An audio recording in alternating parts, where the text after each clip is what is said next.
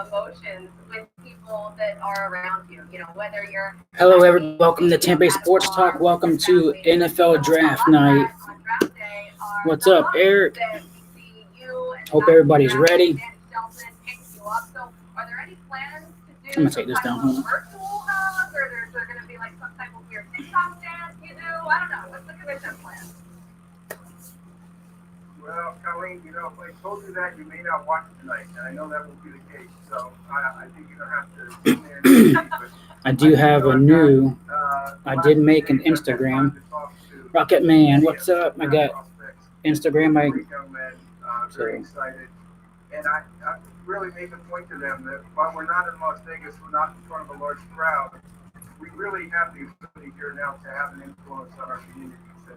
And you personally, and a lot of people are going to be watching them, celebrating them tonight, and I believe it's going to be a wonderful night for them, and it should. I just put it right there. So Roger Goodell is just now talking about that there is going to be a season. There is going to everything's going to be back to normal. Are you going to miss that? Is maybe your family going to help out with that somehow? So that's a positive thing that he's talking about now. That the season's going to start normal. Big part of the draft, and it's something that I really enjoy. It's a great way to interact with our fans. Nope. I'll give you a hint. We are Alvin, what's up? You'll hear a lot Welcome, of that. welcome. I'll hear a lot of that, and it'll be fun. It'll be a way for our fans to. I know you guys are ready. I'm ready. Got my little snacks here. Got my drink. Well, I think we're all looking for something to feel normal, something to feel connected to, and this obviously is a huge I got part of that tonight. Commissioner, thank you so much for coming on the show, for helping to put all of the this Bengals. together. The And Bengals I'll vice send you president a bandwidth vibe announced that tonight. they're not trading the number one pick, and they are picking Joe Burrow. So the number one pick's already been announced, pretty much. We love the new apartment. I went and I picked up my Wing House grub, and the first thing I did when I got home is I ate it. So I still have some in reserve in that Kravitz fridge.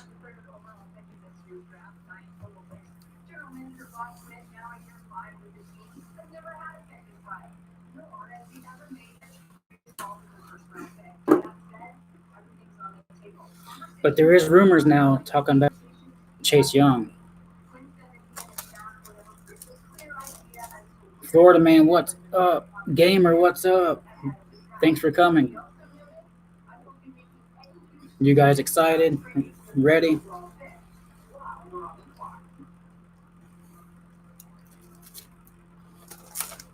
One thing I've heard a lot over the past week is Notre Dame tight end Cole Kmet, not regarded as a really strong tight end draft. That is the consensus best one. Not a really dynamic receiver, but he is a big body who can be physical with people, a true inline wide. Yeah, Roger Goodell was just on here, and he's saying the season. He said that the season's going to start as planned, and that the schedule is going to come out in May 9th. He said so. He said a couple weeks. Did not put up huge numbers at TCU, but is a freaky athlete. Was not helped there by bad quarterback play, and he has return ability. Rager could be in play as soon as the Raiders at number 19. Alvin, they're talking about Becton could drop because of the failed drug test. Rager really could have thrust himself into the conversation with a good 40 to count. I didn't do quite as well as he wanted to. Yeah, no. I don't know about Clyde Edwards, the running back from LSU. I don't know about him though, man. I'd rather have, an actual all-around running back that's. Look at Daniel Jeremiah's mock draft. Receiver. If it comes to the Eagles at 21, don't be surprised if they go with a. Your TV's behind? Patrick Murray. Or are you talking about mine? Mine's on Roku, so it's streaming. Possibility there for the Eagles at 21, but be surprised if he was in the mix there because Howie Roseman knows he needs a receiver. Yeah. In fact, I'm told he actually was in the mix for Brandon Cooks before Cooks was traded to Houston. I heard varying degrees of how interested they were, how much in the race they were. But Ian Rappert just tweeted that the Redskins won't trade the number 1-2 pick now. Despite receiving inquiries, they told the team that they simply like the player too much. So, so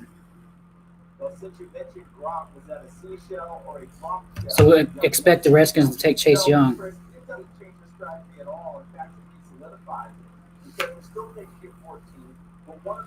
They're talking about the Bucs now.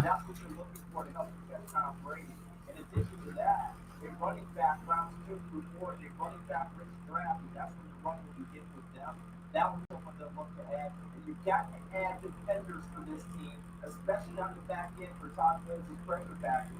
You need guys who can cover and tackle on the perimeter in order for him to let him run the rushing passer with Shaq Barrett and JPP and Vita Vea from the inside. So I don't think this strategy changes at all. Brock was a gift, an extra tight end, and maybe they use one of those tight ends, O.J. Howard, to get more draft capital. We'll see. So there, he was saying, I don't know if you can hear it, but he was saying the Bucs could be looking at a cornerback because you're going to need someone to play corner for Todd Bowles' blitzing defense, someone that's a shutdown corner. Lower body injuries for big guys always are a flag, but I've talked to several teams who say it's only moderate risk for Kinlaw. He's a clear top 20 talent. Do not expect him to get out of round one. The Jacksonville Jaguars rumored within league circles as a lot. Mike Evans. For him. Also some questions with the receivers. We've heard rumblings of Yeah, me and my son have the same. I don't know if you've seen on Facebook. We have the same jersey. So I was like, you know what? He's wearing his. I'm gonna wear mine. Of course, I put it on him. Yeah, not round one. He's talking about like the third round. They would go cornerback. He was saying lineman.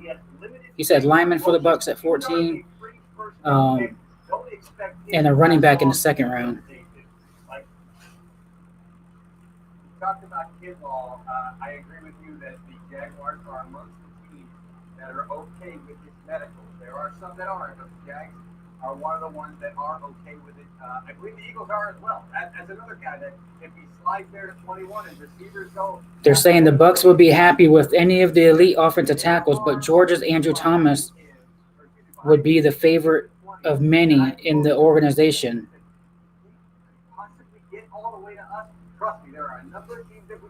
Jedrick Wills, Tristan Wirfs, and Mekhi Becton is all in play, and there's rumors the Bucs are trying to trade up to take one of those linemen. So that would be a first that the Jason Licht would move up that high, and I hope they don't give up in the second round and maybe next year. I don't know. To move up that far, I don't know about that if they're going to try to. We're prepared to help. If you currently work with us and need assistance, contact us at rocketmortgage.com. I don't know. We are looking at a few. Trent Williams being one of them, but I'm going to talk about Yannick Ngakoue with the Jaguars, a guy that we've talked about a couple of times. And every time I've told you, there's really not a whole lot of movement for a number of reasons. One, the draft pick compensation, and two, because of the contract. And I know that there was a report out there. Yeah, you're going to do a pissed off draft reaction. They're talking about the Patriots may select Jalen Hurts in the first round.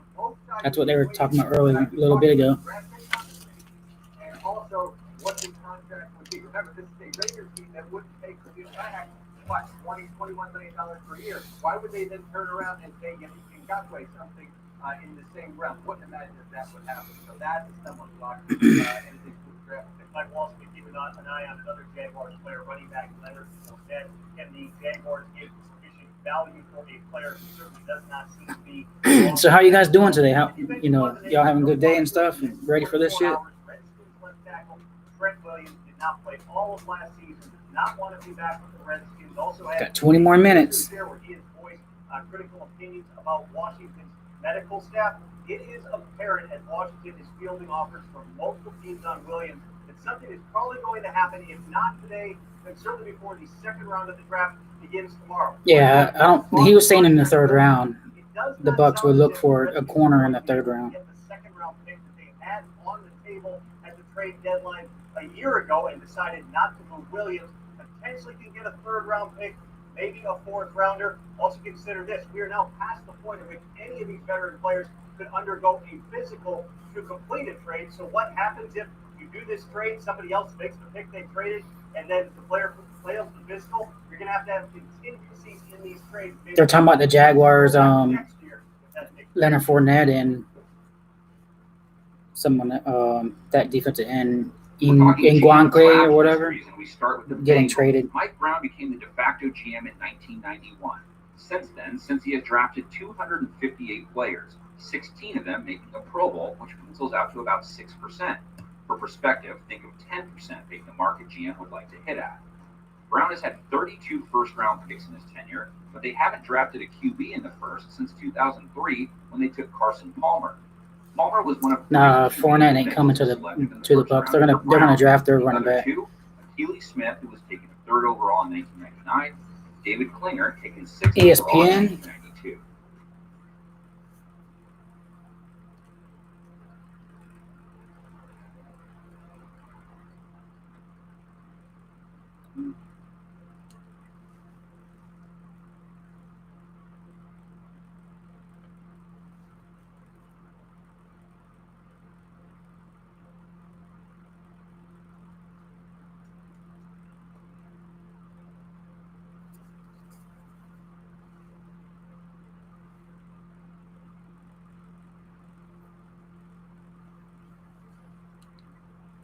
Showing the draft countdown.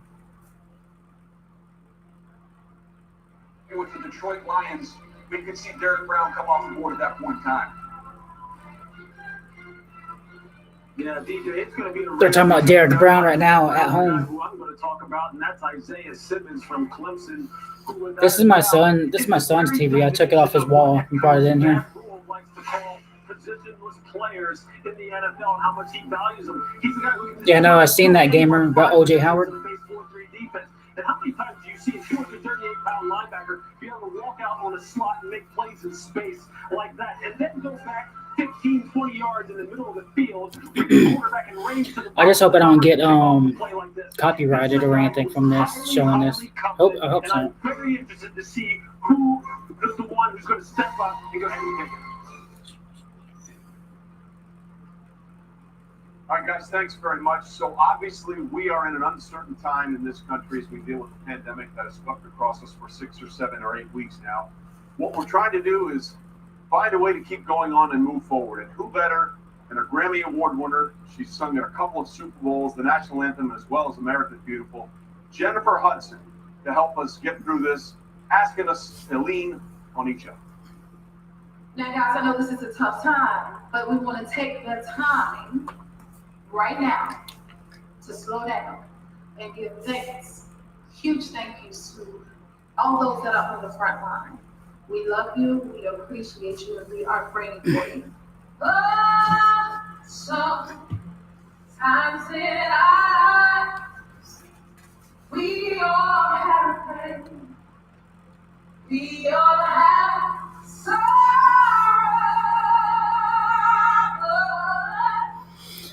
Yeah, the Bucks have a draft party in on the virtual on their Facebook page.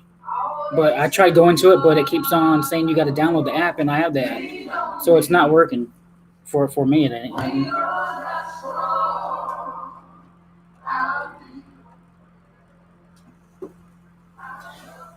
I don't want to hear them singing.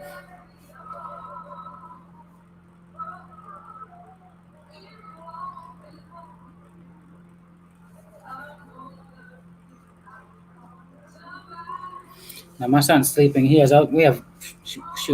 1, 2, 3, 4, 5. We have 6 TVs. And I got my big screen, my 176-inch screen. Mine's ahead.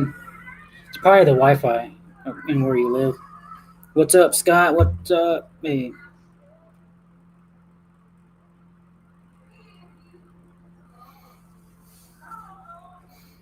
Scott, I'm on my YouTube. Hey guys, I'm live on Facebook also. So I'm live on my channel and on Facebook at the same time.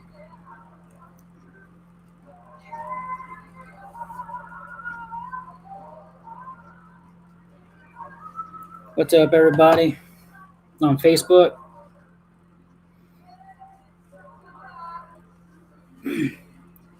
I'll keep you posted, Scott. What time you gotta go? My Instagram is the same as my YouTube. Tampa Bay Sports Talk is my Instagram I made.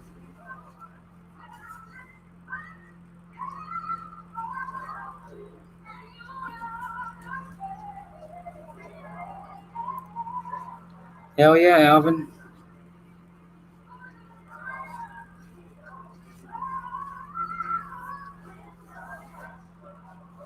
What's up, James?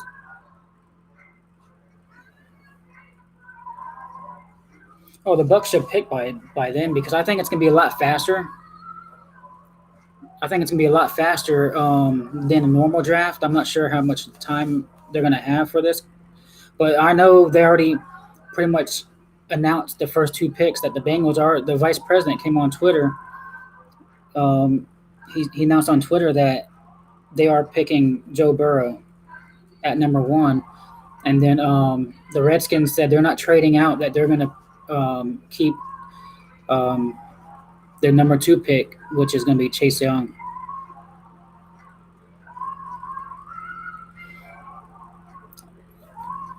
Heck yeah, that one's got a huge house. If you have 10 rooms, shit. Unless you have TVs in your bathrooms too. I want to get another TV and put it outside now since we got the gazebo and stuff. It's best we stay apart for a bit, but you're not alone. We're automatically. Yeah, the Chargers uniforms, I like them. I like the ones with the yellow pants, with the blue, with the yellow, with the blue socks. They look sharp.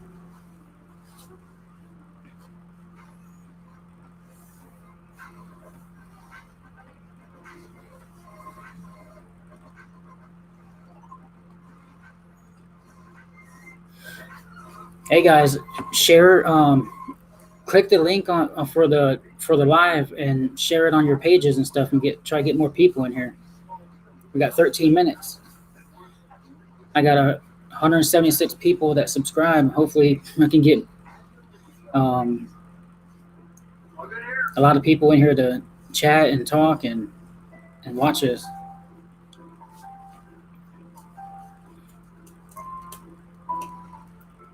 I want to see,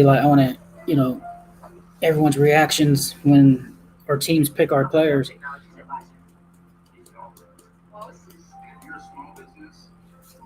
And those of you that subscribe to me so far and that's new, thanks. It's slowly getting up there. I got 174 now. And just a few days ago, I had 164, so steadily growing. I know it takes time.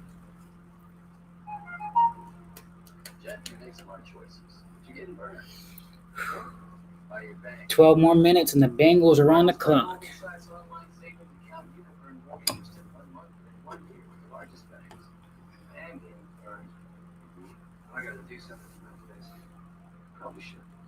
What's up, Angel? Angel, click the link and subscribe to my YouTube. I know you're ready for the draft.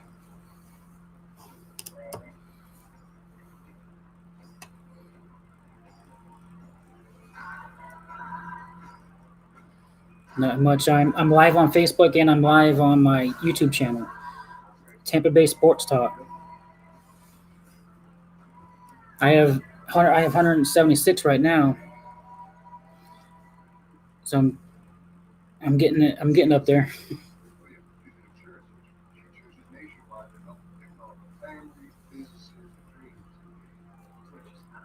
Zeus, I was trying to call you, but we got Gronk. I know you heard about that. I'm also live on YouTube and Facebook. I thought about this earlier, but it was too late. I just thought about it when I made my thumbnail. I was like, man, I should have painted my face up for this. But it was too late. It takes like an hour to do, but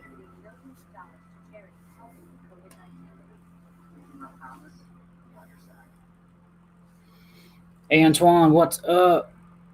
Antoine, click the link, subscribe to YouTube. Like I said, guys, I'm also live on Facebook and I'm live on my YouTube channel, Tampa Bay Sports Talk.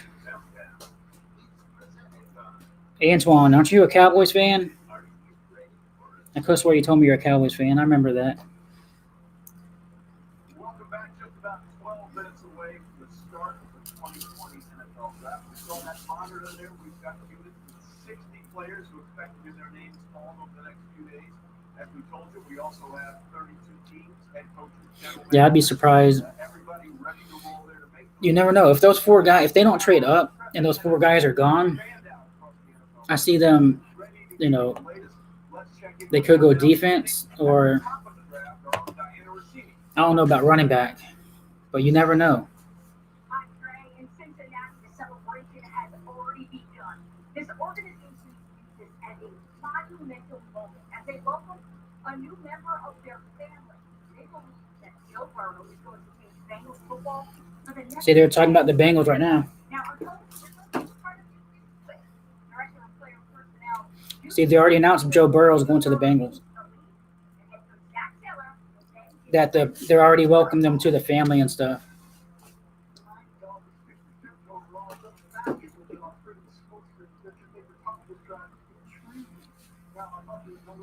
Jose, what's up? I know you're ready for your Ravens. Try to do something. Jose, who do you want the Ravens to pick?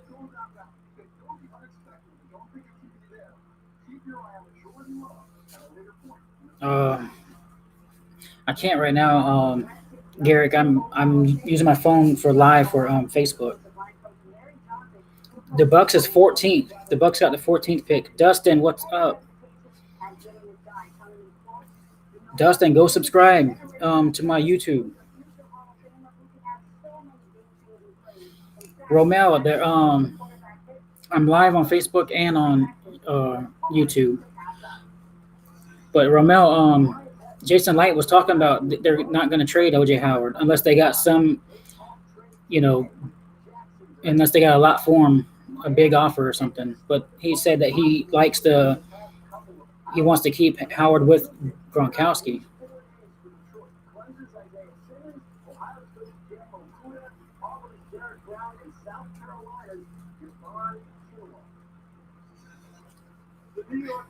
What's up, Sean? Zeus, if one of the top linemen are there at 14, I think they'll pick one of the linemen, the offensive tackle,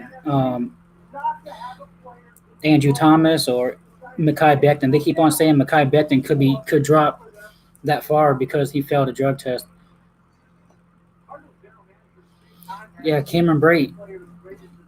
The tweet when he tweeted it, Adam Schefter did, or Ian Rappert, talking about how he likes all his tight ends, that they're going to be mismatches and stuff.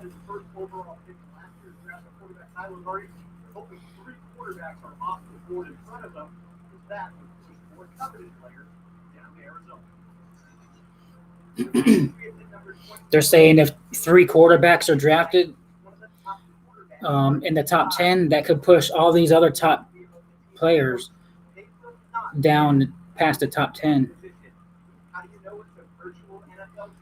Oh, yours is ahead of me now?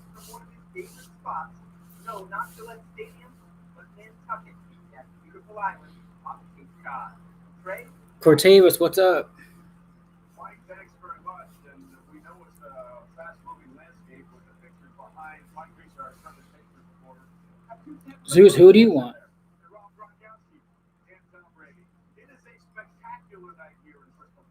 Who do you want the Bucs to pick?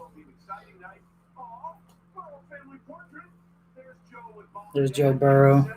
Joe, your hair looks fine. I'm telling you that right now. worry about the lack of a barbershop. You look good. And Tua Tagovailoa is representing. Yep, there's Tua. He's getting ready. His family, how fast will his name be off the board? And will the legend of Tua grow? And of course, Chase Young's job is to chase down those. There's Chase Young. He's been the best guy on Mel's big board for a long, long time. He seems to be in good spirits. That's why I say get an offensive tackle and I want for running back. I want Jonathan Taylor. Lucas, what's up? Easy X, what's up? Thank you for joining. Hey guys, hit the like button for me. Hit the thumbs up. Share the stream. We get a lot more people in here. We got 5 more minutes. Yeah, Andrew Thomas. They're talking about he might be going a lot sooner now because Mekhi Becton failed his drug test. So Andrew Becton could be falling to the middle rounds.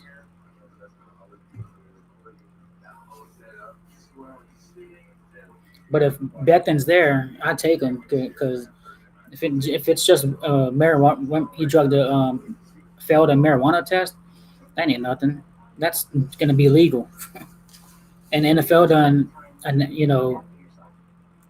announced that there ain't going to be no suspensions for marijuana. But when it comes to your finances, we are here for you. What are you doing today? Take a look at the portfolio.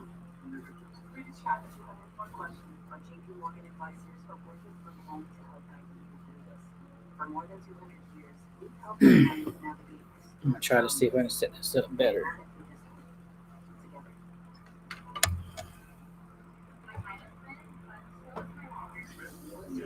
There, that's a lot better.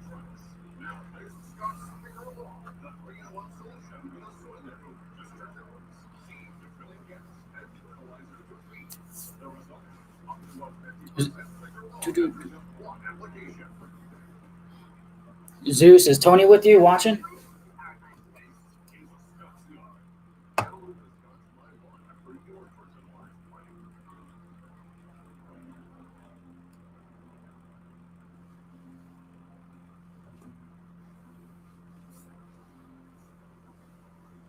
You think you want to trade back? I don't know. I think 3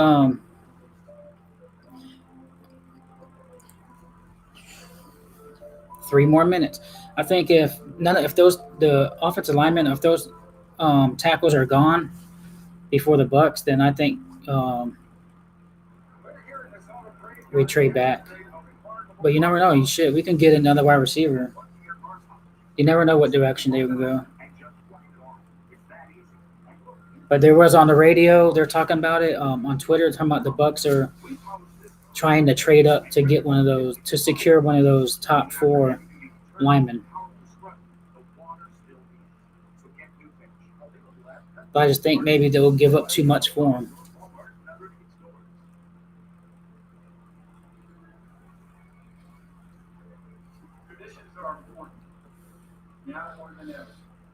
But the good thing was that Roger Goodell did come on and was talking live and said that the NFL season is gonna start as scheduled. So that's a positive thing for everybody there. And the NFL schedule is gonna come out in a couple of weeks. Just think, a lot of teams are gonna want like 3. They're gonna want a first round pick, second round pick, and all that. They're going to want a lot of stuff for teams to move up. If the Bucks moved up and got one of those top 4 and they traded a lot, it would be like mixed emotions for me. I was like, man, they gave up a lot though, but we got a lineman, and then we ain't going to have no second round or third round picks.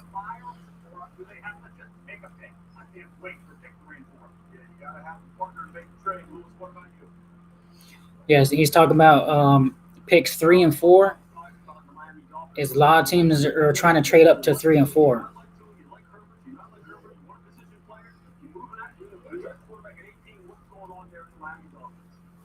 Adams there. Booker, defensive-minded guy. What's on your mind right now? Booger McFarland talking. I just want these guys to have fun and enjoy the night. This is the biggest night of their life so far. Their family possibilities seen. I remember what this night was like. Enjoy. Don't listen to what we say. Enjoy the night and have fun because your life will never ever be the same. And don't wear what Booger wore. That was it. Diego Jeremiah, what about you? Other than your jacket, Trey, I'm looking forward to tonight. I say if all the tackles are gone, there's still Jones, there's still Austin Jackson, and there's that one guy Pert in the second round. You can pick him. Go ahead and get one of the top specials, like a wide receiver, Henry Ruggs. He's compared to Tyreek Hill. Imagine Gronk, Evans, Godwin, Howard. They're all moving. They stretch the field, and then you got those speed guys underneath catching those under routes.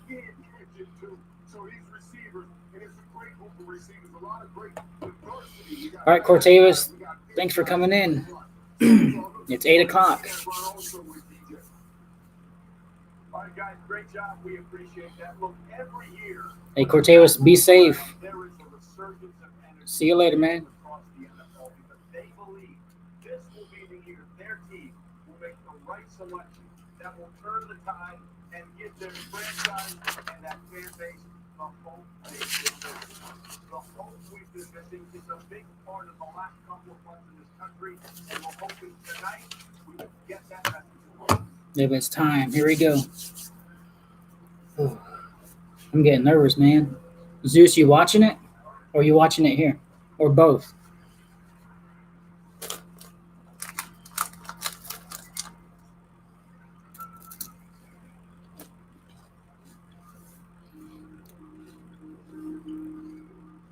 This may look like separation, but it's actually solid. Gamer. Sure is. He could be. So he's already got 2 touchdowns on defense. He's fast. He's fast, hard hair. About the same size, I think. He could be number 55 and number 45.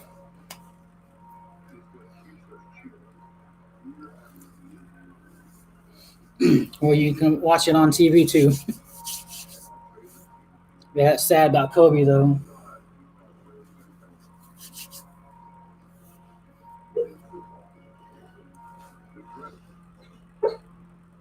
You're gonna put me on a big screen? All right. Well, you have the mirror thing. Who's all watching? Is Cheryl Teresa there? Yeah, the Simmons though, he's not gonna fall on the 14. There's no way. Carolina's not gonna pass him up.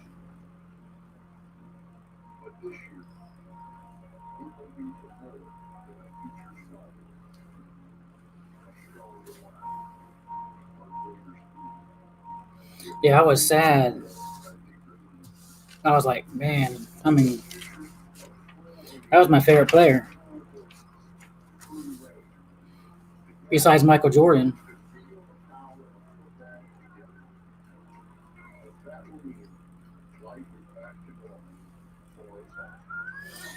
Hey, Cheryl.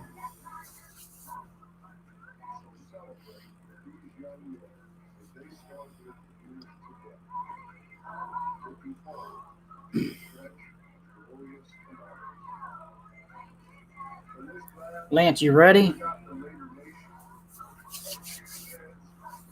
Zeus, there's Lance. Hey, Zeus, Lance, I know you two remember this guy. Remember, no one's picked. Gary, yeah. I'm on YouTube. I'm on YouTube and Facebook Live. Hey, do you guys remember Tim Clark? I think, Lance, you know Tim Clark. I think he worked at Rooms to Go, I believe. He coached with Jose on the Raiders, on the Pee-wees.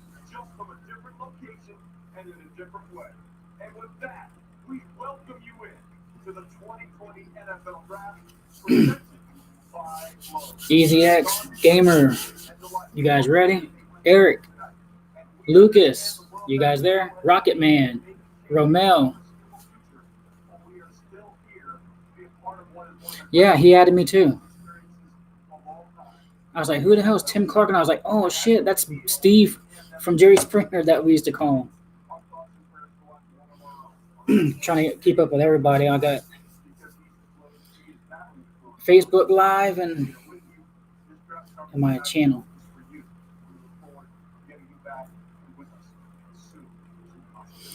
I also made a I made an Instagram now too for Tampa Bay Sports Talk. Look, there's all the teams. There's virtual. Hey, I'll tell you one thing though, guys. When I worked at Haverty's, I loaded and prepped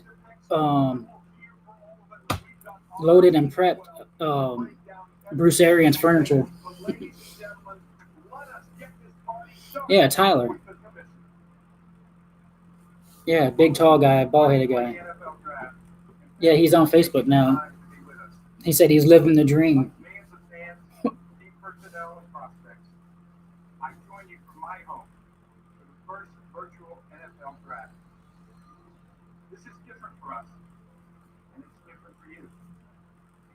I don't know if you guys can hear it. Our thoughts have been elsewhere lately. We have been thinking of those fighting bravely on the front lines, and those whose lives have been profoundly changed. I don't think they'll make a bad pick. We marvel at the compassion, courage of our healthcare heroes and first responders. We appreciate our Knowing Bruce Arians, and serving our country. Thanks to these heroes. I don't think they'll make a bad pick.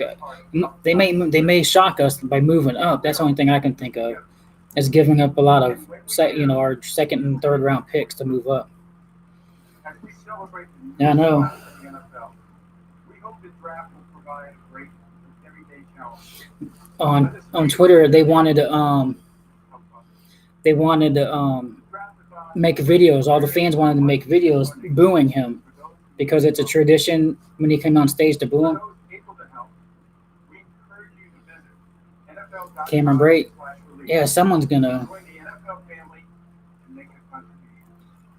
Who else came in Who else came on the Facebook? Lance Scott, Zeus. I don't know who the other one is. I don't recognize that picture. To honor and remember those we have lost, please join me in observing a moment of silence. He's asking for a moment of silence for the families that lost their loved ones.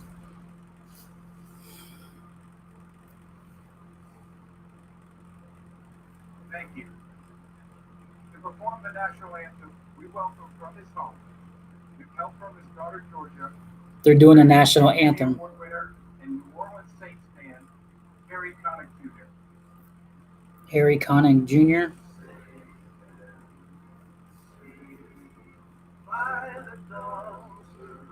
I need that kind of mic.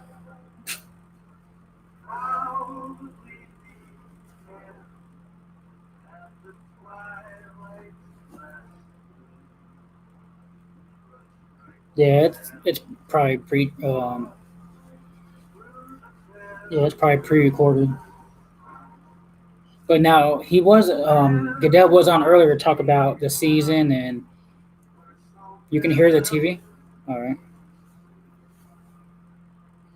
But he was on there earlier talking about the season and the schedule. It's going to start on time and everything. Lance, did you guys? Zeus, did you see? Oh yeah, Zeus. I know you've seen it. Lance, did you see my promo video I made? You might see me. I don't know. They said they wanted me to make a video, like a cameo video. When I painted my face up for it. Hey Oliver, you're welcome. I just hope it don't get copyrighted or something for it. But hey guys, Oliver's from Ireland. Is that where you said you're from Ireland? across our country and all over the world. Thousands gather in the streets, windows, doorways. Who, gamer? Cheer on the millions of frontline workers fighting this virus and working tirelessly to help navigate us through this unprecedented time. Please join me in cheering on these great heroes.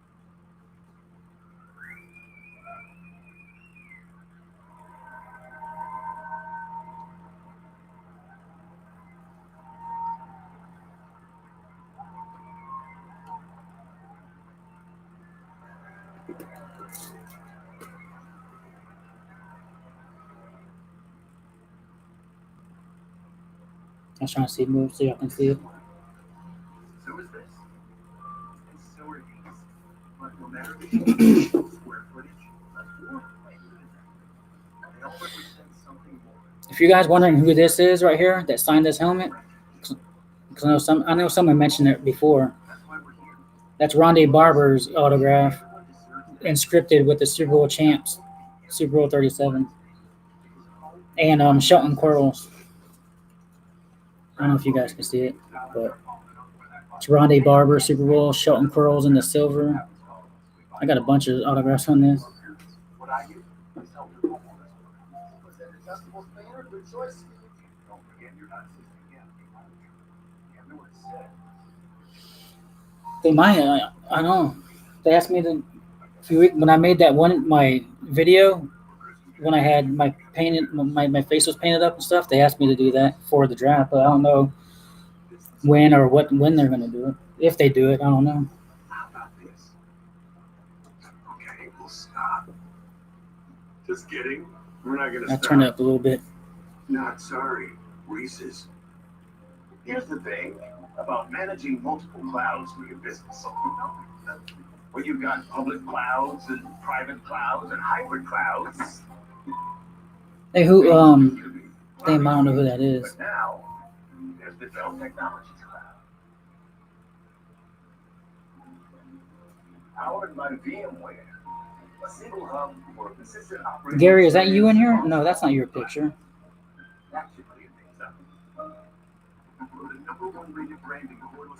That's not Sean. Who's the one with the Bucks helmet or the Bucks picture? Who's that in here? You can hear it good? I just hope they don't cut it off.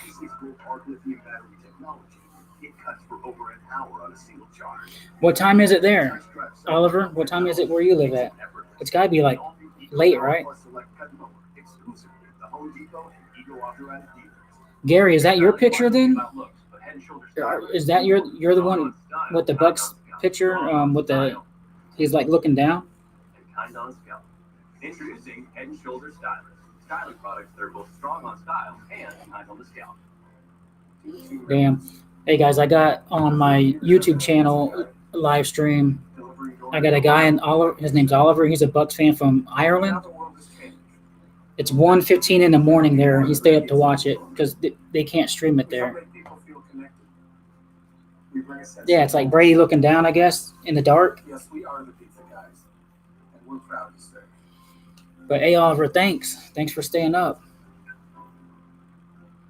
So I got followers from all over the world, I guess. It's a very important component of the sports world in the United States and even in some respects worldwide. It's important for the players to be drafted. It's important for the fans who are anticipating what hopefully would be. Damn, it's already 8:13. Unfortunately, we are now beset with a really extraordinary, unprecedented challenge of a pandemic with the novel coronavirus. This has really transformed what we can do right now and even made unclear what the future looks like, at least in the immediate future. We have important things that occur in the middle of this. Oh, you're on your way home. Okay. Is the football draft.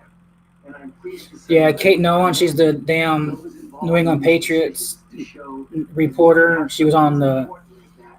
She's all pissed off. Yeah, I seen that she the American public by doing the kind of physical separations, doing things. Oliver, yeah, we have the 14th pick. That puts you at risk. So it's a good We had the 14th pick in the first round. It disturbs the normal pattern, but it really is for your good and the good of the country. Yeah, because they're playing all these pre-recorded. Hope for the best and hope that sooner or later, hopefully sooner, we can get back to some form of normality where we can all enjoy the sport that we love so much. Dr. Fauci, thanks very much. So it's going to be. Yeah, I know who Kate Nolan is. She's pissed. She was like, I wanted O.J. Howard in return. This is the group of players that have allowed us to share their Offensive lineman, Oliver. Offensive tackle. So when their name is called, you will see that. That's all the video from the players' houses now. 32 teams are also wired in with the head coach, the general manager, and the owner.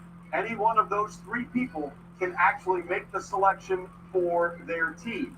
And all teams will email or phone in their picks, much in the way they always do throughout every draft. So there may be some technical. He's talking about how it's going to be working again. Witness one of the great spectacles in all sports, the NFL draft. And we've got the fans here as well as they get set. As you can see, Bengal fans are waiting. I know him. That's Sean Moore. That's the Cincinnati Bengals. Will it be that simple? Because if it is, it would be the third straight year. So Big Nasty Keith Kundrick's going to be on the Bucs one. As the first overall selection in the draft. There is Zach Taylor looking to rebound after That's the coach. Year as his first year as the head coach of the Cincinnati Bengals. Went 2-14, started the season 0-11, but they're hoping they turned it around late and will turn it around. Hey, I like my background. It looks kind of like theirs. TJ, what's up, TJ? I know you don't like football, though. Doing the draft this way is a new experience for all of us, but some things remain the same. First, the hugs. Sharing that special moment with a player when he is selected is a big highlight for me. My body won't miss those great big bear hugs, but I sure will. Instead, we'll find other ways to have fun virtually. Second, I will miss the interaction I have with our fans over these 3 days. It's a draft tradition and one that I genuinely enjoy. The boo. Let's hear from you right now. See, those are the videos. Boo. Let's go. Oh, Strahan, come on, let's go. Michael Strahan. All right, keep it coming. Wow, even the virtual boos are good. Yes, I can hear you from my basement, so keep it coming. Lastly, the best part of the draft is that it restores hope and generates optimism. Because every team gets better through the draft. So good luck to every team, and let's get it started. It's now my honor to announce that the first ever virtual NFL draft is officially open. The Cincinnati Bengals are on the clock. Here we go. Here we go. Thanks very much. And they already picked their player, too, so we already know it's going to be. Taylor is there looking to make his first selection. Duke Tobin also furiously working through what may be happening. Of course, you earned the top pick in the draft, and the Cincinnati Bengals, while they have had some playoff appearances over the last 10 to 15 years, have struggled. Fifth worst record in NFL history, 449 winning percentage. 20 seasons without a playoff win, the longest active streak. I know, Gamer, this is crazy. And you're not even a Bucs fan. You're Patriots. 30 seasons, which is tied for the most in the NFL over that time frame. But I heard the Patriots are going to draft a quarterback, though. Jalen Hurts. That's what I thought. That's what they were talking about. For the next few minutes, anyway. The number one overall pick. So let's get to know Joe Burrow, the former LSU quarterback, and the high hopes he hopes to bring to the Cincinnati Bengals. He comes from a football family.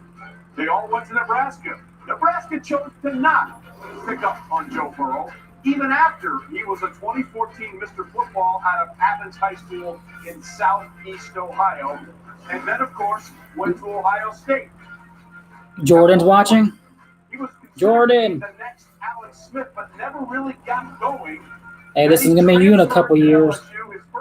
In a few years. 16 touchdowns, 5 picks. Yeah, I know, that's what I'm saying. No, I heard the Patriots are going to pick Jalen Hurts. Single season records for total offensive yards, total touchdowns at 60, or total touchdown passes at 60, total touchdowns at 65, a national championship, and a Heisman Trophy as well. It's arguably the greatest season a college quarterback has ever had, They beat 7 top 10 teams and scored a record 726 points. So let's get to know Joe Burrow as best as we can. Mel, Cincinnati is here because last year wasn't great. They have had some success, but they need Joe Burrow to go up the ante. Yeah, I'd like to dispel that. Yeah, they're comparing Joe Burrow to Tom Brady, but so far no one's going to be like Tom Brady. As many as the Cowboys had, more than the Chargers, the Giants, and the 49ers. Quarterbacks since 2003, basically Palmer and Dalton. Oliver, how many does it show now? That's 13th in the NFL. Not the worst place to go. And for Joe Burrow, what impressed me the most was the big games. There were 5 opponents who finished in the top 10 when the season ended. Against those 5 opponents, Joe Burrow had 22 touchdown passes and 0 interceptions. And when the pressure was on, he was always at his best. He was absolutely Joe Cool. Daniel Jeremiah, when you see Joe Jordan, Burrow, one day I'm going what's the first to have thing you that stands out when you watch it? on my live. Well, to me, it's just the points. Yeah, that's what I had before I started today, was the 174. But yeah, I got 10 more since the other day. In all 4 of those areas. The big leap took place from Yeah, there ain't going to be another Tom Brady. because they got 5 guys out. Hopefully he gets his 7th Super Bowl ring. To spread and shred every single defense he faced with LSU this fall. Bengals making their Let's go to Kurt Warner. the only time they're on their phones or they're talking to their families and stuff. Bengals are the vice president already announced that they're picking Joe Burrow on Twitter. What are you looking at trait-wise that you like from Joe Burrow? Well, you're right, Trey. There's not very many sure things at the quarterback position making that transition from college to pro. So what does translate? When you talk to players going from college to the NFL, the first thing they say is the speed of the game picks up. You're looking at Joe Burrow. That was probably his. Look how nervous they look. Being able to process information, make good decisions, and get the ball Yeah, out. you never know. Quickly. Also, a very accurate quarterback, over 76% completion. That is something that also translates. A couple things I really like about Joe Burrow. All right, Kurt, thanks very much. Let's go to our front His office. dad looks old as hell. Lewis, Looks like his grandpa. It was your job to evaluate talent like Joe Burrow when you were working with Washington and Philadelphia. What did you learn about him through this process? Got 5 minutes coming down. Many good things, and he's a very diverse quarterback as far as the kind of things that he can execute both inside the pocket and outside the pocket. Inside the pocket, we've already talked about the fact that he's one of those. Lewis Riddick, wasn't he a running back for the Lions a few years ago? And throw the ball with accuracy. He can throw the ball outside the pocket on design boots and rollouts and throw with accuracy there. And then the number one thing really is this: he is very athletic, almost sneaky athletic. But, you know, people who watch him realize that this is a guy who can pick up first downs with his legs. That's the new Bengals head coach. He looks. Cincinnati ultimately is going to pick him.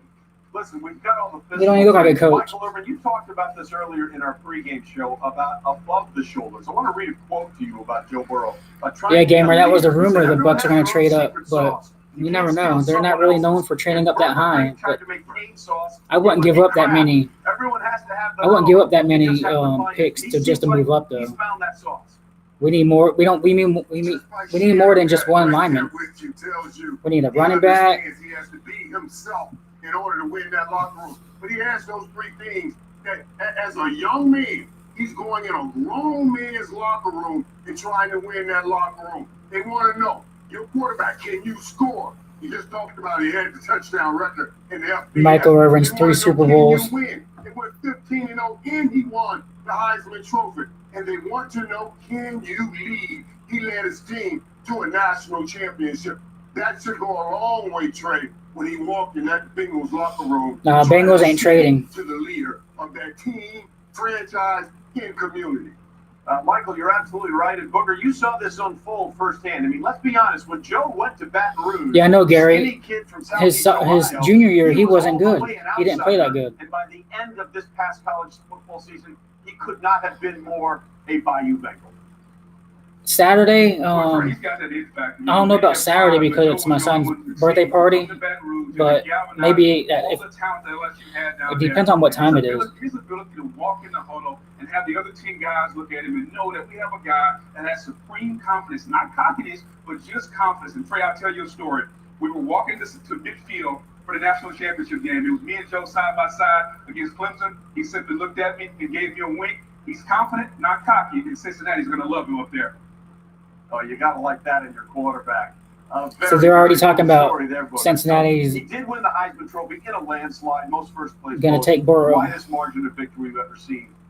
But during that time, when Joe was at the pinnacle of individual achievement, Taiwan, took a pause welcome. in that Heisman Trophy speech, You got and 3 for about minutes 30 left. seconds, spoke about something that was very near and dear to his heart.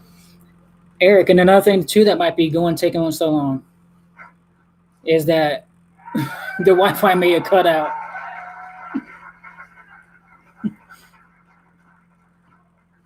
Taiwan, you ready? Southeast Ohio is, I'm live on Facebook also. It's a very, very impoverished area, and the poverty rate is almost 2 times the national average. And there's so many people there that don't have a lot. And I'm up here for all those kids in Athens and in Athens. Yeah, I know, right? Go home to You think Miami trades out? not a lot of food on the table, hungry after school. You guys can be up here too. I'd like to think.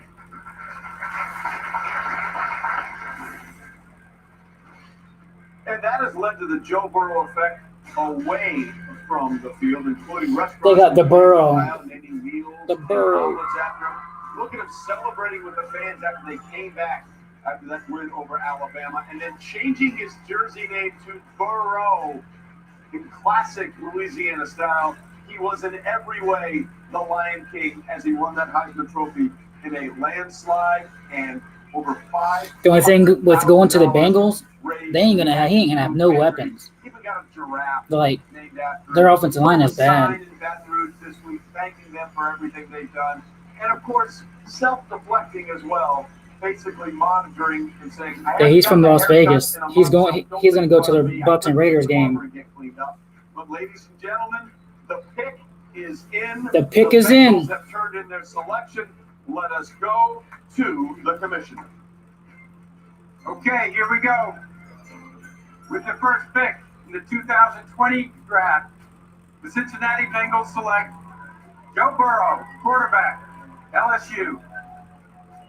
There it is, Joe Burrow. And there you see Joe with mom and dad, and you have to wonder what's going through his mind right now. Remember, The when dad's he came in crying. the transfer portal, he said one more time he wanted to go to Nebraska, and Scott Frost, the coach, said, "Is he better than what we got?" The answer is yes. Mel Kiper, what do you like most about Joe Burrow's game? I'll tell you what, the improvement was so dramatic, and you were a little cautious early on, Trey. This is the 6th round. So the pick. Redskins are on the clock and they only have 8 minutes. You see this guy putting up big numbers. He looks like he's got it. He's going to incorporate every receiver into the mix. They got everything going. He started moving him up to the 3rd round, 2nd round. I drew comparisons to Tony Romo. Then it became Tom Brady. Then you get late in the season after he won the Heisman Trophy. You say, boy, now the pressure's on. This is championship or bust for LSU. And he didn't blink. He got behind the guy. I'm struggling to Clemson game early. Now next year's draft, I hope the Bucks will pick him. Jamar Chase, I like him.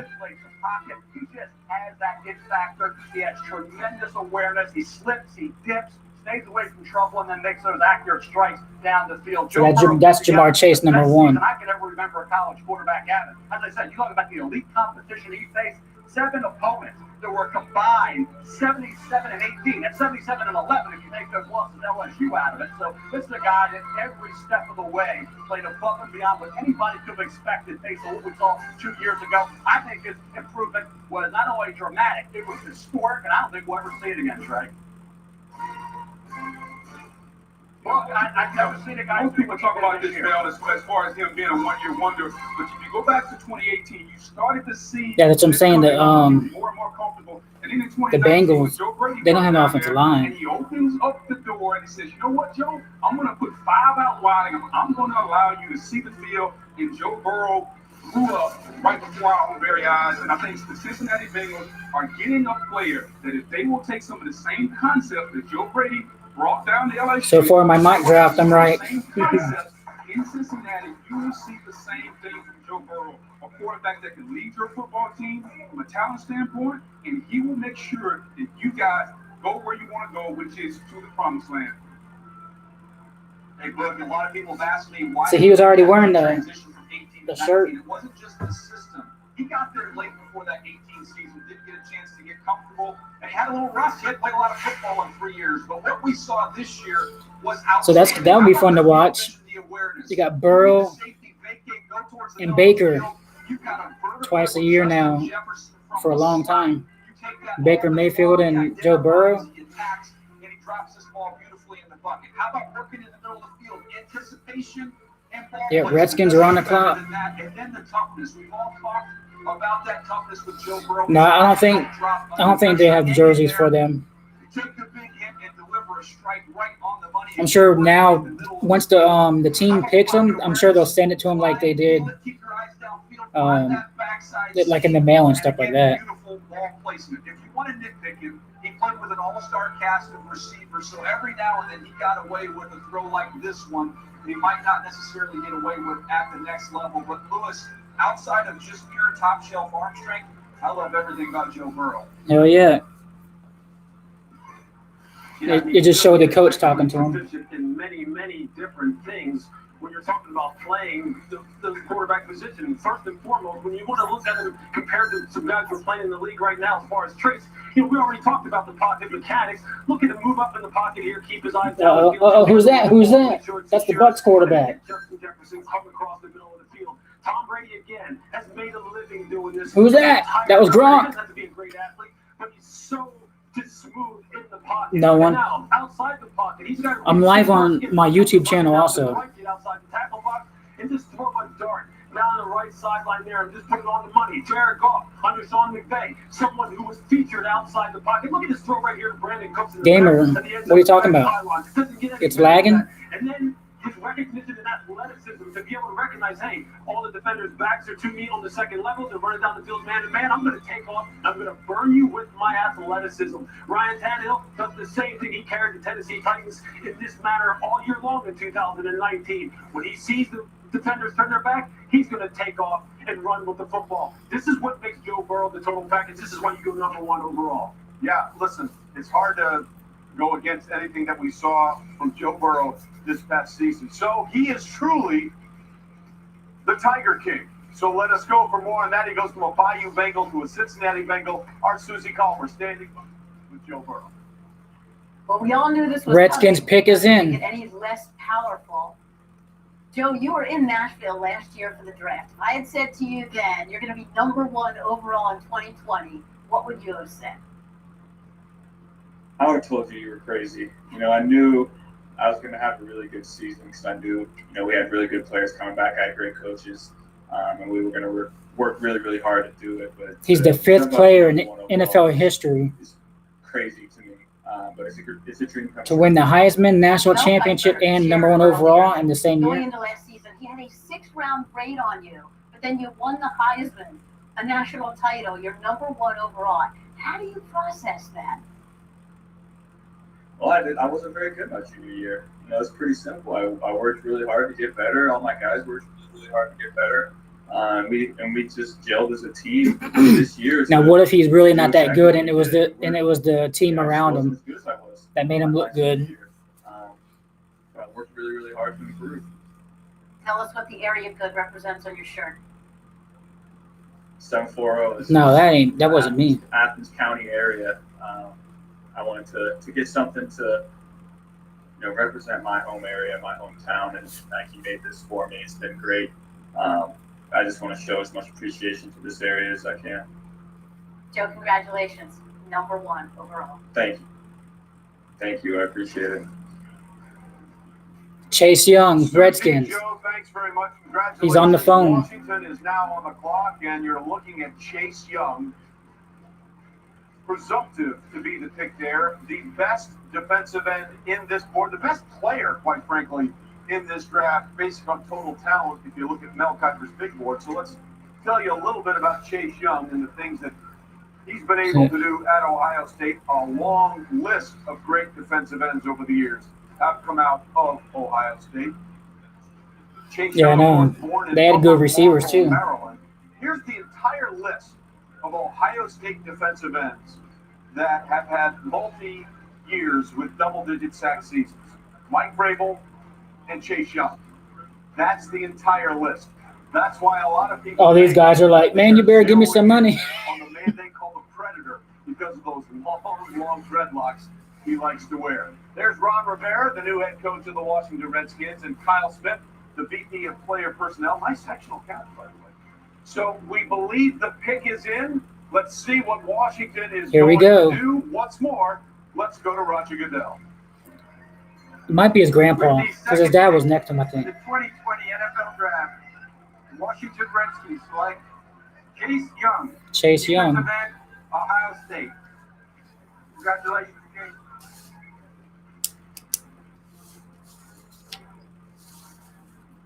So there you see Chase, a very, very happy young man. Lions are on the clock. Lance. What are they going to do? In the nation last season. I guess crab cakes and football, that's what Maryland does, because Chase Young, born in Upper Marlboro, Maryland, second straight year that Washington has gone the Maryland route for a first-round pick, taking Dwayne Haskins. They're played with NBA #1 overall pick Markelle Fultz at one point. Dwayne Haskins grew up about 27 miles away from where the Redskins train, and Chase Young about 55 miles from the Redskins practice facility in Ashburn, Virginia. So we are clearly seeing a pattern. Booker Chase Young was a dominant force. We talked about the sacks that he was able to get at Ohio State. What is Washington getting in Chase Young?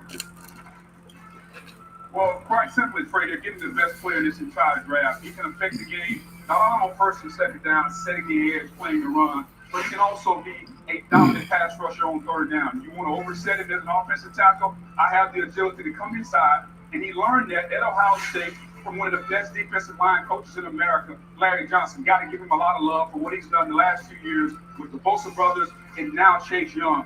But you're getting a guy who can be a Hall of Fame type player. Bill Polian once said, when you draft guys in the top 10, they have to be worthy of wearing a gold jacket. And this young man, Chase Young, he definitely is a versatile defensive end that can play the left side or the right side. And if you're the Redskins, Montez Sweat on the right side, now Chase Young on the left side, you have The Redskins going to have a good pass rush now.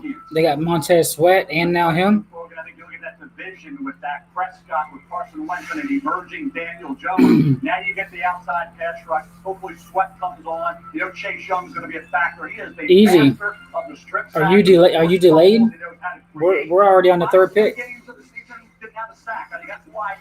Or are you saying now because you already knew the first two was already going to be the obvious picks? Is that what you're saying now? Yeah, I think that's his dad, and then maybe that's his grandpa. One of the things about Chase Young when you're talking about Oh, okay, I got you. Easy. Yeah, this is one now. We're going to be with some trades, some movement, some shocking moves. almost identical as far as their body types. When you just look out here on the screen, I mean, these guys really are the prototype when you're talking about 4-3 defensive ends. And with Chase Young, it starts in the run game. A guy who can get off the ball, reset the line of scrimmage, and then come back inside and make tackles here. And you see They're comparing him to Clowney. with speed at the line of scrimmage, but he's still disruptive and get the TFL, the tackle for the loss. And then there's the power component, rushing the passer, where you just come off the ball and really just take the offensive tackle, deposit it back in the lap of the quarterback. You're seeing pick 5. And then make the sack. The Lions pick is in, so they didn't trade. San Francisco 49ers just put him right back on Jimmy Garoppolo and get the sack. And then they're just rushing with speed, just absolutely teeing off with running. And you can just run the horn there, get your inside pad down, and sprint to the quarterback. And then with Jadeveon Clowney, you see here, he's just going to throw the rip, continue high side, and finish with the sack. And that is something that this is a guy who can do those kind of things. DJ, what did you see in Chase Young? What did you like about him? Well, everything you just said there, Lewis. I thought he So- created chaos in every single game that I've watched. Even the Clemson game, the stat sheet might not show it. But Jeffrey I thought the Okudah. pressures in that That's game, who. despite getting That's who I think they're when picking. Steph drops getting away from him, he still impacted the game. This Washington Redskins team. Zeus. So was last the on Redskins third down got Chase Young. So they got Montez Sweat and Chase Young as their pass rushers now. Was destined to be a football player. He was playing flag football at the age of 5. He didn't go for the flags.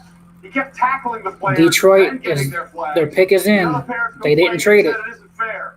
Sometimes life isn't fair, and it may not be fair that No one Detroit. They'll pick a damn wide receiver like they always You do. saw that picture, by the way, on his desk. That's in honor of his grandfather who died in 2012. Yeah, that picture was his. Robinson died at 74 after a long illness. He was a big part of what Chase Young was as a boy, and they are honoring here with that picture. Yeah, that was Chase Young's So that grandfather. means we are at pick number 3. 3, that's the Detroit Lions. There you see Bob Quinn and Matt Patricia. However, you're leaving. Third pick, Here we go, the Lions. 2020 NFL Draft. The Detroit Lions select Jeff Okudah. Jeff Okudah. Defensive back, Ohio State. And there you see the reaction in Grand Prairie, Texas, where Jeff Okudah is from. The quarterback goes up. So expect him to be on Mike Evans. What's up, Brian? In this draft, at one time or another, all played at Ohio State. Tony, what's up, Tony? Taking a look You watching? at Jeff Okudah and everything that he's done. He was the #1 cornerback. New York Giants is on the clock. Now, this is the team that was rumored to trade back. His mother died 6 days after his first day on campus as an early entrant at Ohio State in January of 2017. He wears a bracelet for his mother. His mom died. In her memory, and wrote a really heartfelt letter to her after she had passed away, saying all the things that she had meant to him and helped him along the way. And now Jeff Okudah, This by is the way, crazy. also was an academic star at Ohio State, carrying a GPA of 3.0. Jeff, we thought this would be the #1 corner off the board. We've gone chalk. What do you like most about what you see in Okudah's game? He's doing John The Cena. size and the length is somebody that is outstanding in press coverage. He wants to play physical at the line of scrimmage. We saw him do it against some of the best wide receivers in this year's draft class. He's got the fluidity to be able to open up. He can drive on the football. He can find and play the football. So I thought he was the most complete cornerback in this year's draft class, and I honestly did not think it was very close. The Detroit Lions have to get better against the pass, and this was the best option for them to get that done.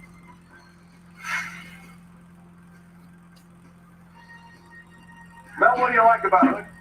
Well, you look at it and you got a complete corner, a guy that will tackle. That's so important in this league now, with the short passes come up and make the tackle on those elusive receivers and the run game. Jeff Okudah is a very confident corner. Doesn't get called for penalties. He understands how to Hey, Tanya. pass and not draw the flag, and that's critical in the National Football League. I think Derek Brown, defensive tackle, Auburn, was tempting for Detroit Lions, but you got Darius Slay moving on. You need that lockdown corner, and that's what Jeff Okudah will be expected to be. He'll be hoped to be Stephon Gilmore of the Detroit Lions. There you see a very happy Matt Patricia, the head coach. And by the way, this is the 6th time in 7 years the Buckeyes have a I'm live on my YouTube and on first Facebook. round of the draft. And there you see Bob Quinn, also very, very happy. And we have a theme for the first 3 draft picks of 2020. Burrow, Chase Young, and Okudah, all teammates at Ohio State in 2017. And the first 3 picks off the board in the draft in 2020. We're just getting They were started. teammates in Ohio State. The Chiefs, I say they go running back. The official home improvement sponsor of the How you been? NFL. And in part by Progressive Insurance. Save when you bundle auto, home, or motorcycle insurance. Visit progressive.com.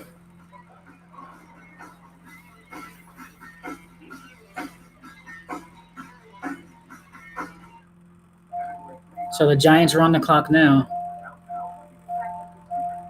The Jets. We've always tried to be there. When you and your home The Jets pick at 11. working together to keep your home working. It's just what we do. What we've always done. What we'll continue to do. Because home is what unites us.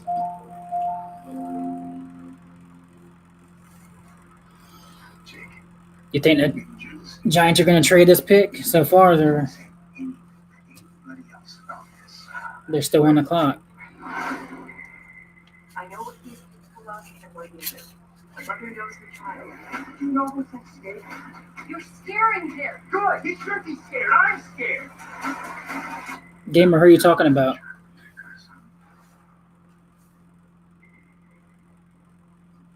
Talking about the Chiefs? All grassmasters, fescue fanatics, and stewards of St. Augustine, to the springtime sprawlers and cultivators of the cul-de-sac. Run with us on a John Deere mower, because this is more than just grass. It's home. Search John Deere mowers. Yeah, I'll probably be on tomorrow too. What does it mean? You gotta check. It's gonna be second round and third round tomorrow. But it's gonna be a lot faster. We know that our customers are driving less. And then 4th, 5th, 6th, and 7th rounds are going to be Saturday. State Farm is returning $2 billion to auto policyholders for the period ending May 31st. And we'll continue making real-time decisions to best serve you, our customers. Because now, Thanks, Kim. more than ever, being a good neighbor means everything. Like a good neighbor, State Farm is there. Kim, if you're new to the channel, subscribe and like to share and check out my other videos. I think you're new. I don't recognize your name. Capital One knows life doesn't update you about your credit card, so meet email. Where are you from? You a Bucks fan? For charges that might surprise you and helps you fix them. Another way Capital One is watching out for your money when you're not. What's in your wallet? I don't know. Who you think could top the Ravens? Here to stay on your couch. Steelers? Is here to help. We are waiving delivery fees on our app, so you can be a true couch patriot. We are also donating Whopper sandwiches to nurses Thanks, Oliver. and supporting the American Nurses Foundation. Yeah, no, she's going to have a hard schedule. And they're coming to Tampa, too.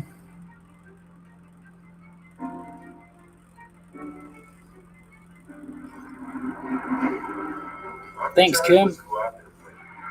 Are you watching the draft?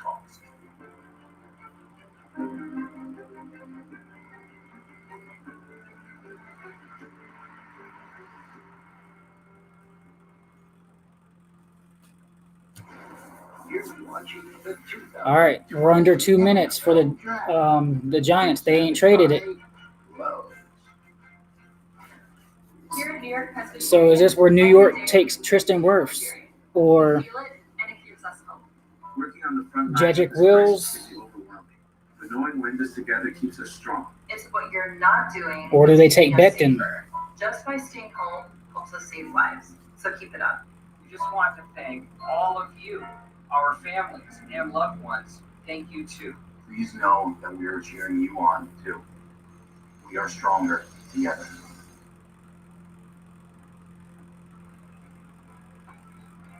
Well, a little cheer. Nope, Giants didn't trade, so All of this together now help make a the difference. pick is in. For COVID-19 relief efforts and join players, teams, fans, and communities around the country in the NFL draft. If we unite behind this cause, we can provide relief for those significantly impacted by the pandemic. Every dollar counts. Visit NFL.com/relief. I already ordered the Brady jersey a few weeks ago. It ain't came yet. Super Bowl 46, 21-17 over the Patriots. So far, my mock draft is right They failed to make the playoffs in 7 of their next 8 seasons. that I did last night. They did. They lost the wild card round. Eli retired following this 2019 season. Once a Giant, only a Giant was the line. And Coach Pat Shermer was fired in December, 9-23. Joe Judge hired in January, and Joe Judge, now of course, went the route last. He looks like the damn Dallas Mavericks owner, Mark Cuban. But also worked out with the linebackers there. The NBA Dallas Mavericks. He looks like Mark Cuban. His dog Abby was on the cover of the New York Post with this Giant Twitter account posting a photo of Judge working from home, and Abby became an internet sensation. And Judge said right now Abby could probably tell you more about who we're going to take in the first round than anybody else. But ladies and gentlemen, take a look at Joe Judge, and I don't see Abby anywhere. Joe, if you're telling us the dog's going to make the pick, we need to know that the dog is in there making the pick with you. Mel, where should the Giants go here with this? We know their GM, Dave Gettleman, loves the big guys. Could we see a run on thickness starting here? Well, it's all about Saquon Barkley and your potential franchise quarterback in Daniel Jones. Got to keep him upright. Too many hits on the quarterback. I thought he had a great rookie year with Daniel Jones, but an offensive tackle like Tristan Wirfs, Iowa, Jedrick Wills Jr., Alabama. And then there's defensive stud there. Personal Isaiah Simmons, outside linebacker Clemson, but Big Mac Gettleman, the offensive tackle spot, so critical for Barkley and Daniel Jones. All right, listen, it certainly seems Dave Gettleman has... The pick is in. Here we go. He loves what he likes to call the hog mollies, the big guys up front.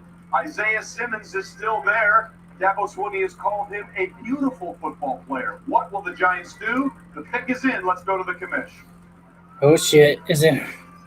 With the 4th pick in the 2020 NFL Draft, The New York Giants select Andrew Thomas. Oh, no. Not a surprise. Damn, Andrew Thomas went to the Giants. Mother. That it's this offensive lineman, Andrew Thomas. As a junior last season, he won the SEC's Jacob Block Trophy and was a consensus All-American. Now, what's really interesting about him is that not only did he play high school football, but as you can see, he was what we call a percussionist at Pace Academy, which Motherfucker, I wanted him. played the drums. Now, his high school coach Hold on, I'll be was right back. Slade, a defensive end who played a lot of years in the NFL, and he said, look, I'm glad that you play the drums, but if you take this football thing a little more seriously, you might play in the NFL. And DJ, that turned out to be very sage advice from Chris Slade. Yeah, Drake started 41 Damn games in the SEC. He played left tackle, he played right tackle. You know, everybody had these tackles in a different order. Yes. For me, he was my fourth offensive tackle, but I do feel like he has a very high floor. You know exactly what you're getting with him. He's going to be able to uproot people in the run game, and he's going to have a firm anchor in pass protection to hold up there. I did not see elite recoverability, elite quickness, or elite athleticism. I think that they've got themselves a solid, steady player, but I thought there were better options on the board at the position at this point in time if they were going to go tackle. Lewis, what do you think? Yeah, look, I kind of agree with DJ. Look, ball offensive tackles, I really thought Jedrick Wills was one of the guys who I thought would go off the board first, but I can tell you this about Damn, that was a shocker to me. I knew they were going to get linemen, I figured, but not. I didn't think him. Football and personal character. It's just some of the concerns for me as far as the power with which he can play with in the run game because he plays with a little bit of a narrow base. But I will tell you this, he has tremendously long arms. He is real good at his pass sets. And you're getting a quality kid, which really counts for something when you're drafted this high. All right, Lewis, thanks very much. So we have landed at the 5th spot, one of 3 picks that the Miami Dolphins have in this first round. And, of course, as we see Joe Judge talking about what they've done there, let's talk about Miami because they have had their issues since Dan Marino. Now, is this where Tua goes, but Miami Dolphins? Other notable players they've traded in the last 14 months. Robert Quinn went to the Cowboys. He says moved on. Kenny Stills is part of Larry Johnson. Yeah, I know. He go on to the same But it's just, I rather wanted him. But, hey, he had him ranked 4th out of the top 4. So, hey, So they have the draft capital to do to me personally, I'd rather have Mekhi Becton. Well, when they had Dan Marino, they didn't really worry about much. But they haven't had Dan Marino. I'd rather have Mekhi Becton. Before the 2000 season. That's 21 different starting quarterbacks. And they've only drafted one quarterback in the first round, Ryan Tannehill, 8th overall, and now he's signed to be the Tennessee Titans quarterback and taking them to the AFC Championship game. It's still cool. And they're We still got 71 record. other guys there. 7 winning seasons. Ryan Fitzpatrick, we know. But did you guys, I don't think no one had them picking Andrew Thomas. Tonga Bailoa comes off the board. There you see to his family getting set to hopefully hear their name. Let's go back to Kurt Warner from the NFL. He's not on the phone. Hall of Famer. Kurt, There's 3 minutes. He's not on the we phone. know about the health issues. The Dolphins once passed on Drew Brees with health issues. What do you think of Tua here? Well, I would love the Tua pick right here. I think when you're at this spot in the draft, you're at the number 5 pick, you say to yourself, do we feel there is a transcendent player at the quarterback position if you do not have one? When I look at across the board, who's out here in this draft class, Tua to me is the only guy I see that say, this guy could be transcendent. Now, I understand the injury issues. How do you feel about those injuries issues? Kim, I think, do you feel there's another guy that is that transcendent guy where you could to me, about the percentage, I think it's about 80% he'll stay with the Bucks. Just by what Jason Light was talking about, unless some team is going to offer a lot for him, like a 2nd round pick, like three draft picks, something like that. Something that's going to, blow Jason Light's mind, like, damn, all right, I'll accept that trade. That's the only thing with that. As an organization, Lewis, you've been in these meetings. There's a medical issue.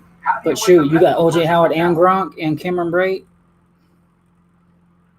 Yeah, Yeah, it's all about managing risks, right? It's all about future performance. Mike Evans, Godwin. Performance projected as far as Tua is concerned is he going to be on My opinion on the Giants pick, that's good because I wanted him for the Bucks. I thought they were going to go Tristan Wirfs or Becton. That was what I thought. I did a mock draft last night, and I had Giants picking Tristan Wirfs. But I had the Dolphins last night picking Justin Herbert. The pick is in, so let's see what Miami does. Tua or Justin Herbert? Well, listen, the great Spanish philosopher Santayana said those who do not remember history are destined to repeat it. So we'll see what happens here. If that's the case, again, the pick is not in yet, but as we go through this process of looking about what Tua may bring to the Dolphins, if it is indeed him, let's go back to Mel. Mel, listen. If you were the Miami Dolphins, who would you pick? Who would you want as your quarterback, Tua or Justin Herbert? If this was a normal Yeah, that's what I would do. If I was a Monkey, he don't have medical injury issues and concerns, and he's big. He's tall, 6'6". This is a fascinating pick. We've been talking about it, seems like, for 2 months every day. Yeah, listen, it's going to be interesting. So now there was talk that the Dolphins could go offensive line too, because they traded Jeremy Tunzel. And there's still about 7 minutes to go. Oh, wait, we're hearing it now. The pick is in. Let's go to the commissioner. Here we go. Pick is in for Miami. With the 5th pick in the 2020 NFL Draft, the Miami Dolphins select Tua Tagovailoa. Damn. Alabama. Well, there it is, which means for the first time since Kellen Moore, who is now the Cowboys' offensive coordinator, threw a pass, we're going to have a left-hander who's going to throw a pass in the NFL, provided, of course, that Tua is healthy and ready to go when the season starts. But it's not just about the fractured hip and the dislocated hip. As you can see, Tua has dealt with a lot of injuries over his time at Alabama. A sprained knee, a left The Chargers are on the clock. ankle, a broken index finger. He's had spiral Gamer, surgeries on both of his ankles. And then, of course, in November of 2019, I think Chargers are going to get Justin Herbert. Mississippi State, the dislocation That's what I think. fracture of the hip that sent to his draft. So my mock drafts, it's going to be. I think it's going to be opposite now because I had Herbert going Dolphins and Chargers getting Tua, but I think now Chargers are going to get Justin Herbert. Gamer, what are you talking about? Laggy. Is my stream lagging? I guess the Dolphins like what they saw. Well, no question about it. It's interesting, Trey, that when he suffered this injury, a lot of people going into the draft thought, well, he's going to have a red shirt year anyways. Even if we draft him, we're going to sit him for a year. I think when people saw Cam Akers will be good. I like him like in a later round. They're talking about the Bucs could draft 2 running backs, one in the first round or in the 3rd round. Redirect his feet to buy time in the pocket. I think we all loved what we saw in that video. But Mel, it's still a big question. What will Miami do with him? Will they try to rush him over the field, or will they give him a year to get healthy? Dicker, I really believe he needs to medically wrench or let that body feel. He's got to be more aware in the pocket and obviously stay away from trouble. He's got tremendous feel for throwing the football. So it's from progression. So it's just I got full strength or signal on me. He's precise. He's a dart thrower. So I said, with all They could. left-handed Drew Brees, they had passed on Drew Brees because of injury. Now Nick Saban's quarterback, Tua, injured. They don't pass on him. They take him. Now they got to think they have to sit him for a year, build that offensive line up, and get ready for 2021. And Mel, it's interesting when you look at this division now. Tom Brady no longer there. It is wide open. The Bills got their quarterback in Josh Allen. The Jets have their quarterback in Sam Darnold. And now the Miami Dolphins have their young quarterback to build the rest of their roster around. There's a lot of talk about them potentially taking a tackle here. But you don't move on from an all-pro tackle and all-pro safeties. You can go out and take more tackles and safeties. You did all of that so you can continue to build this program. Yeah, I know. That's where they went. We're getting closer to the Bucs. It's like getting more nerve-wracking now. What do you think? Tua Tagovailoa, I mean, there's just so many things. Yeah, there's just so many things to like Trey about him, and I'm glad that they wound up feeling comfortable taking him because he has so many Tua could have been that really second transfer overall pick well to the NFL. if he never got injured, I believe. First and foremost, the touch on the deep ball that we talked about earlier, looking off the middle of the field safety, and then just But I mean, still, throwing that he's absolute the touchdown down the sideline top with 5, Smith. 5th overall, and that's And you still see good. Steve Young, again, we saw this earlier, but look, he throws the absolute perfect ball to Jerry right there in the corner of the end zone. But don't He is accurate, though. arm. He can throw the ball with velocity here on the RPO, just throwing the dart on the quick slant over the middle of the field. Mark Brunell, again, a left-hander who can throw the ball the same way. He was going to one of the best wide receivers in the NFL at the time, Jimmy Smith. And then throwing on the move. I think this right here is beautiful. Step up in the pocket, escape to the left, and throw the sail route to Jerry Jeudy. They're showing all the left-handed quarterbacks. Nobody was better at doing that than Steve Young, who was one of the best athletes to ever play quarterback in the NFL, and Mark Brunell. So Nigel, I mean, who you talking about? Right here, I'm glad they wound up taking it. Who's Polamalu's nephew? Thanks very much. So again, left-handers. Here's what we're talking about. Yeah, I would be shocked too if they pick Love over Justin Herbert. It's a real thing. Lane Kiffin, when he was with Bama, went up there to scout him, and as soon as he saw the kid play, he said, "I found the next Steve Young." He threw up as a 13-year-old. He got into a live practice, and his first throw for his high school team was a 70. Is it still lagging or is it better now? Let's go back to one of our insiders, Chris Mortensen. Hey, Mort. Hey, Trey, yes, and it was the Dolphins, as we mentioned in the earlier show. I don't know. There might be some trades later on. Doctor, hip specialist, who did the medical recheck on Tua. I know Falcons and Saints were talking about they wanted to move up. Homicide in Nashville, Tennessee, where Tua was working out and rehabbing. And he said, and he told our medical analyst, Rodney Veldis, that his CT scans were pristine on the hips, and as good as he's seen as anybody who's had this trouble. Yeah. And I will say this. No, I got the actual cord hooked up to it, so I got full internet or Wi-Fi, internet to it. Was the coach in Miami. I think it resonated with owner Stephen Ross, and there's no question the owner Stephen Ross had to sign off on this. Yeah, absolutely. We heard there Unless there's so many people. Like Justin Herbert out of Oregon, but at the end, Tua Tagovailoa, the talent was too much to pass up. So now that leads us to the 6th pick, which is the Los Angeles Chargers. They are also in need of a quarterback. So will we see quarterbacks come off the board? Well, we take a look at quarterbacks dropping in the draft.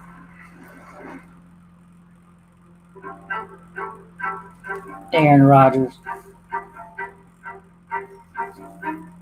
He was mad.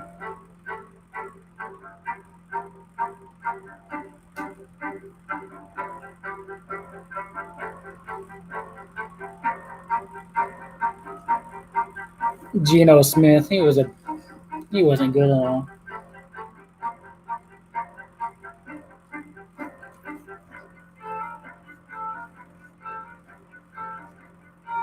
He was a bust. All right, that was a Pizza Hut moment there. We appreciate the draft. What if Justin Herbert falls to 14? Mel, what are we thinking here with the Chargers? Does it have to be a quarterback? Yep, here the pick is in. Herbert looks awfully good. Tyrod Taylor's there. You obviously have offensive tackle Jedrick Wills and Tristan Wirfs there that can come in and be right tackle starters immediately. But I think Justin Herbert at quarterback Oregon, he nailed the draft process. He's got to go somewhere in this area. And if he doesn't go here, then you get into that no man's land we've always talked about. Yeah, listen, the two teams that were at the top of the draft that were desperate in need of quarterbacks were the Miami Dolphins and the Chargers behind it. You mentioned they lost out on the Tom Brady sweepstakes. Philip Rivers is now a member of Indianapolis Colts. They need something to build a franchise around as they move into that brand new stadium in Los Angeles with the Rams. And all right, here we go. Quarterback early in the round or in the first round would certainly be something that they could hang their hat on for the franchise. The pick is in. The pick is in, so let's find out what the Chargers are doing at 6. With the 6th pick in the 2020 NFL Draft, the Los Angeles Chargers select Justin Herbert. Justin Herbert, just what I thought. And there you see the reaction in Eugene. One thing you won't have to worry about when you're talking about Justin Herbert, his ability to understand the playbook. He carried a GPA of over 4 while earning a general science degree with a focus in biology. So my mock draft got switched between them two teams. amazing story for him. He came on as a sixth stringer and slowly but Yeah, surely. Dan Fouts is the Chargers' best quarterback. And the quarterback chart at Oregon. He has Isaiah a lot Simmons, of family history. He is the a kid Panthers. from Eugene, Justin Herbert, and a lot of guts in his background. Grandfather Roger ran track at Oregon State. They lost a lot of players on defense, so they need a defensive player. His father Mark played at Montana. Yeah, I say Chargers' best quarterback, Dan Fouts, and then after that, Stan Humphries. A football player there. Patrick. Could have been damn Drew Brees. And then there's Justin. Played basketball, baseball, and football in high school. And of course, Justin Herbert wearing a Joey Harrington jersey. And now Justin Herbert, another one of the Oregon quarterbacks going high in the draft. NFL Network's Kurt Warner. Kurt, what do you think about Justin He looks Herbert? like damn the Jets quarterback. Well, there's a lot to like about Justin Herbert, Trey, is that you've seen the big arm. You've seen the ability to push the ball down the field. He's got athleticism where he can work outside the pocket. So I love the mix. You know, when you're a top 10 pick, you usually go to a team that's rebuilding. He gets to throw to Keenan Allen, Mike Williams. He's got Austin Eckler in the backfield. I mean, he's got a good group of guys to build around. My biggest question with him, Mel, is getting the ball out quick. A lot of things that he threw, he seemed very measured, and he wasn't able to get the ball out quick. Can he do that at the next level is my biggest question, Mel. I'm with you, Kurt. He was streaky, you know. He made some head scratchers. You know, he gets them down to the 35-yard line late against Auburn, and Aaron mails it out of the end zone, doesn't even give his receiver a chance. Then in the Utah game, he had 7 straight incompletions late in the year, but he won those games, and then he finished strong, and he had that really good Senior Bowl week, and that was the key. The players gravitated to him down in Mobile. Everybody said, well, he's not that big-time leader. Well, he showed it there. The combine, the same thing. He did have a pro day, which was Yeah, Sam Darnold. In that picture, you look like Sam Darnold. I'm getting nervous now. I'm getting more nervous. What's up, Macho? Not just being a talent, they get to prosper and flourish in the NFL, right? Yeah, listen, everyone talks about what an introvert he is, but a lot of introverts have done very successful things. So we've had 3 quarterbacks go off the board. This is the 3rd time in the common draft era, going back to 3 quarterbacks gone. 3 quarterbacks have taken in the first 6 picks. Happy times all the way around in Eugene as the draft continues. You're watching the 2020 NFL Draft, presented by Lowe's. What is that? Mine. Why? It's just that it's. Lavender? Yes, it is. It's for me. But I'm Macho, who do you want the Ravens to pick? Wouldn't it be nice to eat some of your old friends, like the Chalupa Supreme? Beefy 5-layer burrito. Cardinals is and more. offensive line. $5 Chalupa Cravings box at Taco Bell's contactless drive-thru. It started with a few smaller bills, $50 here, $80, $100. I had good health insurance. Why isn't this covered? Well, then they started getting bigger, $800. $1,800. I saved for this. But not that much. I'm glad I had Aflac. They gave me money when I needed it most. That's why Aflac is here, to help with the expenses health insurance doesn't cover. I love that. Yeah, the Browns pick at number 10. You have to know us at Aflac.com. The Jags are 9th, but I don't know. Jags could trade out. I don't know. I had them trading out. Macho, you in here? Talk, motherfucker, talk.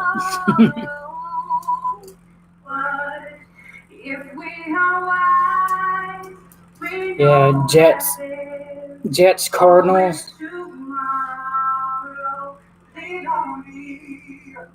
Jets and Cardinals need offensive line. That's what everyone is saying their biggest needs are.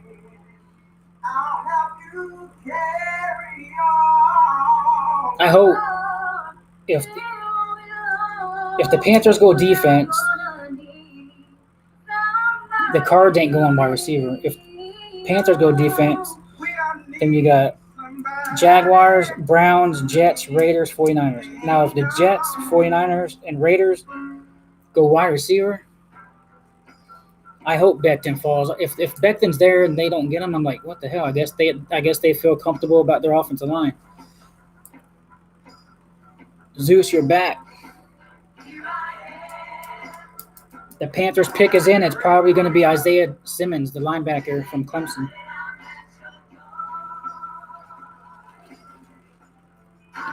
Nigel, who do you want? Who do you want to pick at 32?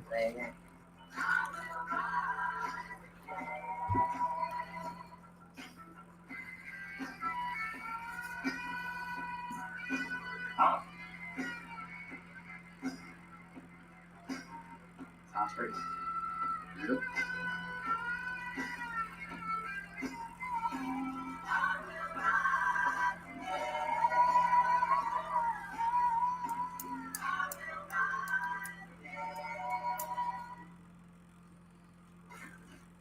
Man. Since I was drafted, Carolina's been my home. I've been so inspired by the heroes I've seen in the past few weeks. You can see him reading something. So this ain't him talking right now. Throughout the Carolinas, my home He's reading that shit. My partners at Lowe's Home Improvement jumped in to help me launch the program. And I want to say thank you to them and everyone's hard work. So they told him. 1,000 associates are working hard to keep our homes working for us. I got 10 now. Home is what unites us. These days, keep pounding. No, we're on That's Christian McCaffrey there. 7. April The 7th 7th, Christian McCaffrey lost his own position. 14. And then there's 32.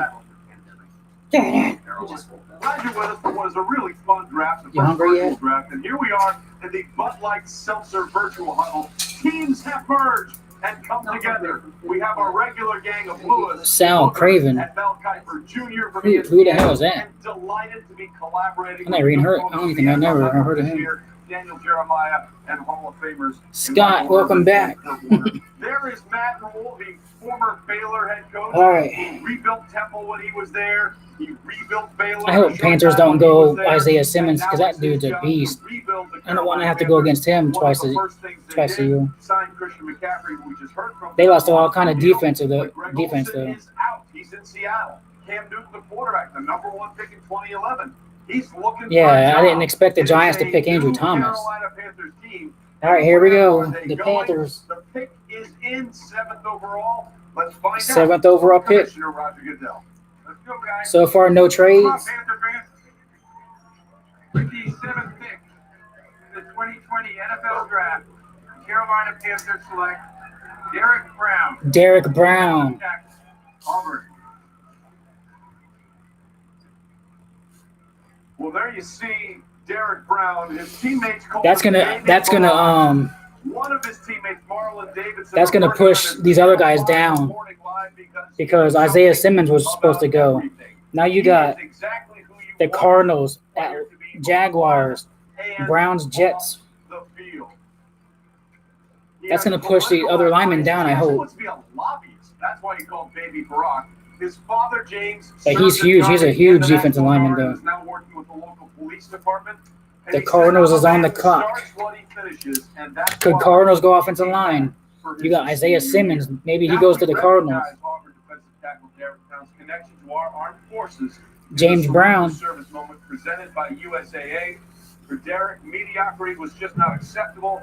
His father, James, instilled a strong work. Hey, is the chat not working or something? Served in the U.S. Army from 92 to 96. He was stationed overseas in Italy with a 3rd 325th. Is the chat not work? The chat ain't working on this on Facebook? U.S. Army National Guard from 96 to 2000s. And Derek's lifelong friend, Ashton Barnes, was a running back at Air Force. He says Derek. I don't know if he falls that far. Simmons. Make other people's lives better. Well, he certainly had an impact on everybody he played with and went to school with. He's got to fall 7. He was the president of the Student Athlete Advisory Committee. What are we getting on the field from Baby Barack? Well, went back for a senior year to get better technically, and I think you look at Isaiah Simmons, outside linebacker, Clemson was probably tempting, but Derek Brown, consistent production gave him the edge over Jelani Kinlaw. He's huge. South Carolina is the first defensive tackle off the board. How did he do against the big games, against the top-level opponents? Texas A&M, I was impressed. Florida, Alabama, he had 7 tackles, 3.5 tackles for loss against the quality opponents. LSU, he had 7 tackles, 2 for loss. That's the difference in Derek Brown over Javon Kinlaw. Cardinals pick is in, so that they pick their shit quick. And Mel, to me, when I watched him, the thing that jumped out to me, I thought he played with tremendous effort in every game that I watched. So far, we haven't had no trades. Across the field. He can really reset the line of scrimmage with his power. And I was fascinated to see what Matt Rule would do with this decision. His first pick, what do you go Isaiah Simmons to get some speed and athleticism at the second level? He decided to go with the defensive lineman who can generate some of that interior pocket push inside the division where you're going to going up against Tom Brady, Drew Brees, and Matt Ryan. So fascinating choice there. I love Derek Brown, Boog. Yeah, DJ, I love him too. You know, K'Wan Short was hurt last year. Gerald McCoy is now gone. You need that guy inside. So you got Derek Brown and K'Wan Short, the Panthers defensive line. Derek Brown is a perfect fit of a guy that can control the middle of the field, push the pocket, and he plays sideline to sideline just the way I like him, Lewis. Bucks better draft a lineman now. They got to try to block this big dude. Devon Kinlaw are both in that mold. Look, when you think about the Carolina Panthers, the fact that they lost Gerald McCoy, no Vernon Butler, they need some beef in the interior. And look, there's an argument made for inside players over outside players. Look how big that dude looks. Looks like a damn tank. Quarterbacks hate pressure in their face. There's no question that they need edge rush to go with Brian Burns as well. But there's no one worth drafting this high that could truly be a 4-3, put your hand on the ground, rush the passer. So, look, Derek Brown's one of the most powerful, explosive players in this draft. Matt Rule said he likes positionless players. You'll see Derek Brown all up and down the line of scrimmage. And I'll tell you this, the NFC South better get ready. Because big number 5 from Auburn, he's the real deal. He certainly is. By the way, defensive coordinator at Auburn, Kevin Steele, said of Derek Brown, I was at Tennessee. It's still sunny in Arizona. And Alabama when Marcel Darius was there. That's the kind of player he is. Meanwhile, the pick is in for the Arizona Cardinals. Let's check it out. All right, here we go. Who are the Cardinals picking? With the 8th pick in the 2020 NFL Draft, the Arizona Cardinals select Isaiah Simmons. The linemen are dropping. Well, it is hard to fault anybody picking Isaiah Simmons. If you just listen to Dabo Swinney, his college head coach, he said he's just a beautiful football player. The other linemen are falling. In fact, he checks some boxes that don't even exist. Not bad for a kid who was only a 3-star recruit out of high school. How far? A few seconds? Kansas. It's probably because the a little bit of everything. Well, the TV's probably delayed because it's on a stream. But dude, and he stumbled upon Isaiah Simmons, who was nicknamed Isaiah Slimmons when he was in Jaguars is on the clock.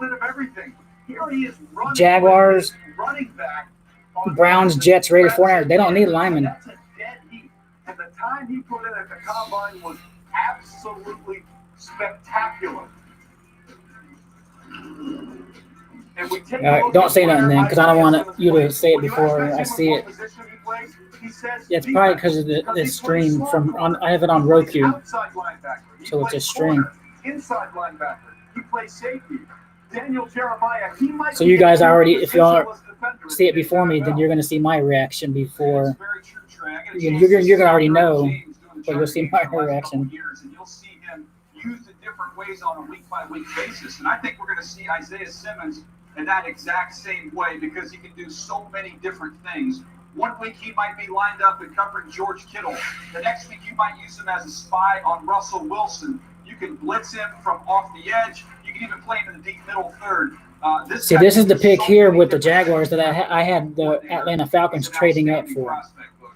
But only for Derek Brown, but he's off the board. I talked to several defensive coordinators and why they love the idea of a positionless player they can line up as safety. So far, I think the draft is going the Bucks' way, as in the offensive tackles are dropping. So I look for Isaiah Simmons to line up in the front 7, outside linebacker, maybe inside linebacker. He's going to blitz. He's going to come downhill. They're going to put him in a position, Lewis, where he can affect the football game every single down. Yeah, it's interesting. DJ, he's going to be a beast for them. I watched some tape on him and said, look, this is a guy who can come down the box. He can go out on the perimeter and cover. This guy can play in the middle of the field. When you have positionless players like that against multiple personnel grouping offenses, that's what gives you an advantage, or rather, at least gives you a chance to compete against the high-flying offenses in the NFL. This was too easy of a pick for them to make when they fall into their lap. Kyler Murray only comes up to him on him, though. Ridiculous. His 40 time at the combine was 4.39 at 238 pounds, and he is moving in the desert now. Then he ran a 4.340 at 238 pounds.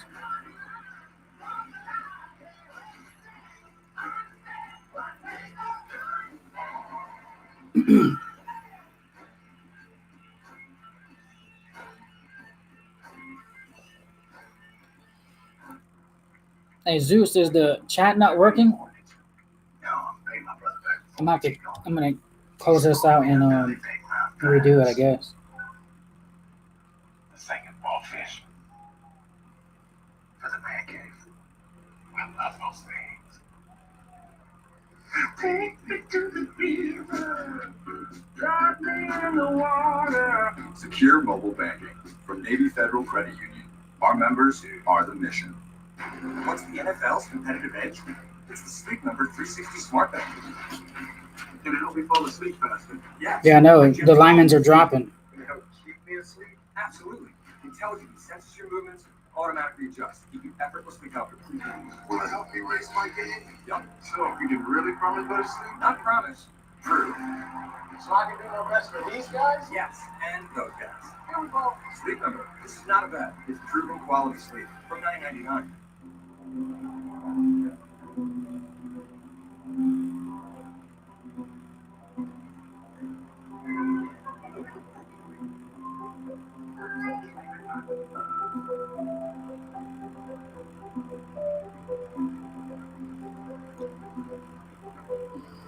Well, I want Mekhi Becton.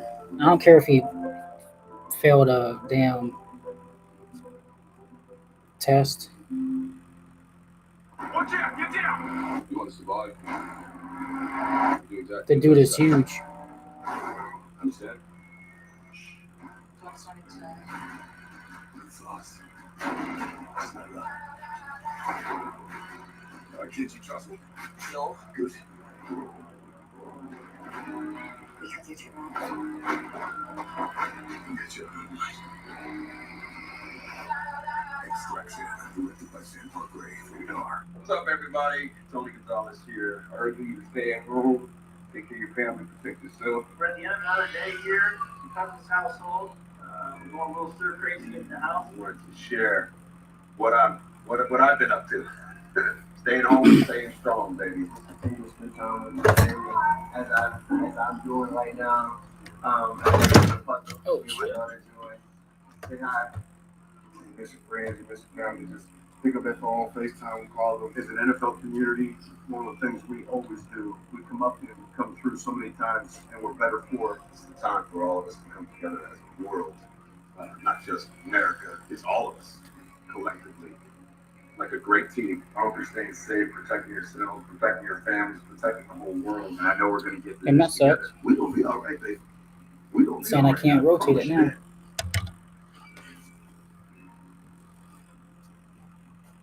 I'll take Becton first, because that's what our biggest need is offensive lineman. Wide receiver is not a biggest need. I was trying to.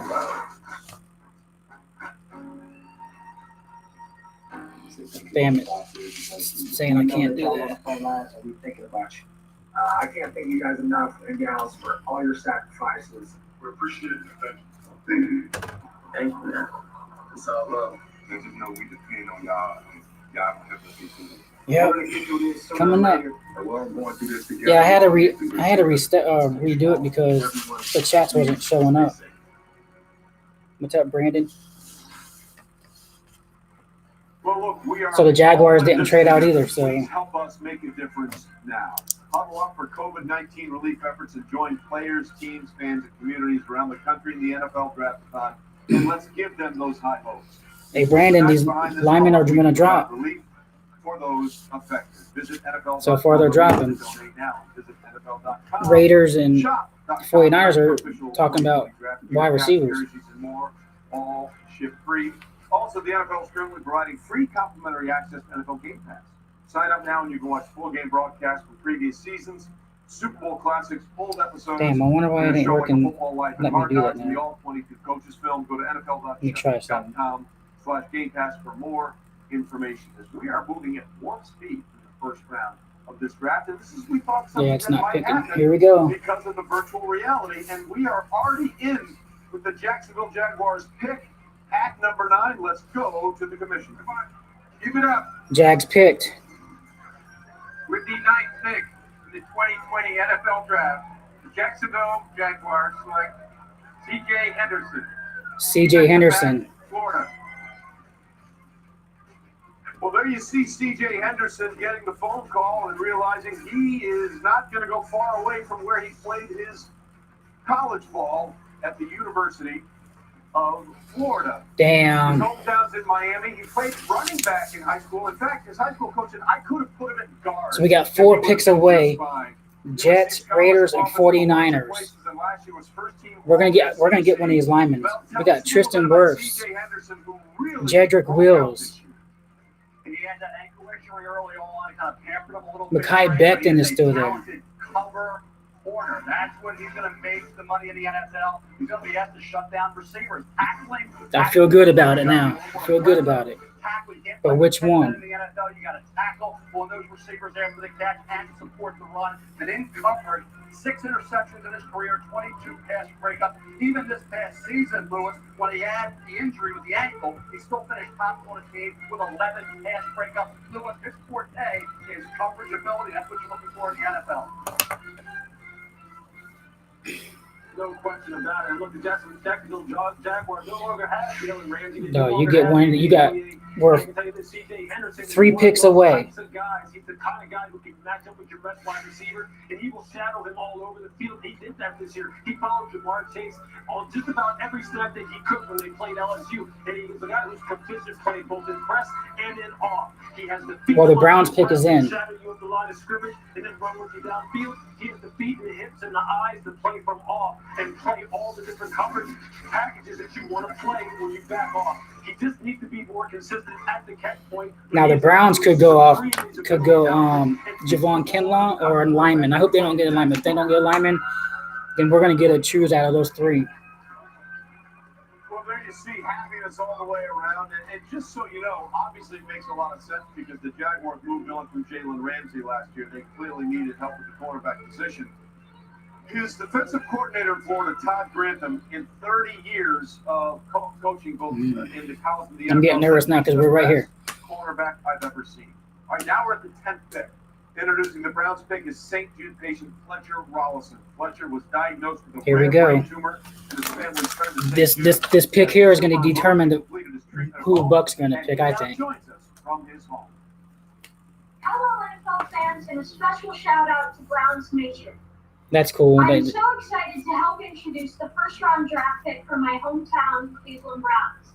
The wait is finally over. Thank you to the NFL for your support of St. Jude. While my journey with cancer has been hard, I cannot say enough about St. Jude. The doctors and staff are amazing, and they have taken such good care of me. And now back to you for the Browns pick. Go Browns! Come back down.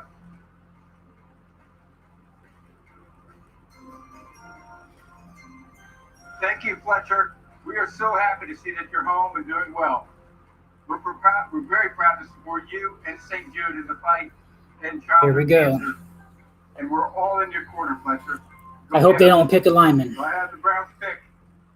With the 10th pick in the 2020 NFL Draft, the Cleveland Browns select Jedrick Wills, tackle, Damn. Alabama. So we still got 2 though. There's Wills is gone. Surprised that they go offensive line. Jedrick Wills is off the board. Tua Tagovailoa called him the alpha male in the offensive line group for Alabama. And remember, Jonah Williams was the 11th pick last year for the Cincinnati Bengals at left tackle. A lot of people studying his tape kept looking. So the next 3 picks. Who is this guy at the right tackle? It's Jedrick Wills and Daniel Jeremiah from the NFL Network. Remember, they got Jack Conklin in free agency, so now Baker Mayfield has potential bookend tackles to protect Baker Mayfield. So we got Jets, Raiders, and 49ers. The left side with the Cleveland Browns. You'll keep Jack Conklin at right tackle because Jedrick Wills has the athleticism to be able to match up with the What's up, Twan? rushers he's going to see on that left side without any help from Mekhi. Lance, we have a good shot to get the lineman now because I don't think you got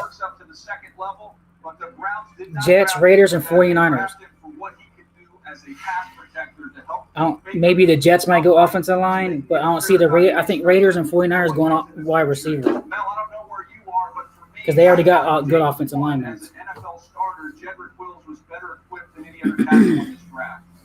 Yeah, I thought they were going to go that route early on. I think about where the Giants went with Andrew Thomas, Jedrick Wills, a right tackle, but he will be a left tackle, and he'll get the job done. He was outstanding in pass protection, only allowed 1 sack and 3.5 hurries all year at that right tackle spot. They keep that running game as well for Alabama. They got Arizona, they signed Isaiah Simmons. Kyler Murray was hit a lot, so that was a little bit of a surprise that Simmons is there. They pass on the offensive tackle, allowing Willis to get down this far to Cleveland Browns.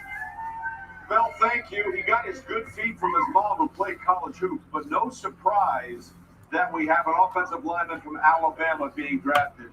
He's the 7th offensive lineman from Bama drafted under Nick Saban, including, as I said, last year, Jonah Williams going 11th to Cincinnati. It's his job to protect Joe Burrow. It's now Will's job to protect the also former number 1 overall pick, Baker Mayfield.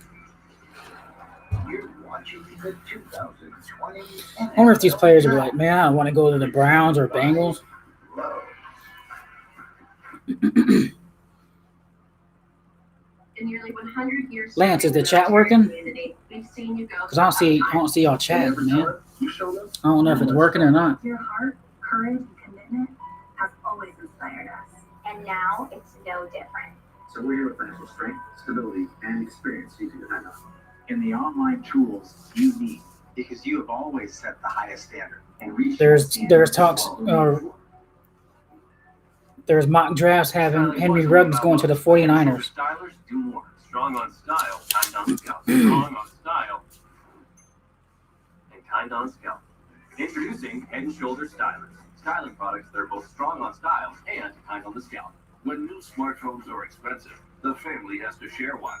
Step up with Boost Mobile and get 4 See, last night in my mock draft, I had the Jets picking Mekhi Becton. So Step up with Boost Mobile and get 4 that could be a possibility for the Jets. Or don't and remodel the living room. Boost Mobile and get 4 free Samsung Galaxy A20 phones. All on our super reliable. They're not going to trade one pick.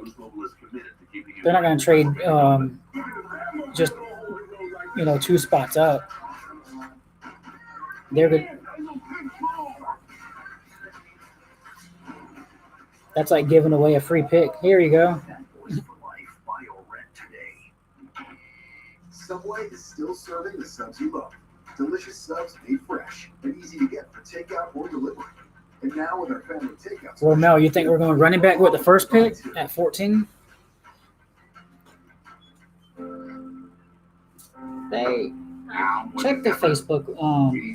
Check the Facebook Live and see if you can be able to type in it.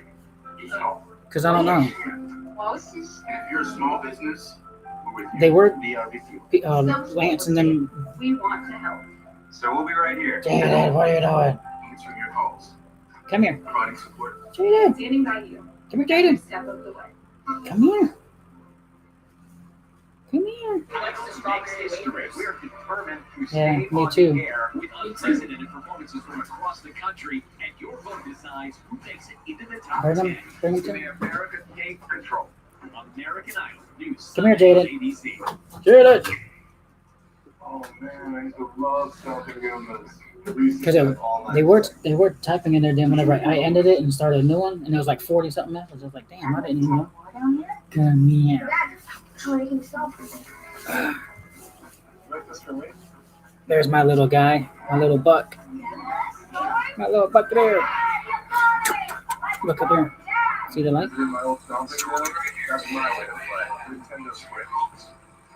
Well, there's a lot. I mean, there's a lot of offensive linemen available, but they're the top out of the top 4. There's 2 left, and we got 3 picks ahead of us. So there's 2, and I don't see the Raiders or 49ers picking. It just says you. No, it ain't working. It just says you're in here. Damn it! The chats ain't working on Facebook, so if you're chatting, I can't see it. Reminder, we are all in this together. Help us make a difference. Yeah. Unless it's just really behind. Because I just handed it to him.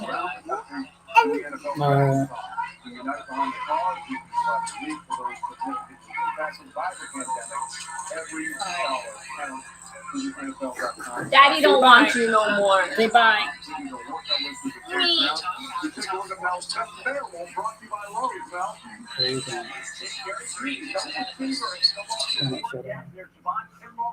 Similar to Derek Brown, but not like Brown because of lack of consistency. And Xavier McKinney, all he is a heck of a safety. And Michael, the playmaker, the wide receivers are still there. Tristan Wirfs. And who do you see maybe taking one of those wideouts first?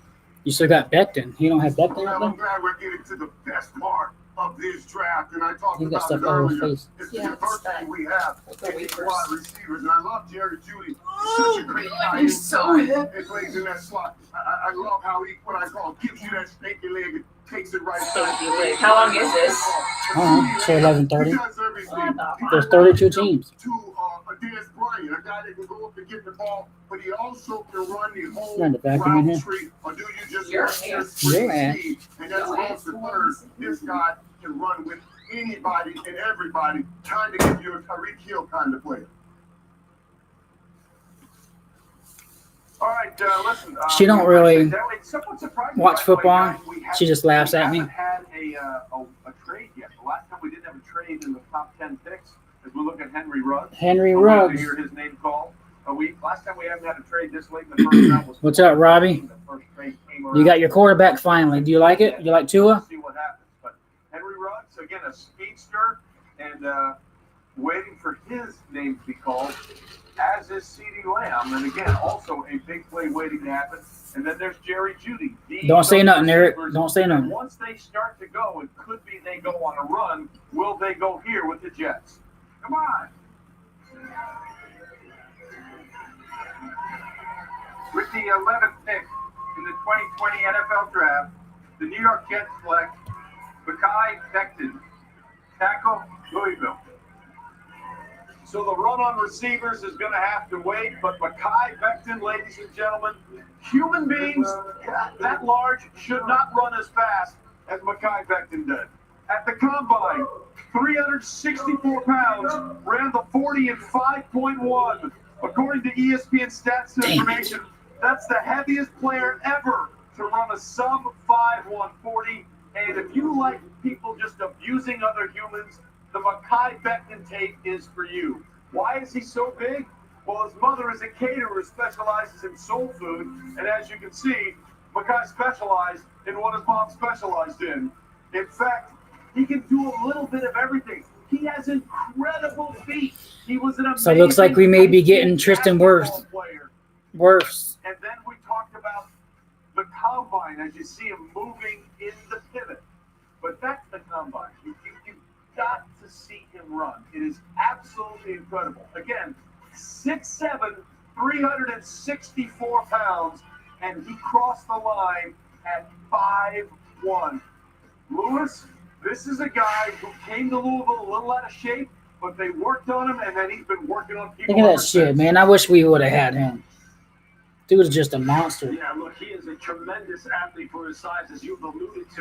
Look at that. Look, when you get to see He just pushes him down so easy. Zone schemes, they're inside and outside zones.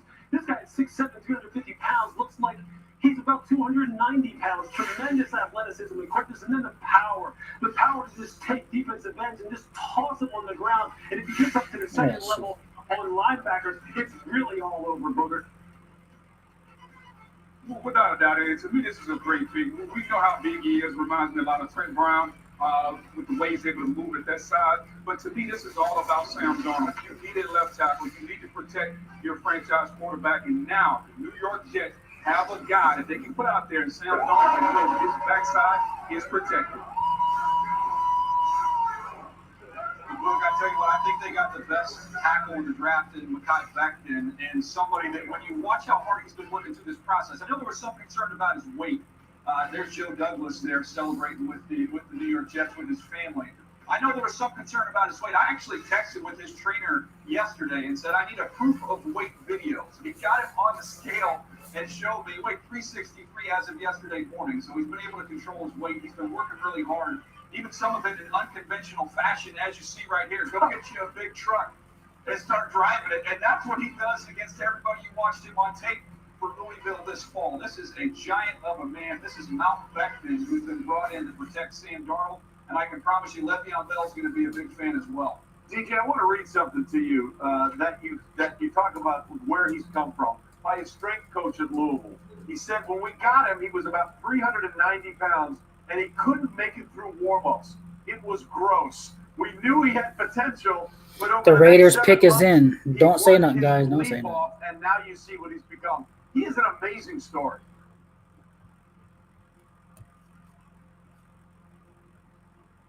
So we'll see what happens here, and now we're taking a look at the first of 2 picks in the first round by the Raiders. Again, we were supposed to be there celebrating the potential of the Raiders moving to Vegas in 2020, and there you see their bright new shiny Allegiant Stadium. The pandemic has forced us and so many others to dramatically alter our plans. We're here sharing a message of hope and some of the iconic stars of Las Vegas. There you see Damn, they got John Gruden with gray If you're hair. with me, John. Knock on wood if you're with me. And there's Mike Mayock, who spent a lot of years analyzing this draft, taking up here. John Gruden don't have blonde hair no more. He had gray hair. Jeremiah, what are you thinking about what the Raiders may do with the first of their 2 picks here? Well, I thought it would be their corner receiver here, and I think with C.J. Henderson already being selected, I would think that points towards a wide receiver. They need to find a Z receiver to replace Antonio Brown. They were so excited about that pick, and obviously bringing him into the building did not work. I think they find his replacement right here. I'm going to go CeeDee Lamb would be my guess here for the Raiders. CeeDee All Lamb. right, Daniel Jeremiah is in on CeeDee Lamb going to the Raiders. We'll see what happens here. I had the Raiders picking CeeDee Lamb in my mock from last night. I can confirm that the pick is in. to Here we go. Now, let's find out. Does What's Daniel up, Jeremiah Tony? know what he's talking about? I mean, he does. There Miss are you, many big bro. first evers that are part of this draft, including the first ever official draft selection by the Las Vegas Raiders. And I've got it right here.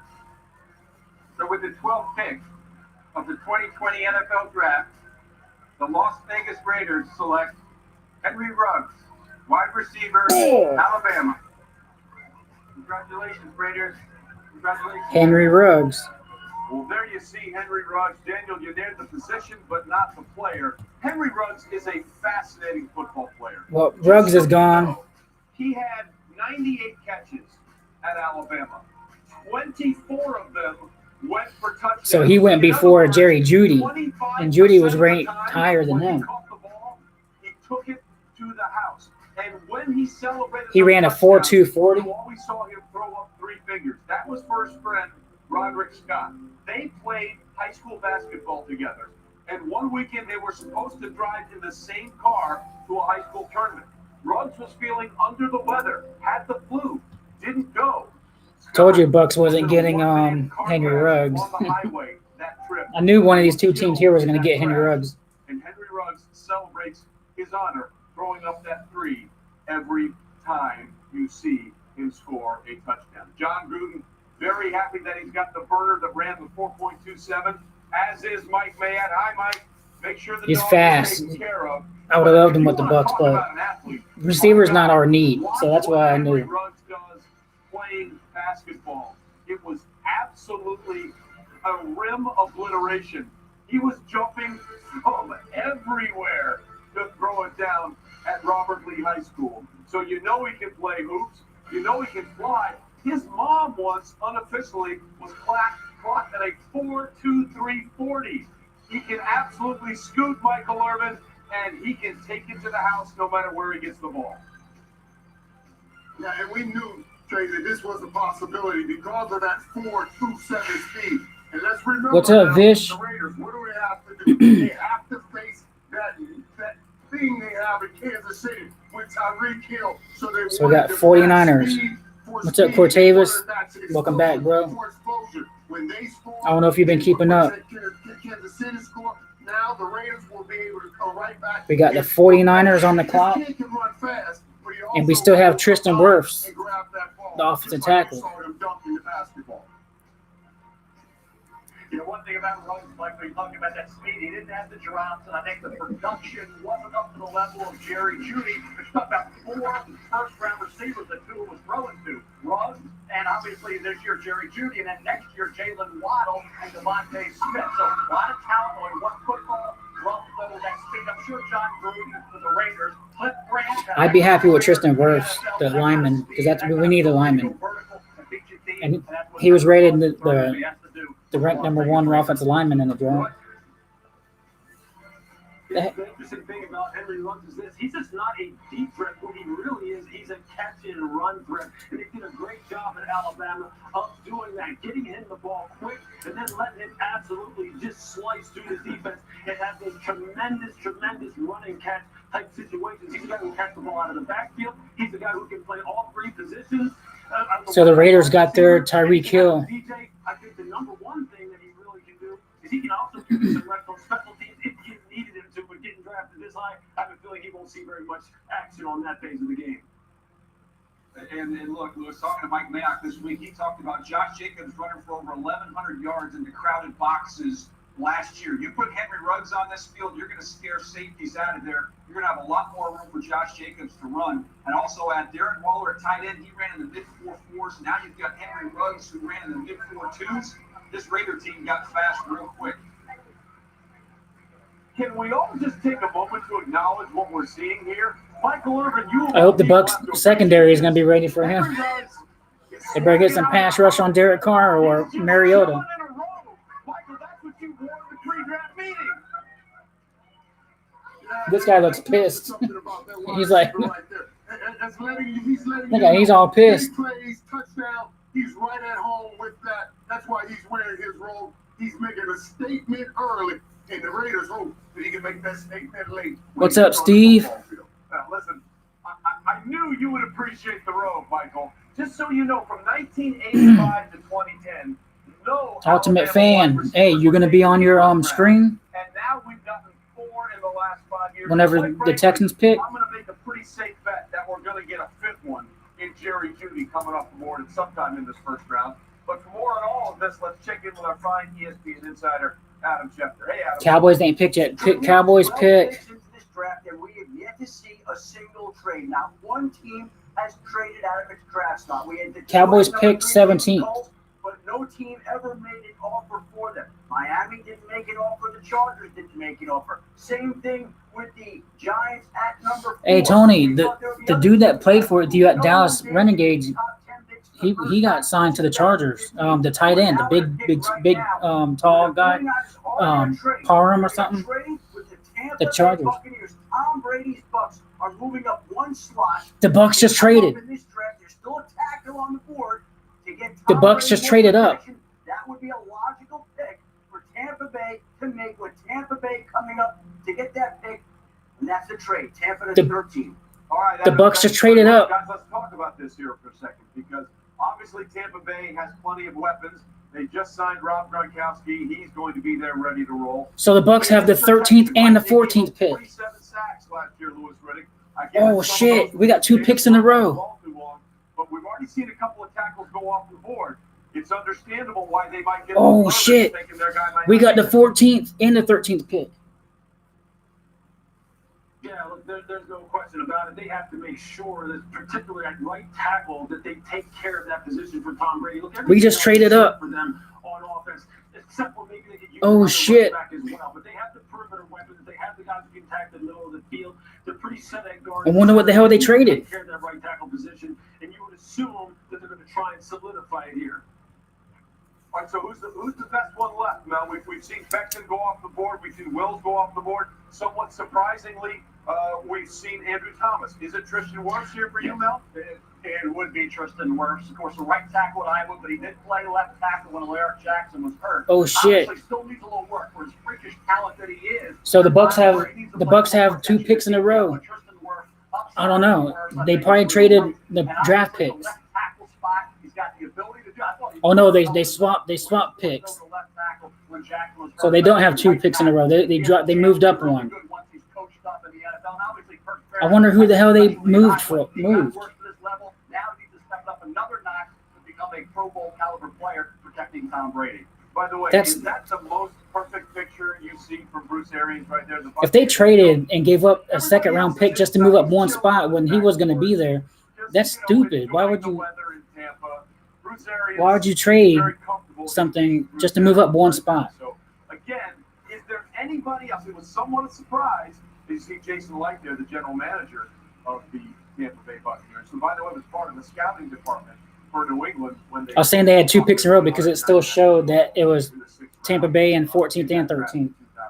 Is there anybody else, Lewis, from your perspective, that would match up with what we're talking about with Wirfs here? Is there anybody that they could pick, if it is offensive line, that you could understand if it wasn't Wirfs?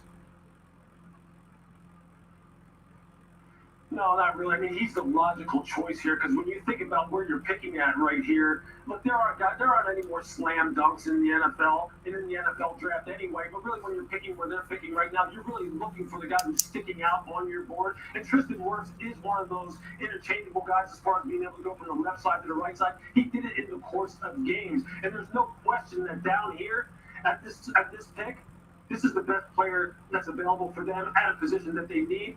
It's probably a slam dunk for him. Lewis, thanks. Before we announce this next selection, we have some very special guests out of Tampa Bay from the air base in Qatar. Hey NFL fans, I'm Staff Sergeant Bethany O'Bill, currently deployed to Al Udeid Air Base, Qatar. And we're happy to be part of this year's NFL Draft. Let's see who gets to wear the Buccaneers uniform. Throwing it to you, Lieutenant Colonel Caldwell. Go Bucs! Hey NFL fans, we're the airmen from the 28th Expeditionary Air Refueling Squadron stationed out of MacDill Air Force Base, Tampa Bay, and currently deployed to Al Udeid Air Base, Qatar. We are proud to represent Tampa Bay and our home team, the Buccaneers. Now back to you, Commissioner Goodell. Go Bucs.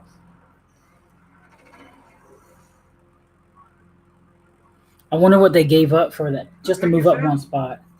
Thank you, Lieutenant Colonel Caldwell, and thank you to all of our service members for your courage and sacrifice on behalf of our country. The San Francisco 49ers have traded the 13th pick to the Tampa Bay Buccaneers. With the 13th pick in the 2020 NFL Draft, the Tampa Bay Buccaneers select Tristan Wirfs. We got our lineman. Well, now we're seeing this run on offensive linemen, and as you see Tristan Wirfs there getting the phone call right there, and a little bit of thumbs up. I wonder what they traded though, man. Athlete. He's 6'3", 322 pounds, ran a 4.85 40. He was raised. Damn, he's small for a lineman though. What the hell? And he was going to walk with her down the red carpet in Las Vegas. That didn't happen, so he brought the red carpet to her. This was this afternoon. By the way, can we just take a moment to honor the mom's t-shirt that she's wearing? Respect. And then respect that Tristan Wirfs has for his mother, walking her down the red carpet, and they are in this thing together, and Tristan Wirfs' job is now going to He's small. He's small for a damn offensive lineman. This is a guy who was a state wrestling champion. By the way, had to shed some 37 pounds to get down to the 285 minimum. He also won the Drake relays as a senior, both the shot put and the discus. He won the discus title 3 times and the shot put twice. He also set a hang clean record at Iowa. And if you know anything about the strength program at Iowa, that is something people take very seriously. And oh, by the way, explosive? Yeah. And if you're a visual learner, this will help I don't know. you see how explosive he is. Christian, jump out of the I don't know. if you don't They mind. didn't show it. That's 320 plus pounds jumping out of the pool about 3.5, 4 feet of water and sticking the landing. Mel, he's an athlete. What do you see when this athlete is on the field?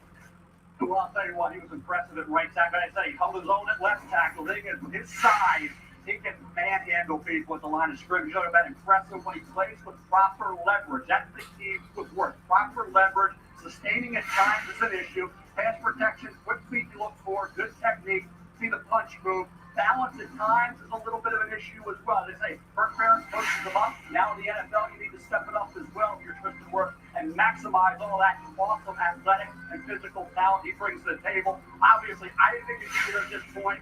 Booker, but he is, and for Tampa Bay and Tom Brady, it's all about making Tom Brady great and keeping him upright and not letting anybody hit him, and that's what Wirfs' shot's going to be, Booker.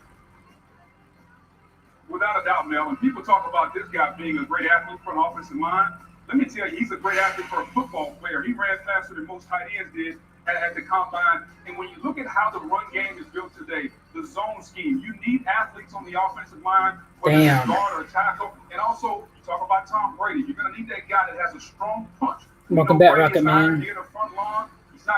I don't know what the hell they gave up to move up one spot. I think he would have been there because the 49ers are going to pick a wide receiver.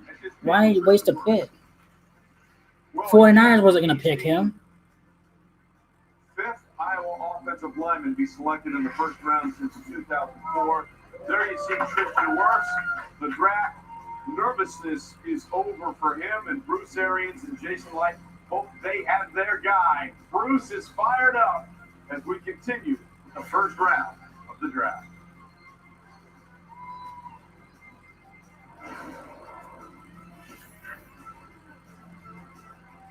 I just want to know what they gave up. She's like the ultimate mom. Hey, Abby. She makes sure the kids are good. She makes sure the house is good. It's safe and sound enough for me to just focus on my job. I know this is what he loves to do, so why wouldn't I want to help him? No, that's not a waste of a pick. We need alignment. We need an offensive tackle. Kids or anything here. I got it. For everything that you've done for me and the kids, hold it down, being a rock. It just, I don't know why would they trade up? Trade up one spot. He was going to be there. Her love keeps you centered. Show her how much she means to you with a gift from the Center of Me collection. Happy Mother's Day from Kay. We're at the movies and we need to silence our phone. Who knows where that button is? I don't have silent. Everyone does right up here. They have Yeah, I like the pick, but I just don't know why they would trade up, though. I hope they didn't give up a second-round pick. Was that adjustable spanner? Good choice, Steve. Don't forget, you're not assisting him. You hired him. You have nowhere to sit. You're too many. Who else can we focus on submarines? My dad. No, we need offense. We don't need defense. Progressive can protect you We need offensive line. That was a good pick. Cheese it snapped. How's it taste? It's so thin, crispy, and cheesy. And I just want to keep eating it.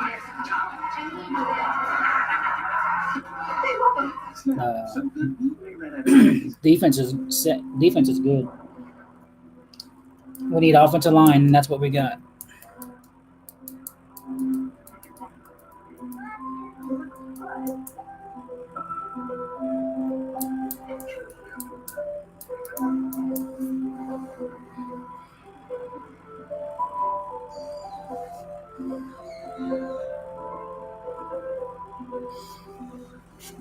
But we don't need a wide receiver.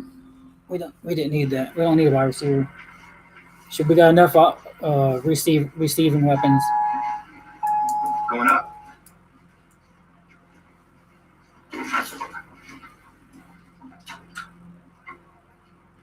Big Dave, closet organizing and jigsaw puzzling. Get Pizza Hut's Big Dinner Box. 2 medium pizzas, breadsticks, and your choice of pasta or wings. Sealed for your safety. I think that just was stupid, though. Choose contactless delivery or new curbside pickup at pizzahut.com.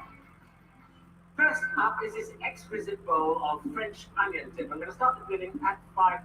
Thank you, sir. Looking for $6. $6 over there. Do I hear $7? $7 in the front. $7 going once, going twice. Yeah, I think they're gonna. I think they will trade up with the 49. They might trade with the 49ers again at 31 to draft a running back. Sourdough bread. Yeah, Tony, that's Lance. Don't get mad, get E-Trade, and get more than just trading. Investing, banking, guidance. I'm happy with the pick, but I just don't know why they would trade up. The pick is in, so 49ers didn't trade. Microsoft Teams official collaboration platform of the NFL.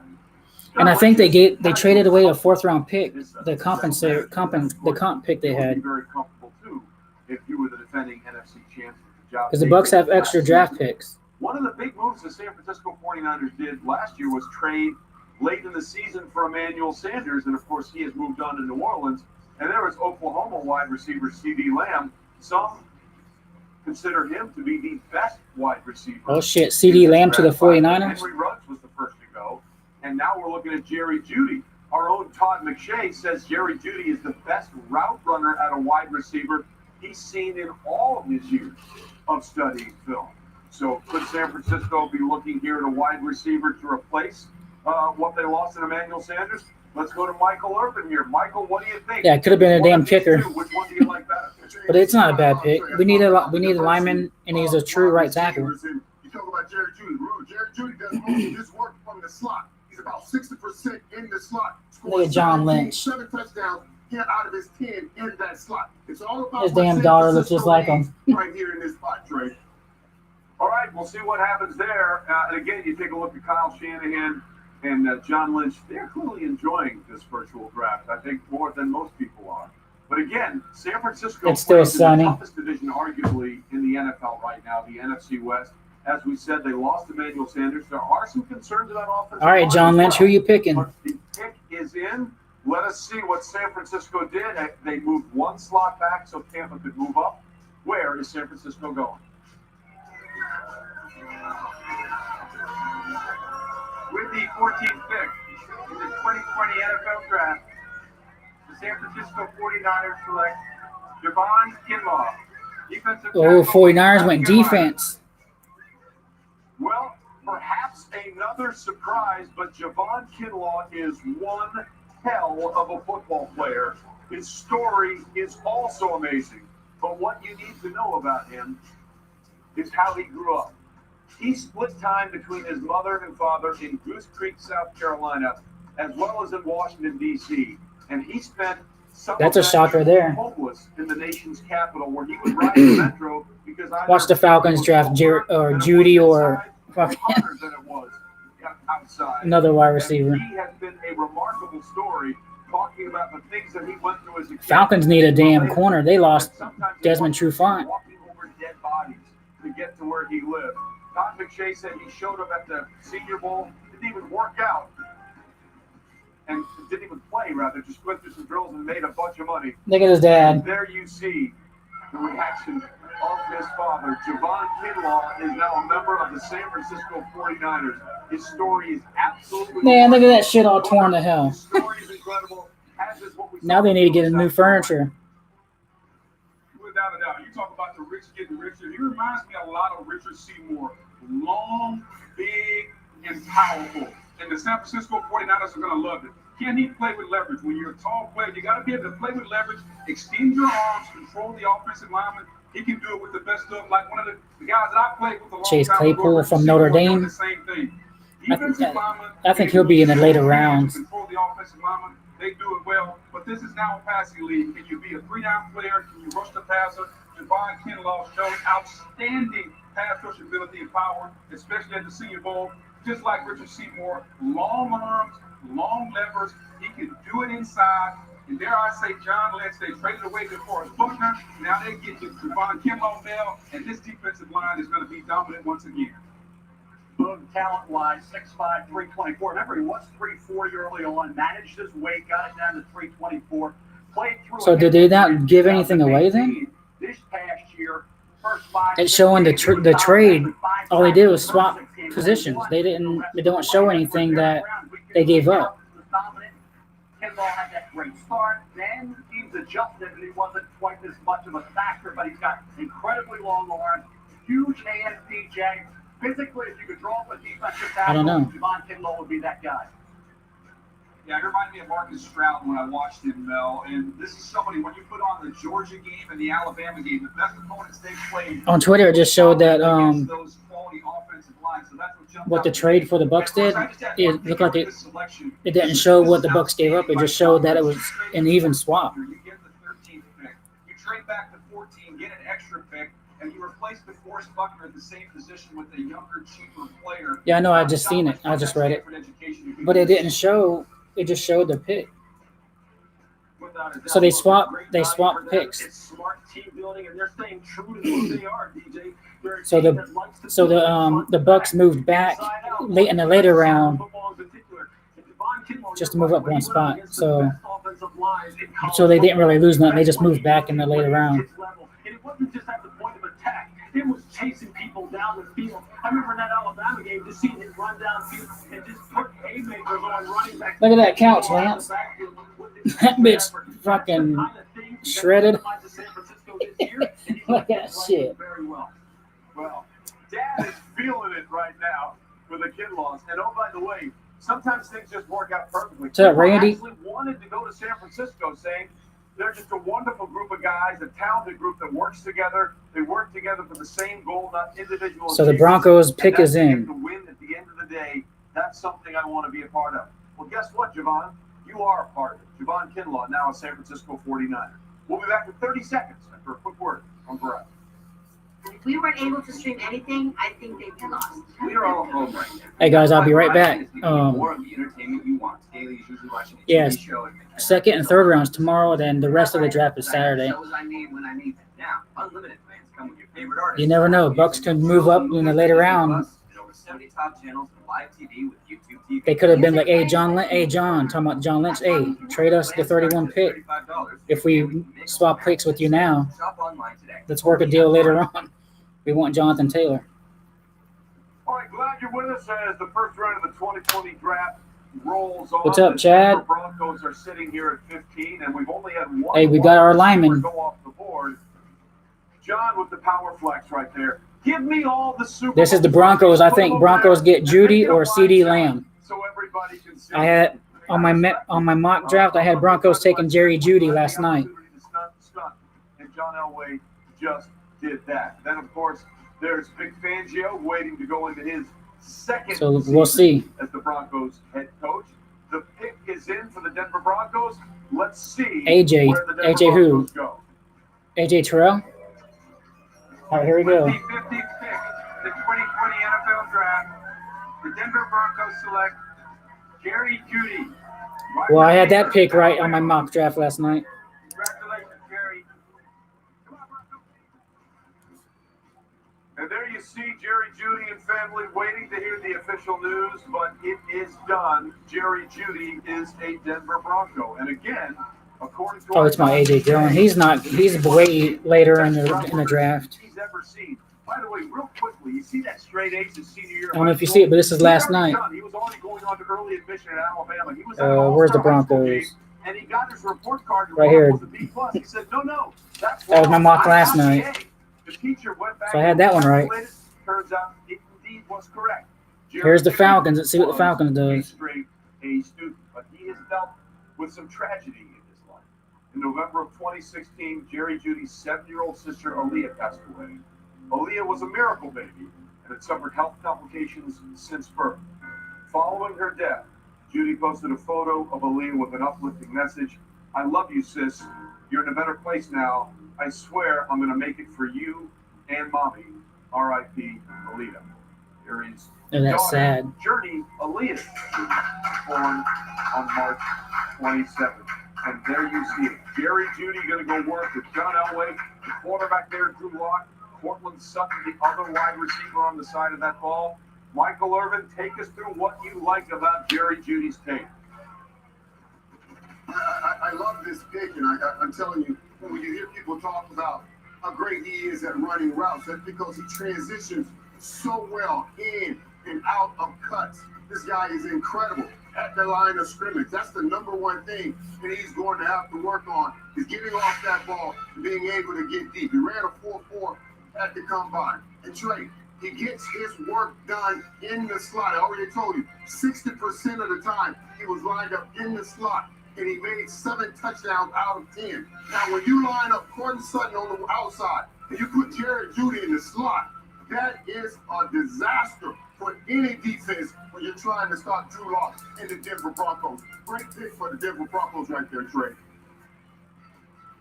Yeah, Herb, I think it's fascinating when you look inside this division. Everybody's chasing the Kansas City Chiefs. So are they going to load up on defense to try and slow down that Chiefs offense? It's like, forget that. We're not going to be able to slow them down. We better get some firepower.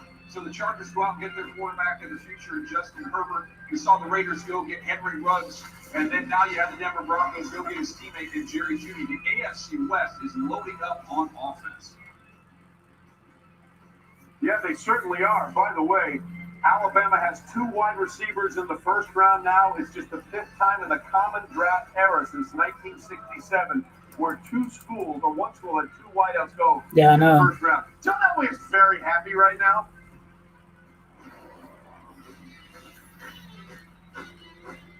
Yeah, Chiefs defense. They got to take on Henry Ruggs and Jerry Jeudy now. So I think at this point, this is definitely a CJ. Justin Herbert with the Chargers. That has happened in medicine in the last 2 weeks are more than I would have expected in like 2 decades. We have rolled out teams across our network, and we went from essentially no televisits to approaching 5,000 visits a day in the last week. There's also talk about the Atlanta Falcons going after Cleveland Chasen. I had the Falcons trading up with the Jaguars for Derek Brown, but that didn't happen. Show the X-rays. 5-10 minutes and we were done. And I had the Jaguars picking in this spot 16 Cleveland Chasen.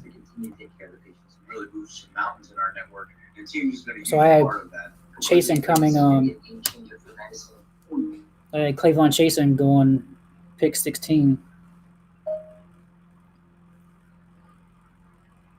You know, The pick is in, so the Falcons didn't trade. Willie, Warren, Steven, Deborah.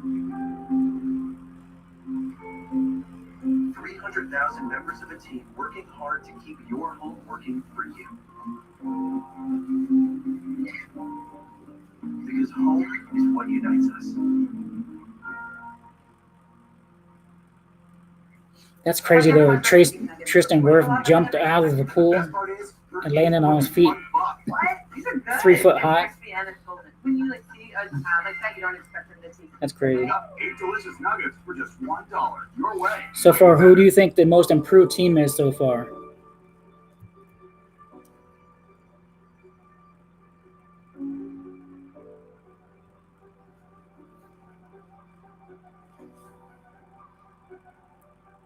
The most improved team, I would say.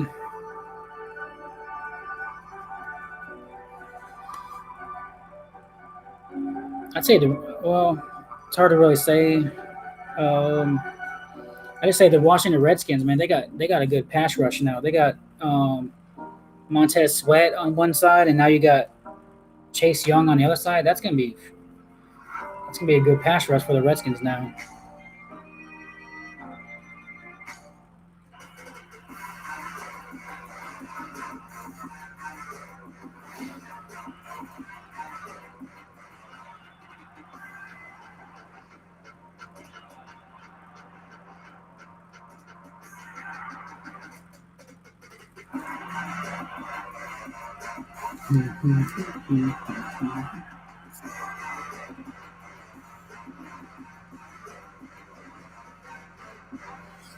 So who are the Falcons going to pick?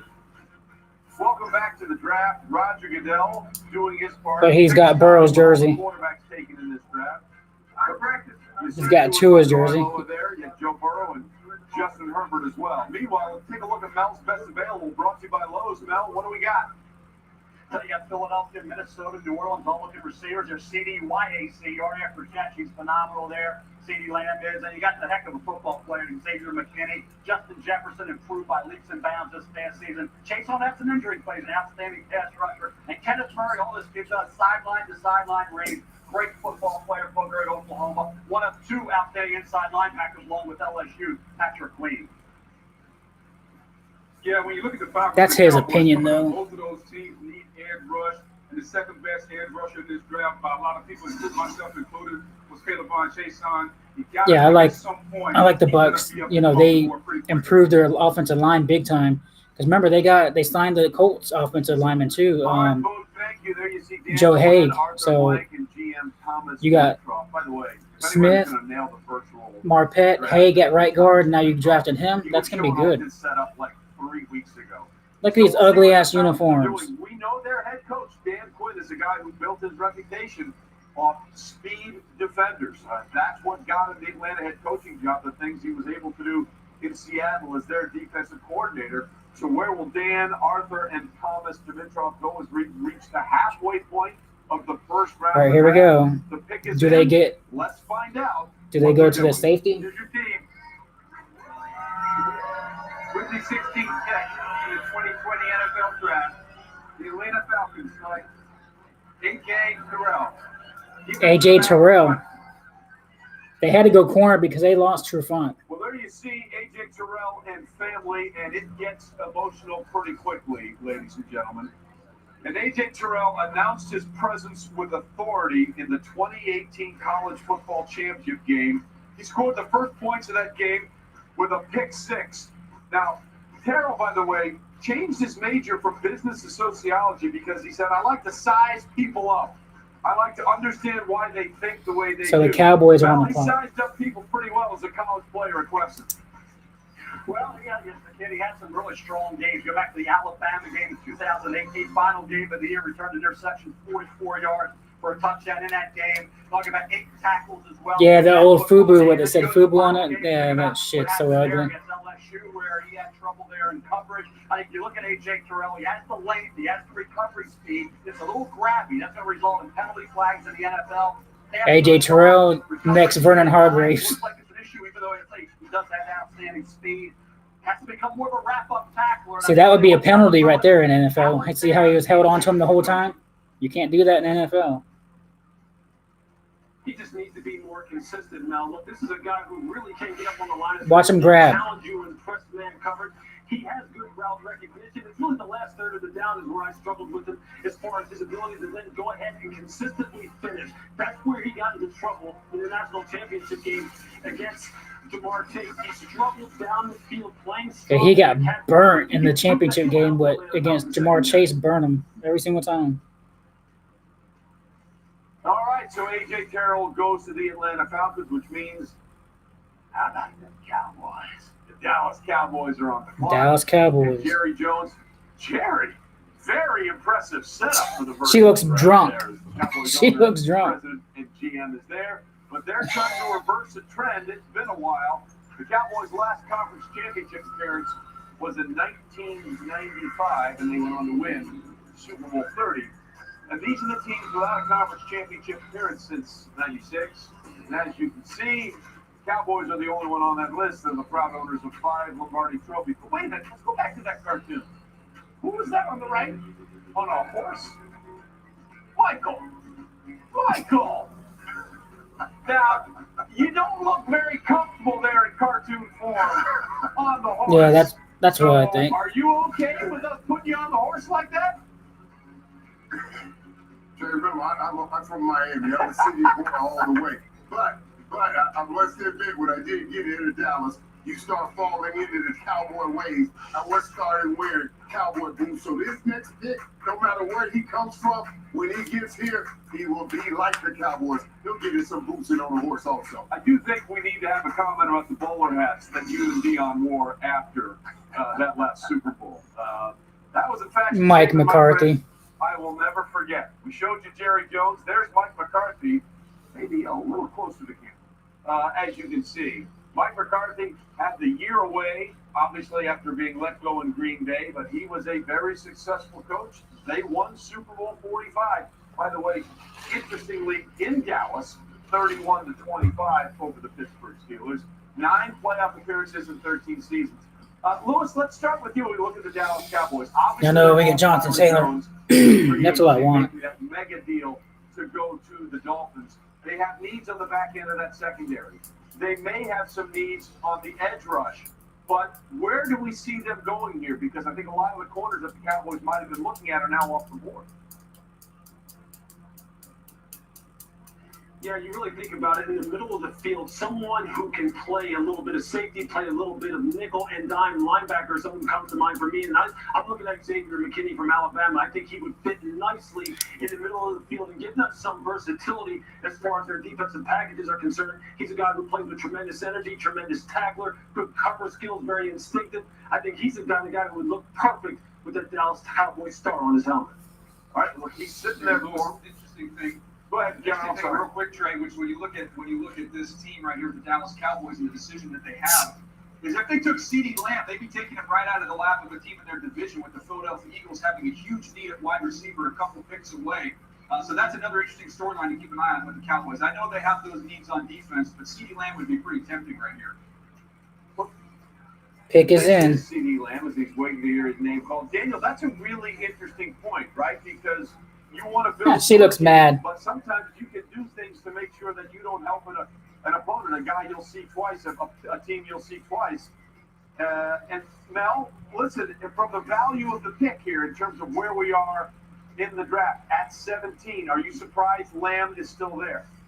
A little bit. I think you look at a guy like C.D. Lamb. Inside, he was 50% of his production. Outside, 50%. DJ mentioned Dallas. I had Lamb going there in a mock earlier, one of the earlier mocks, because of that third receiver being an issue. You got Amari Cooper, Michael Gallup, that third guy, whether it's Lamb, Justin Jefferson would make sense. Obviously, I go with Lewis with Xavier McKinney. Love him as a football player. Antoine Winfield Jr. is obviously a kid, playmaker at Minnesota. And they need maybe a center at some point when they look at Cesar Ruiz from Michigan, who played guard, then was an anchor of that Michigan line the last 2 years. But I think that third receiver, if you want to do that, it's tempting here with Lamb or Jefferson. Man.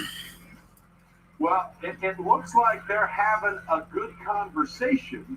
Smiles on the faces right now between Mike McCarthy, the head coach, and Jerry Jones, the owner, president, GM, and master of time, space. That'd be messed up. They screwed the Eagles because the Eagles would pick C.D. Lamb. There's a lot of ways this team could go, and this is a team that has their franchise quarterback, although not fully signed, has the running back.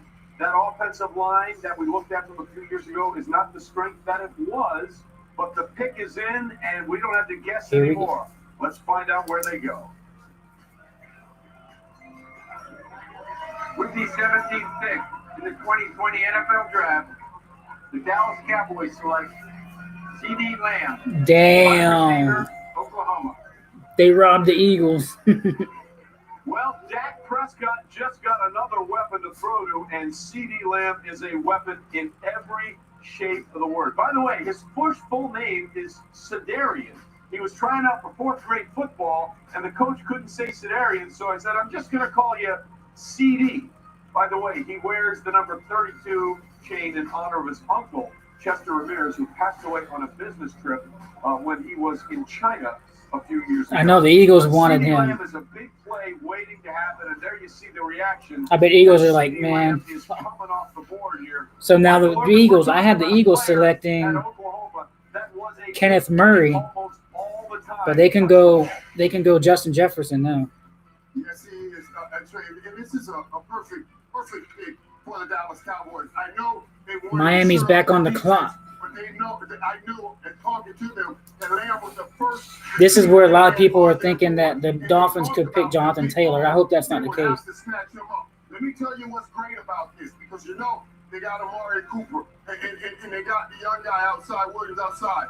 But what this kid does, he can play in that slot position that was vacated by Randall Cobb. He played 70% outside last season, 30% in the slot. But he had productions from both spots, 7 touchdowns outside, 7 TDs from that slot now. So he can play in the slot, and when he has to, he can go outside and make plays also. 4 career catches, Michael, of at least 40 yards. Third, talking about top of the school history in that area. 2 things. So that I would say CDYAC, the yards after the catch, the stiff arm, the yards after the catch, the tough catches in traffic. He can do that. He's a kid who's very explosive. He'll take that big hit, hold on to the football, knows how to find the open area in that defense. Obviously, coming out of Oklahoma, they scheme to get him the football, so route running, what the transition to with the Dallas Cowboys. But as that third receiver with Cooper and Gallup, now you got Dak Prescott, 3 big-time options in the passing game. Well, listen, Michael Irvin's going to love this. C.D. Lamb forced the most missed tackles as a pass catcher among wide receivers last year. Hey, Gamer, your Patriots are coming up. Is off the board. He ranks first at OU with 24 career receptions of at least 40 yards and 6 career games of at least 160 receiving yards. Jerry getting congratulations all around. Michael is happy too. Stay with us.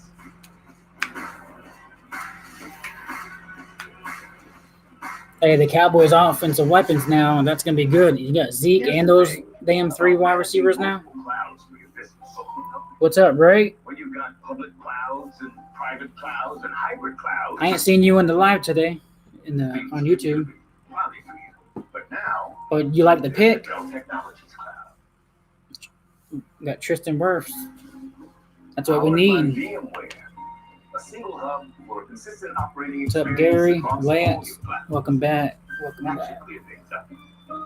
Cowboys just fucking did the they did the Eagles wrong. They're like, we're not going to pass on him and let the Eagles get him. Mask makers, the heroes on the front line and not line, to the ones keeping shelves full and keeping us hopeful, to those who don't stop and those making all the stops, to the ones Well, we who moved pick back, so we got to pick also. and never let us down.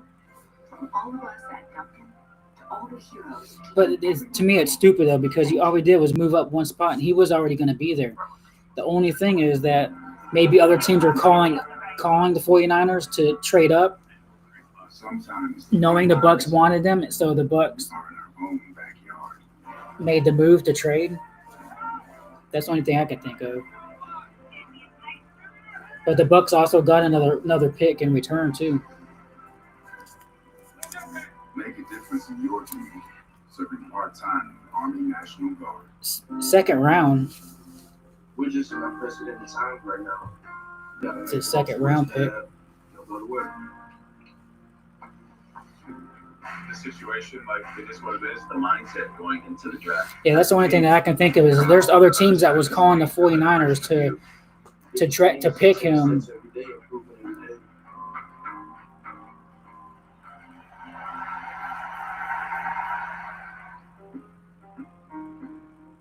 Yeah, that's the only thing that I can think of is that.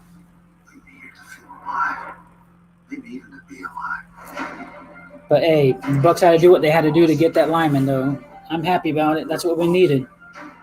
So this is the projected offensive lineman, the starting offensive line now. We got Wirfs, which was rated the number 1 offensive tackle in the draft, although he didn't go first or second.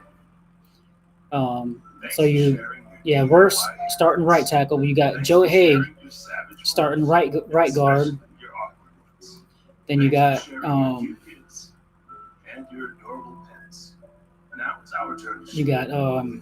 Smith left tackle, and you got Ali Marpet, and you got Ryan Jensen the center. So that's going to be a decent line.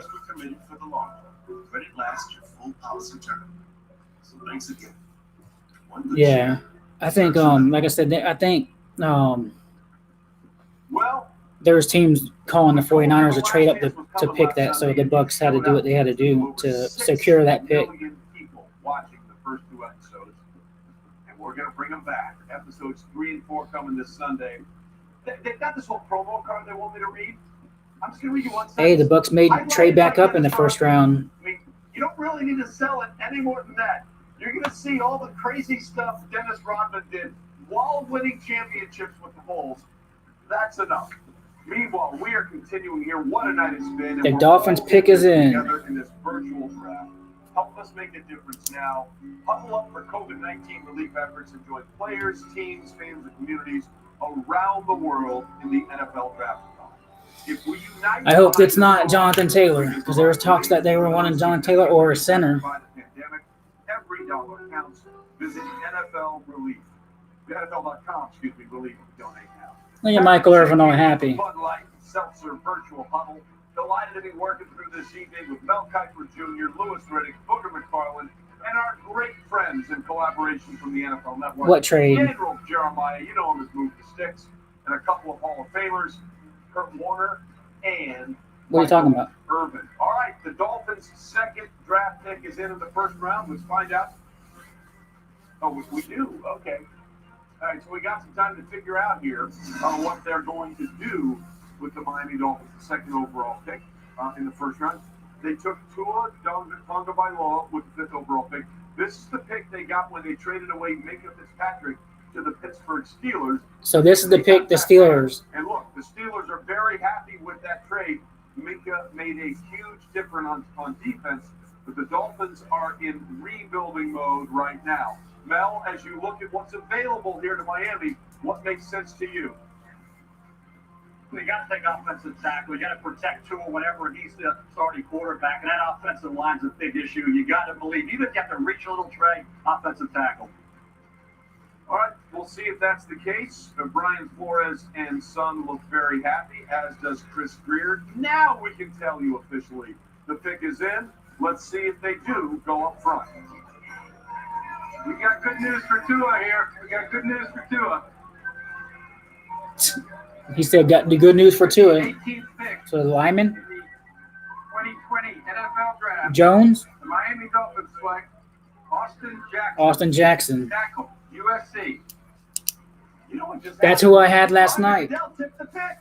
He simply got good news for Tua. You knew it had to be. That's who I had in my mock draft last night for this pick was Miami Austin Jackson. All Pac-12 out of USC as a junior last year. Ran the 40 at 5.07 of the combine at 6'5", 322 pounds. Hey, so far I'm hitting on a lot of my picks so far. Grandfather Melvin was an offensive lineman at USC's national championship team in '74 and played 60. Not in the first round unless they trade up. As his family, Jackson donated bone marrow to his sister last summer. Autumn Jackson has a rare disease called diamond black fan anemia. Yeah, that's the only thing if they trade up. Bone marrow from producing red blood cells. As a sibling, Austin Jackson was the best match, but it was only about a 25%. Yeah, I don't know, Ramel. I don't know what. There are 12 markers they use to designate whether or not someone's a good match. Unless teams were offering a 5th round pick and they're like, nah, the Bucks offered a 4th round. So an easy thing that they do. The extraction is done using because it's only one spot. with a handle at the top that they twist into the bone. Yeah, it was only one spot for the Bucks. It could have been other teams that's trying to move up a lot. You know. Sister's doing well, and now the Dolphins hope Austin does well with the Miami. And the 49ers could have won, but hey, you're moving 10 picks up or whatever. We never know, but hey, we got a good line now. It's improved. Still yet to be played though. See how it goes. We need a running back now. Next one is run back. What are they getting? Well, I'll tell you what, they're getting a true left tackle with outstanding foot quickness and athleticism. And Trey did a great job telling the story about donating the bone marrow for his sister. So the Raiders are back on the clock. I thought he struggled a little bit early on in the year, and then he got more comfortable as the year progressed. He's only 20 years old. I don't know that he's able to step on the field right now and be an impact tackle. But Lewis, the upside with this kid is off the charts because of his ability to bend his knees and move. He's an outstanding athlete. He's unmatched in Yeah, this draft. if we trade one of the tight ends, I don't know. Say at least he's on par with all the other top tackles in the draft. Tremendous set quickness, long arms, good punch, tremendous recoverability. In the run game, he can play in a power scheme, he can play in a zone scheme, he can climb to the second level. He just needs to stay more consistent when he goes up against technically proficient pass rushers. Because he had trouble with A.J. Epinesa, had a little bit of trouble with Bradley and Nye. But this is a guy who's his best football all ahead of him without a doubt. So there you see it, Tua Tagovailoa under center, Austin Jackson protecting that man under center, the offensive tackle out of USC. We continue to work our way through the draft. We are up to pick number 19, and there you see Austin Jackson and family celebrating. And as we just told you, it is absolutely something that is very important to Austin Jackson. All right, the Raiders pick is Austin in. Jackson there went through that procedure. Is now with Brian Flores. Thumbs up all the way around. As we agree, 2 really good picks for the Miami Dolphins and Tua Tagovailoa. I don't know if the Jaguars go running back. Meanwhile, we're up to pick 19. Jaguars went defense. Second of the 2 first-round picks. The only way if they go running back is if they trade Fournette. They had 3 first-round picks last I just year. hope. One of them was a home run, Josh Jacobs. Jonathan Abrams was hurt, never really saw it. And Cleveland Ferrell didn't really translate what they thought they'd get with the 4th overall pick. Meanwhile, what will they do with their This might be Clavin Chasen right here. The pick is in. Let's go to the commissioner and find out what the Las Vegas Raiders are doing. No, only if they trade with the 49ers, they will get the 31 pick. As the Las Vegas Raiders welcome their second selection, make a special announcement. As you may know, we are scheduled to host the draft in in Vegas this year. And we thank so many for the effort they put forth to prepare that possibility. And we think you deserve another shot. So we're happy here to announce that tonight, the Las Vegas Raiders will host the 2020 NFL Draft. Congratulations to Mark Davis, the Raiders organization, and Raiders. I think he meant the 2021 draft. There in Las Vegas, and congratulations.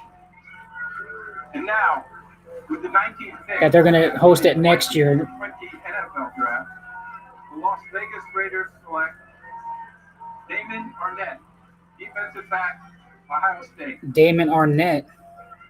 All right, first of all, congratulations to Las Vegas getting the mulligan. We'll be there in a couple of years as we will do the draft from there.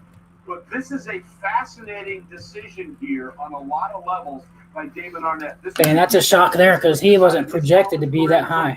A year ago at cornerback and didn't even show up for some post. No, the 49ers have 31st pick. Only way if the Bucks trade with them again. Chris Carter, the Ohio State Buckeye wide receiver and Hall of Famer, that said, No, "You need to come back." they traded, the Bucks gave up a 4th-round pick to the 49ers And no, we thought we'd see a 2nd or 3rd round grade on Damon Arnett. How to move up that one spot. And the 49ers swapped the 1st-round pick, and they gave the Bucks a 7th-round pick in return. Build a consensus on who that third corner was. After Jeff Okudah, Ohio State, and C.J. Henderson, Florida, DJ, you just couldn't find that guy. Who that third corner was. A.J. Terrell's already been taken by Atlanta, maybe a little higher than we thought. And here, Damon Arnett, I'll tell you, he played through that injury. He tackled well. And when you're opposite Jeff Okudah, you're going to have action, and he held up very well. So I think the corners are reaching a little bit, DJ, because they're forcing these needs. Because, like I say, that third corner was very much up in the air. Yeah, and for me, Mel, he was my So that was a reach for the Raiders on that one. That third corner in all different orders. You know, one thing I'll say about Arnett, while I was surprised that he went Antoine this high, Ingram. he's very competitive, and that fits with Antoine, what what's they've tried to up? do with building this team over the last couple of years. A very physical, very competitive kid who can really find and play the Oh yeah, football, Antoine, we which need a you gotta corner. have in You that come play position, for him. Lewis. Look, this kid is Hey, don't you like the Cowboys? the ball. I just thought it was a little bit earlier than I expected. Cowboys got a good wide receiver core now. People expect it, but when you watch the film and you watch Jeffrey Okudah and then you watch Damon Arnett, look, I can tell you this: he actually played. If I would try to trade back up to get Jonathan Taylor. Especially when you're talking about playing press coverage, he's very good at staying patient at the line, very physical with his hands. To me, that's the best running back in the draft right now. Not allowing wide receivers to create separation with their body, and he is a guy who's a finisher. I think it's a little bit higher than maybe some people expect. So Jacksonville's on the clock again. His game, he really is a good cover corner who really develop into a very good The pick is in. Well, listen, he was a guy that listened to the people that were telling him, you need to come back and you will improve your draft status. And that's exactly what he did.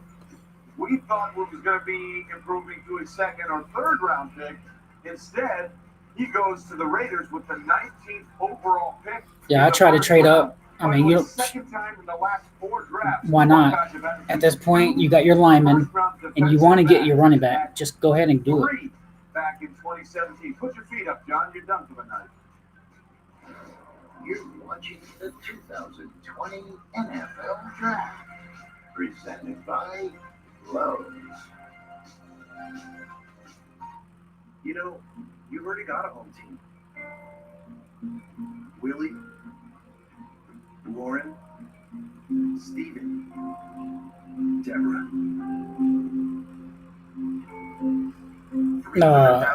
I wouldn't do all that. It wouldn't take if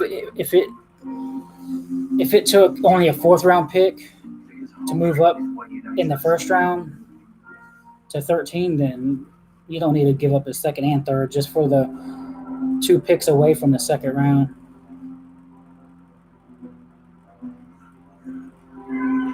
They have the Rob Gronkowski jerseys for sale now.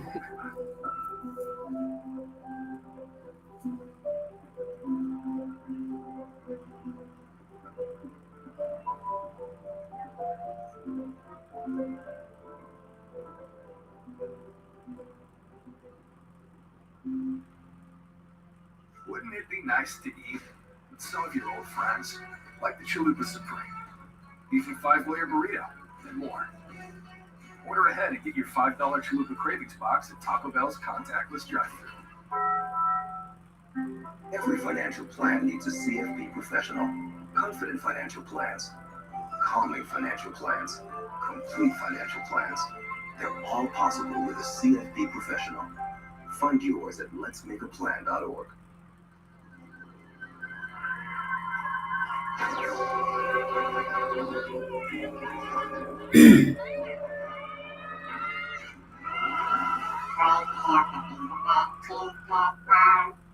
Introducing a new podcast, ESPN Daily, hosted by me, Nina Cummins.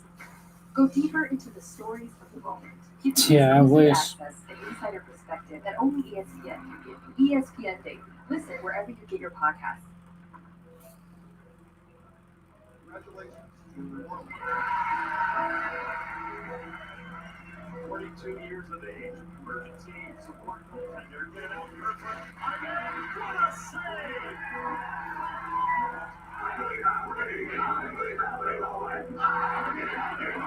I'd like to take this chance to apologize to absolutely nobody.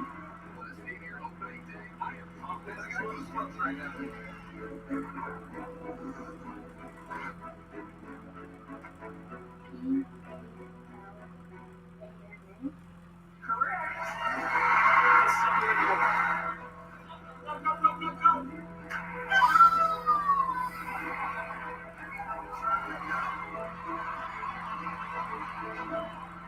Yeah. Trying to see if there's anything else. I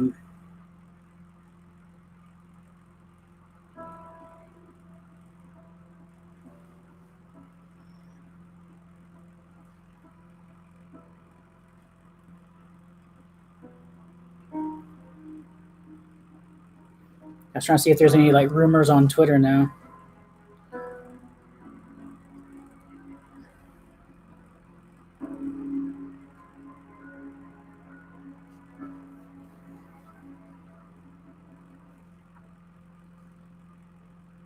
So glad to be a part of the draft-a-thon and everybody doing what they can to help us get through the pandemic that has swept across this country. And why we're doing this draft virtually for the first time. We're glad to be sharing a communal sport experience with all of you as we continue to weave our way through the first round of the 2020 NFL draft. That was supposed to be in Vegas, but you heard Commissioner Goodell say just a few moments ago, they're getting the mulligan. We're going back in a couple of years after we go to Cleveland next year. Let's take a look at Mel's Best Available, brought to you by Lowe's. Mel, enlighten us. Hey, good football players still on the board. Xavier McKinney, a leader back there. Justin Jefferson had a phenomenal season at LSU. Eliminated the drops, became much more consistent. K'Lavon Chaisson is a guy who has pass rush ability, but has All right, some injury so we're getting concerns with him. tomorrow's draft is the same time at 8:00. So now we're getting ready for the He's still on the board for that reason. last 12 picks of the draft. Quarterback, still a lot of people thought was Here comes the Jaguars. But where's Jacksonville going? With the 20th pick in the 2020 NFL Draft, the Jacksonville Jaguars select K'Lavon Chaisson. K'Lavon Chaisson. LSU. Well, there you see K'Lavon Chaisson and company getting set to know that they are moving down to Jacksonville. K'Lavon Chaisson is a tour de force. He played his best at the end of the season. Over the last 4 games, including the SEC Championship and the playoffs, 5 sacks. Yeah, because they're trading that one defense, that pass rusher they have, so they're trading him. The thing about K'Lavon Chaisson you need to know is he's prepared to do anything. He said, when you hire somebody, do you want to hire someone who speaks 1 language, or do you want to hire somebody who speaks 3? I speak 3.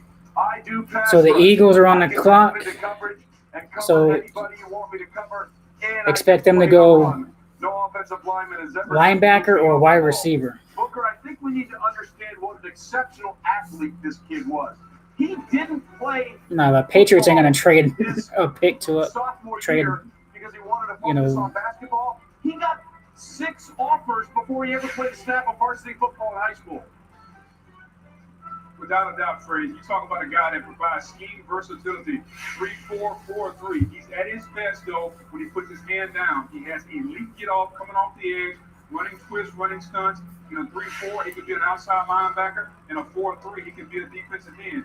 An outside linebacker in 3-4, they have to drop in coverage. Dave Aranda, who's now the head coach at Baylor, dropped him off in coverage also. K'Lavon Chaisson was the second best pass rusher in his class. K'Lavon Chaisson. Right here at this point, getting such a dynamic player that has scheme versatility. No, the Patriots ain't trading us their pick.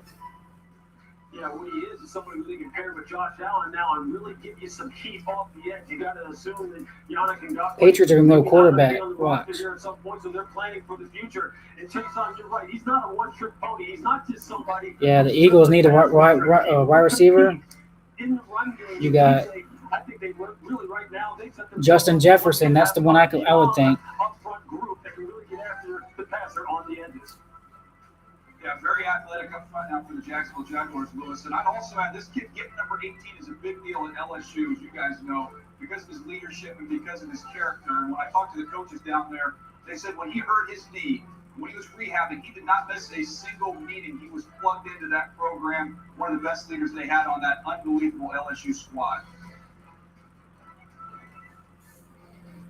All right, The guys, pick thanks is in very for the much. Eagles. Jason, again, went to work out at a summer camp for LSU to watch a friend, and they said, you should get on the field. He borrowed cleats and got an offer from LSU.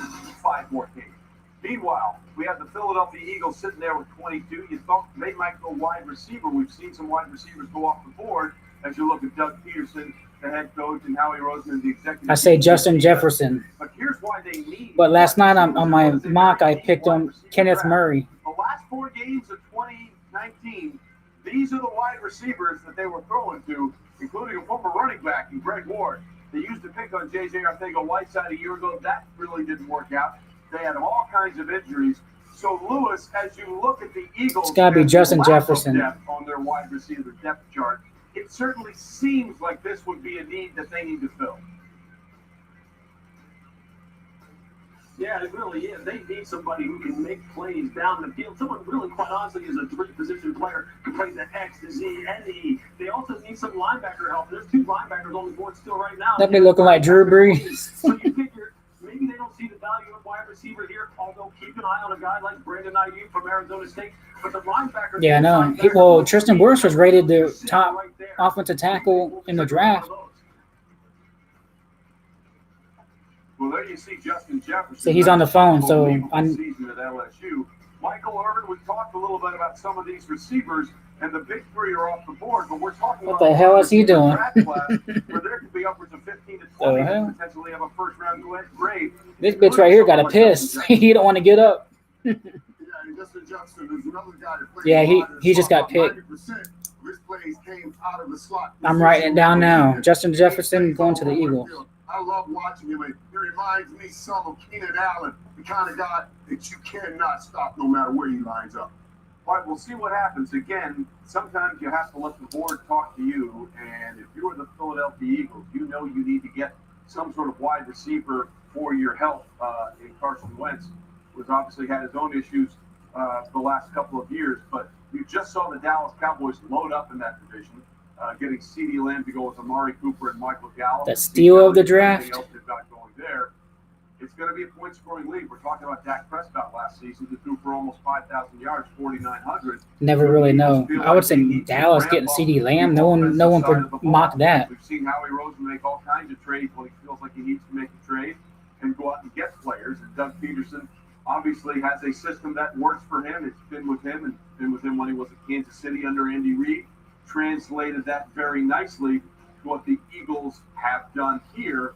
And again, we've only had those top 3 wide receivers come off the board. There are the T. Higgins of the world. You heard Lewis mention Brandon Ayuk as well.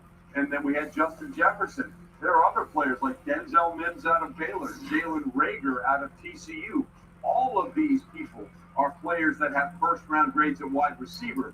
But we're hearing the pick is in. Let's see if they do indeed go wide out. All right, here we go. I say Justin Jefferson. Before we announce the Eagles selection, I want to personally thank our fans for your contributions to the NFL Draft-a-thon. If you're able to give, we encourage you to go to NFL.com/relief to contribute to those most in need. And we thank you again for your support. With the 21st pick in the 2020 NFL Draft, the Philadelphia Eagles select Jalen Reagor. Oh, I was wrong. TCU. Well, this is a player and a name, guys, who has been rising up a lot of draft boards since the end of the season. And if you're thinking, Reagor, that name sounds familiar, you are 100% correct. His father, Monte Rager, was a defensive end who played 9 years in the NFL, including he was a member of the Indianapolis Colts when they won Super Bowl 41 in Miami 29-17 over the Chicago Bears. But Rager, 5'10", almost 5'11", 206 pounds, and there you see Monte Rager. Damn. And he was the guy whose job it was to get to the quarterback. And he put together a little pro day workout that he sent around to videos. And Michael Irvin, a lot of people were very impressed with Jalen Rager. The only one I would say would trade was the 49ers. Small guy, but can go when he gets that football in his hands. He only ran a 4.47 at the combine, but he's faster than that clock shows. He has a 42-inch vertical, and we don't know what's happening. I don't see anyone else trading back. He needed speed, and they went and got speed. Rager is a great pick. You got the Vikings, then the Patriots. Gamer, here comes your new quarterback coming up. 0.8-yard average, a punt return. He fumbled the punt against Kansas. He scooped it up and went 80 yards for a touchdown. Tracks the deep ball exceptionally well. And when those underneath throws, he can take it the distance with his speed. He's a heck of a competitor, very explosive. And I think that attitude, that approach that he brings, you got to like. And I think the versatility as well, he's a 6-time punt returner, added to his value. Well, he left a lasting impression on someone. He had an incredible 65-yard touchdown on the jailbreak screen against Baylor. Matt Rule says, I still have nightmares about Jalen Rager. And Howie Roseman is hoping that Jalen Rager will provide nightmares for all the teams that have to play the Eagles in the NFC East.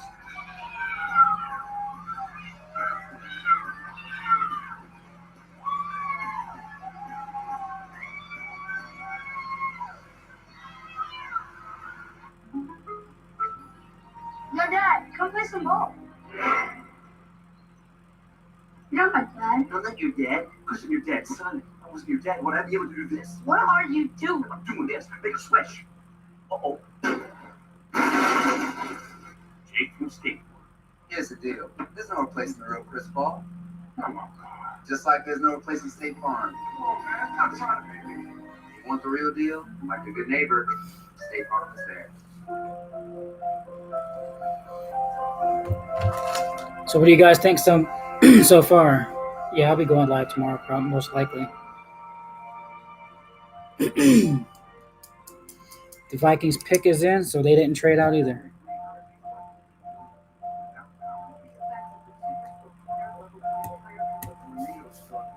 We've always tried to be there when you and your home have needed us most. Working together to keep your home working. It's just what we do. What we've always done. What we'll continue to do. Because home is what unites us. We live in uncertain times. The Patriots are going to be on the clock. Gamer. Men and women of the United States Postal Service. We're here to deliver cards and packages for loved ones, and also deliver the peace of mind of knowing that essentials like prescriptions Day 2. are on their way.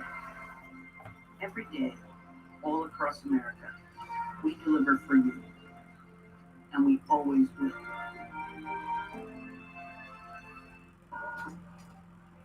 I still think that what's his name? Jones, offensive lineman Jones is still good. Pert, offensive tackle Pert. Now he's huge. He's tall.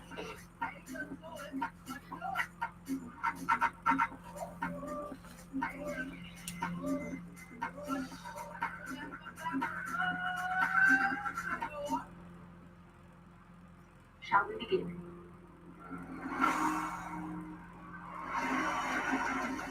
Man, look at this world. Don't give up. Don't ever give up. Keep listening. I smell chips when we're watching. Oh shit! Hold on. Taste it and enjoy. Hello, sir. Yeah, not cool. You know what's not uncool? The Patriots, a gamer. The Patriots are trading. Yeah, I prefer ultra smooth. They handle sweat without all that jazz. Yeah, Cravens is still on the board. The Patriots traded with the Chargers. Gamer. The Patriots just traded with the Chargers. So the Chargers are on the clock now instead of the Patriots. Who the hell is the Chargers going to pick? All of the hardworking healthcare workers taking care of. I hope the Chargers don't pick a damn running back. And thank you. I hope they don't get damn Jonathan Taylor. Yep, right here on Don't forget, you Ian can Rappert visit reported NFLshop.com tonight for official that the Vikings pick gear, is in. hats, jerseys, The Patriots and are more. trading with the Chargers are on the clock. Complimentary access to NFL Game Pass. We continue and watch more. Sign up for complimentary access on NFL Game Pass. Time now for our Pizza Hut draft moment. Let's go back to the wild card game between the Vikings and the Saints as Minnesota did it again to New Orleans. Just 3 straight years, the Saints have had heartbreaking losses on the final play of the game. As they got off early to a good start. Drew Brees and company rallied back. Taysom Hill on the reception there. But then Minnesota and company went to overtime. After that kick, and then Kyle Rudolph, after Adam Thielen got him down there, comes up with the touchdown, 26-20. That's a 3rd straight playoff game the Saints had lost with the final score. The winning points coming on the final play of the game. That was our Pizza Hut draft moment. So Kurt Warner, we look at Minnesota. This is the pick Minnesota got when they made Buffalo made the trade to take Stephon Diggs and take him to Buffalo. Where do we think Minnesota needs to go with the first 2 picks they got? Well, it's great you're talking to a quarterback. Get me more weapons around Kirk Cousins. And this was a team Vikings that picked- in rushing the football last year. We know we just saw they won Damn. the playoff game, but they're only 23rd ranked in the National Football League at throwing the football. You lose one of your biggest weapons in Stephon Diggs. You wonder if they take a page out of San Francisco's playbook. They traded away to Forrest Buckner. They draft a younger version, a cheaper version of that. Will Minnesota do the same after getting this pick from Buffalo for Stephon Diggs? I got to say, I really enjoyed looking inside the head coach's houses. Mike Zimmer with the big fireplace and the fire roaring. Very Minnesota touch. The pick is in, and Roger Goodell is going full skull with the Vikings fans. Go. Come on, let's go, Viking fans. All right, here we go. With the 22nd pick in the 2020 draft, the Minnesota Vikings select Justin Jefferson. Justin Jefferson. Wide receiver, They lost LSU. Stephon Diggs. Well, here's where you're about to find out that sometimes drafting is kind of like high school recruiting. It's not an exact science. Justin, we apologize. ESPN gave you no stars coming out of high school, and you were listed as the number 308 receiver in the nation in the class of 2017. You didn't even crack the top 50 in the state of Louisiana. Safe to say, you made up for it. Your season was incredible. A school record 111 catches, and if it hadn't been for teammate Jamar Chase's 20 touchdown grabs, you would have had the most. Damn, so the Chargers gave up a 2nd round 18. Of course, he's not and a the 3rd first round pick to move up who played football at LSU. with Jordan New Cole's England. brother was a quarterback there, and Ricky, another older brother. So the New was England don't LSU have a pick in the defensive 1st round now unless they use those picks to move back up. Michael Justin Jefferson was a late bloomer and came into this process a Chargers. little later than some, and he has So Chargers are certainly going made after the someone they really want to most give up a 2nd and 3rd round pick. at LSU. Yes, and listen, I love this pick as a football player. Now, I'm really anxious to see how Minnesota Romel. work this out because you know Who you talking about, Thielen Cam works the Akers? slot a lot in Minnesota. Justin Jefferson was 99% out of the slot at LSU. So seeing how they mesh this together is going to be very interesting. But this kid can flat out play football. He made great plays deep, made plays over top of people, and when he does get the ball in his hands, he can take short passes and make long plays out of them. Justin Jefferson going to Minnesota. Chargers gave up a lot for this pick, so let's see what it is. Yeah, look, you look at this player on tape, he reminds me so much of Keenan Allen and what he did in the slot, Mike. ability to separate, he catches everything. He's always where Rushing he's supposed to be. for the He's first a pro. time. And when I talked to the folks down at LSU, they said, look, his brother, who played at LSU, was roommates with Patrick Peterson. This kid was running routes against Patrick Peterson when he was 18. He's not going to be intimidated when he steps into an NFL locker room. And now, I have buddy in the league that said this was Derek Kubiak's favorite receiver in the draft. He's going to catch 1 million balls in Minnesota. That's a good pick for the Vikings. They need that. The big game, Georgia, Oklahoma, Clemson, late in the year, he had 30 receptions in those 3 football games. Then he ran 4.43 at the combine when a lot of people thought he went 4.55. Joe Brady really Romo, you think Cam Akers is a good receiving back? eliminated those drops, and Justin Jefferson became like Joe Burrow, a completely different player in 2019. Yeah, I know. As he was in 2018. That allowed them to move up. So the Bucks gave up both their 4th-round picks for Gronkowski and the lineman. Jefferson, again, a replacement for what they lost when they got this pick. So- Stephon Diggs. That Yeah. was part of a trade. He was before the ranked Adam Schefter. the number 1 tackle in the draft. But wait a minute, we've got a trade, don't we? Well, Trey, yes, the New England Patriots have traded out of the first round, trading that pick, number 23, to the Los Angeles Chargers for 2nd and 3rd round picks. There's the trade.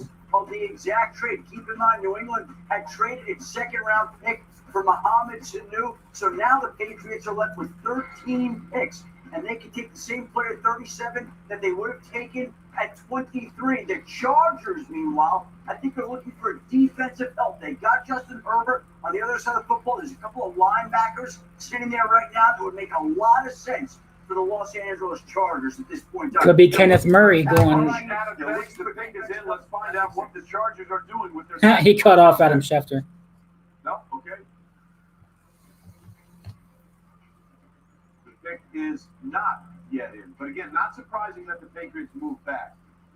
Not surprising that the Patriots moved back at all. This is what Bill Belichick has done, as we're trying to see what Anthony Lynn, the head coach, and Tom Telesco, the general manager of the LA Chargers, are going to do. Listen, the Patriots are going to take a quarterback at some point in this draft process, but it wasn't going to be in the first round, and what they're doing is gearing up the picks potentially to move and shake around a quarterback in the 3rd or 4th round. That's But it. The Chargers got their quarterback. We got Donovan Smith.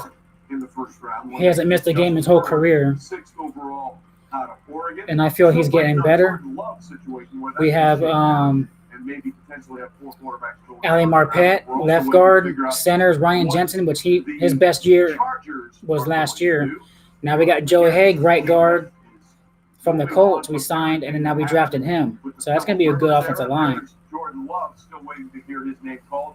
Now let's find out what the Chargers are going to do. All right, here we go. Chargers. The New England Patriots have traded the 23rd pick to the Los Angeles Chargers.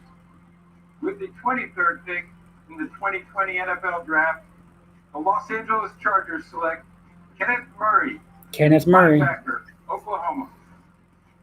So they gave up 2nd and a 3rd round pick for that guy. Well, the Chargers have their Murray, as in Kenneth Murray, the linebacker from Oklahoma.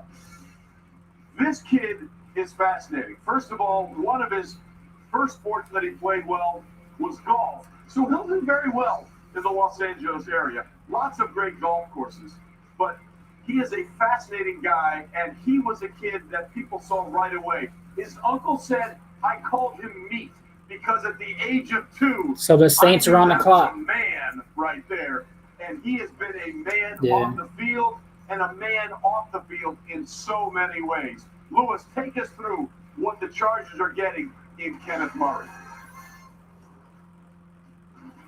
They're getting a 3-down linebacker, Trey, who absolutely can just wreak havoc from sideline to sideline. I thought his key in diagnosis, his eyes were where they needed to be at all times. He's a guy who inserted downhill with tremendous physicality on a consistent basis. He's a guy who played with a ton of energy. He's one of those guys who really does neutralize the second level of the field for the defense and can match up with running backs or tight ends. I love this pick for the Chargers. They needed an upgrade of speed and playmaking ability at the second level, and they got it with Kenneth Murray for sure, Booger. Without a doubt, and when you understand what defensive coordinator Gus Bradley wants Yeah, I had the to do, Saints picking Jalen Reagor, but he went to the Eagles. So I don't know who else is out there for as wide receiver goes. drop back, that was projected to be first round. He looked up the tight end.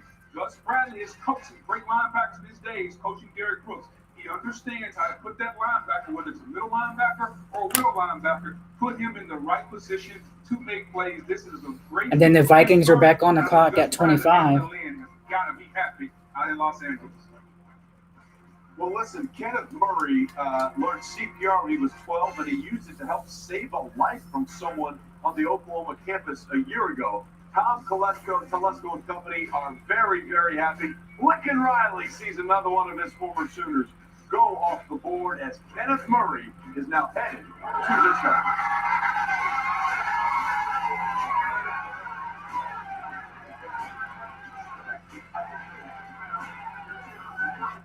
Here's the thing about managing multiple Then, clouds. all right, guys, I'll be right back. When you've got public clouds and private clouds and hybrid clouds, things can get a bit cloudy for you. But now, there's the Dell Technologies Cloud. Powered by VMware, a single hub for a consistent operating experience across all your platforms. That should clear things up. Right now, get free delivery at Chipotle. With a delivery kitchen in almost every restaurant, real food comes straight to your door.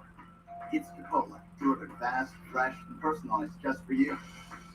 Order in the app for free delivery. At Sprint, our priority is keeping our customers, employees, and communities safe. During these uncertain times, we want you to get the great service you expect without leaving the safety of your home. Sprint.com makes shopping easier by offering free next-day shipping and no activation fees on our best new phone deals, like the amazing iPhone 11 for just $15 a month when you switch. For now, Sprint.com is the best way to learn about our plans, buy new phones, and get the services you need. Stay healthy and go to Sprint.com today. This is my home. I made a promise to protect it. Me and this family. Can't break it. This is survival. It's called economic evolution. It's kill or be killed. You are sealing yourself into the Alamo. This valley's mine. Let me get it. I plan to. Yellowstone's new season premieres Father's Day, Sunday, June 21st, Paramount Network. Since 1926, Nationwide has been on your side. Working there in person during trying times. Today, being on your side means staying home. Nationwide Office of Customer Advocacy. But we can still support you and the heroes who are with you. We're getting refunds on auto insurance premiums. Assisting customers with financial hardships. And our foundation is contributing millions of dollars to charities helping with COVID-19 relief. Keeping our promise to be on your side.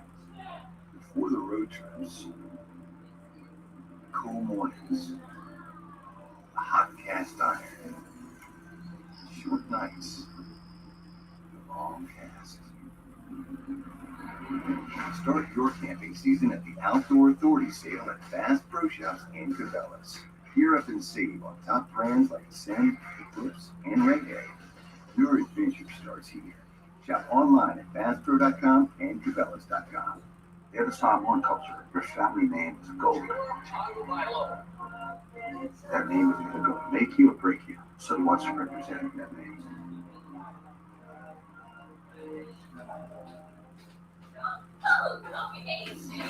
Hi, I'm Sean Payton, head coach of the New Orleans Saints. As many of you know, I was diagnosed with COVID-19 a month and a half ago. All right, I'm back. Sorry. Had to go get me some chips. Many people across our country and across the world have not been fortunate. My thoughts and prayers about all of those Had to give me some. to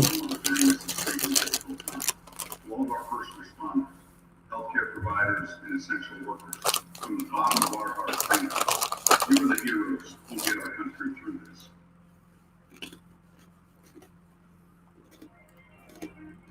Sean Payton knows firsthand what COVID-19 can do, and here he was donating plasma on Monday to help COVID-19 patients. As you know, Payton was the first person within the NFL family who died. People who've recovered from COVID-19 have begun donating their plasma because their antibodies may help other patients fight off the disease.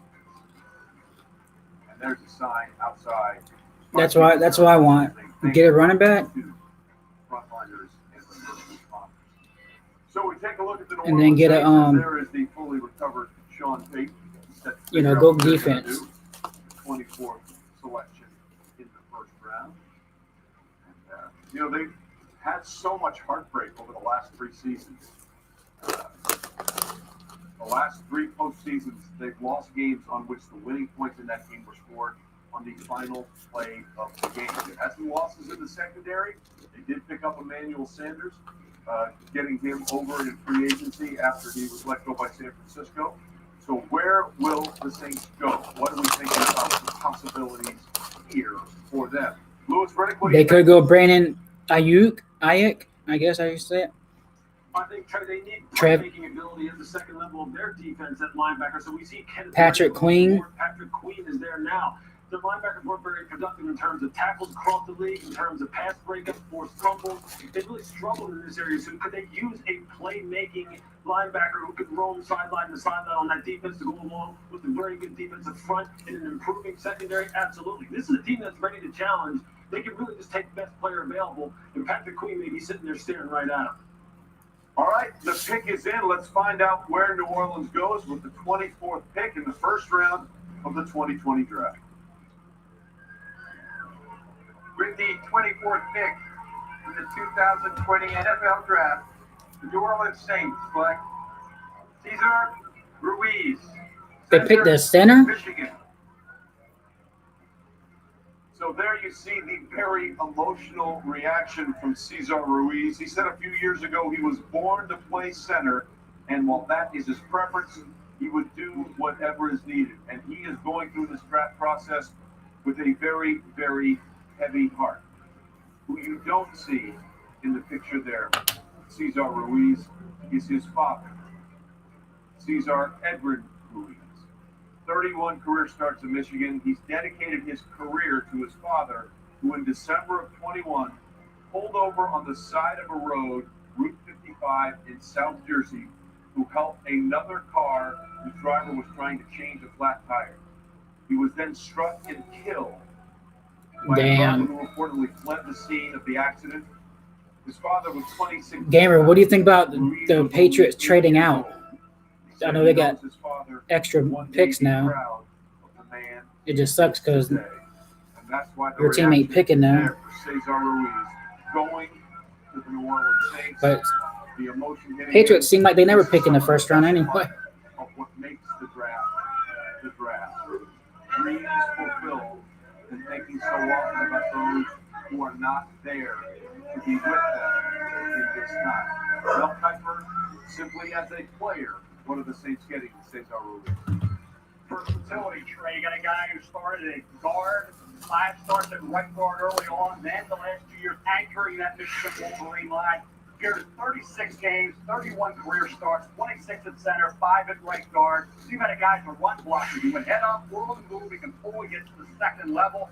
Pass protection, good technique. Feet, face, he can mirror, he can re-anchor. Talking about versatility, I think that's the key here is the ability to fill a hole. Jeremy, I love it. Tristan Wirfs, he was rated the #1 offensive tackle, and he fell to us. So our starting offensive line is it's gonna be good, I think. We got Donovan Smith, Ali Marpet, Ryan Jensen center, right guard, Joe Haig, and then now you got Tristan Wirfs, right tackle. I think our running game is going to be a lot better too, because he's a beast. He's strong, and he's got strong ass legs. He can push a guy. You seen him jumping out of the pool? Louis, the Saints will just continue to reinvest in the middle of that offensive line and serve them well. Yeah, remember back in their heyday, as far as offensive lines were concerned, when they had Jari Evans and Carl Nix at the offensive guard positions. Why? Just that you alluded to, DJ, to make sure that the pocket stayed secure. This just fortifies the interior of their offensive line. If Cesar has the ability to play 2 positions, he can move over and slide over to guard. Oh shit, the Vikings. The Vikings just traded with the 49ers moved up. Player available for them, and you gotta give them credit for the pick here. Yeah, Louis, just so you know, I love what Ruiz had to say about his confidence. If you look at the film and look how I dominate people, I am very confident that I am a first-round pick, and ladies and gentlemen, that is the pick. And by the way, we have another trade in the first round here. We had The Vikings just traded. The Vikings just traded to the 49ers. San Francisco has So the traded 49ers is on the back line. in. So Minnesota, who had 2 first-round picks because of the trade they made when they sent Stephon Diggs to the Buffalo Bills, they're down to 1. San Francisco has traded back into the first round. Remember, they were 13 and 31. They still have 31, right? Do they still have 31? They still have 31. They just moved up. So the 49ers gave up the 31st pick. Let's go to Adam Schefter. Adam, what more can you tell us? They traded the Bucks 4th-round pick, their 31st pick, and another 3rd-round pick. Yeah, that's right. Here's the trade, basically. Moments ago, the San Francisco 49ers traded picks 31, 117, and 176 to Minnesota for the 25th overall pick. And what the 49ers are doing was, in this deep wide receiver class, they need to strengthen that position. They lost Emmanuel Sanders in free agency. Their only 2 healthy wide So this could be receivers right Brandon now are Ayuk. Deebo Samuel and Kendrick Bourne. Jalen Hurd is coming back off injury, last year's rookie. He could wind up playing tight end. They need wide receiver help. There's a lot of wide receivers out there, and the 49ers just have made the move right now to trade all those picks up to Minnesota's spot to take a wide receiver here, I believe. All right, Adam, thanks very much. We The wide appreciate that. receiver. So there you see Kyle Shanahan and company in a very cozy context. Damn, so I thought the Bucks would pick with the 49ers in 31. Now they moved it. So they move up So they traded 5 it. slots here to 25, or 6 slots rather, to take the 25th overall pick here as John Lynch. So I wonder who the hell they picked. It does seem like wide receiver would be the play here, right, Daniel Jeremiah? Yeah, that Brandon makes a lot of sense to Ayuk? me. My highest rated receiver that's left is Brandon Ayuk from Arizona State, who I think is outstanding. Another one that is Yeah, they outstanding. need to move up to get They're it working out with to get their running back, TJ man. told me he reminded him a lot of Chad Johnson, who he played with there in Cincinnati. So that's high praise for Brandon Ayuk. I think he'd be a great fit in that offense. All right, Daniel, thanks. So the pick is in. San Francisco has moved up from 31 to 25. Let's see where they're going with another first-round pick. The Minnesota Vikings have traded the 25th pick to the San Francisco 49ers. With the 25th pick in the 2020 NFL Draft, the San Francisco 49ers select Brandon Ayuk, wide receiver, Arizona State. All right, Daniel Jeremiah, nicely done. Brandon Ayuk is indeed the selection. So that's the 2nd straight year. Forks up, Herm Edwards, that an Arizona State Sun Devil wide receiver has gone in the first round. N'Keal Harry went there a year ago when he went into I believe, the last pick to the New England Patriots. He's from Reno, Nevada. He transferred from Sierra College. But what's really That's what 49ers need. They needed a running back. Ayuk is the fact that he's basically just about 6 feet tall, but his Yeah, I don't know. wingspan is 81 inches. Let's put that in comparison, Michael Irvin. Megatron was 6'5", Calvin Johnson. He had an 82-inch wingspan. This guy is 5 inches shorter, and his wingspan is only 1 inch less. How is that possible? I tell you, it's a blessing from God to have that reach. I call that an area code wide receiver. You put the ball anywhere. That dude has some long-ass arms. Look at him. And he will make that play. And you match him up. You get Kyle Shanahan, that genius of an offensive line, a guy like Brandon Ayuk, who can make plays with the ball, as you're watching right here on the screen. I mean, it's going to be a great combination to put with that young group they have in San Francisco. Yeah, when you think about Brandon Ayuk, just think about this stat right here. His yards after catch per reception was better than even Henry was the third. So the 49ers moved or traded the Bucks pick that they just got from him. They got him the ball on wide receiver screens as well as anybody. The Bucks had the 117th or 117th pick. Double move route runners in the NFL as well. A guy who also can return punch and really break the game open that way. This is a great pick for the San Francisco 49ers and give them that home run hitter that they need. All right, so that's the 6th wide receiver in the first round. Kyle Shanahan seems to be very happy about the fact that Brandon Ayuk is now a member of the San Francisco 49ers. John Lynch, please. Look at John Lynch. We'll see if the Niner fan base will be pleased when they see Ayuk on the field.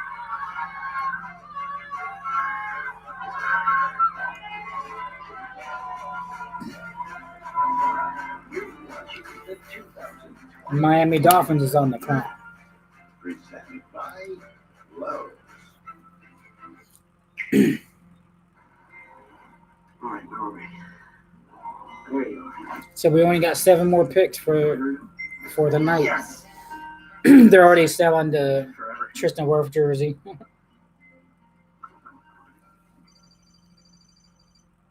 Hey, buddy. One more sleep. Love you, buddy. Out into the open world, that's my way of playing. Nintendo Switch. You never know.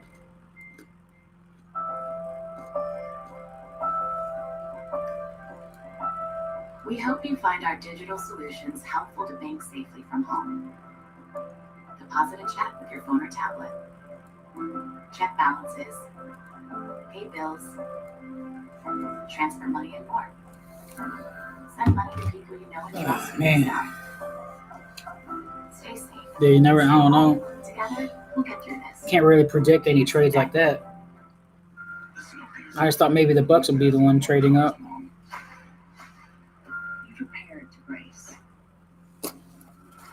Each of us has a personal responsibility to the aging eternal. Hey, Sam. We're on it.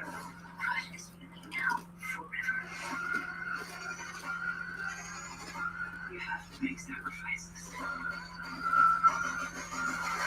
Snowpiercer premieres Sunday, May 17th at 9 on TNT.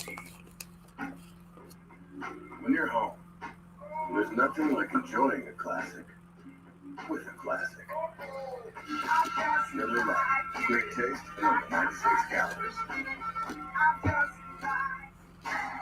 So that boy's all back. So you better drink it. Emotional family is all that matters. You gotta sing it right, man. What's for life by old red today? People used to care. Heck, they come all the way out here just for a blurry photo of me. That's a good one. Yeah, it's like I'm trying to see if Check out my RV and let's go four-wheeling. Maybe there's a little part of me that wanted to be seen. What progressive helps people say when they bundle their home with their outdoor I'm vehicles? trying to see if there was Got other things to do now. how many picks the Bucks have now. My name is Daryl.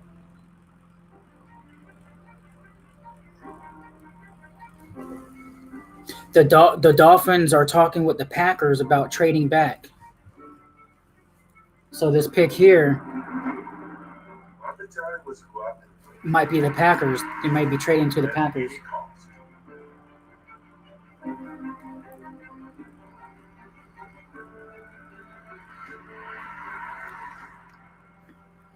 So I know the Packers wants one of the wide receiver also.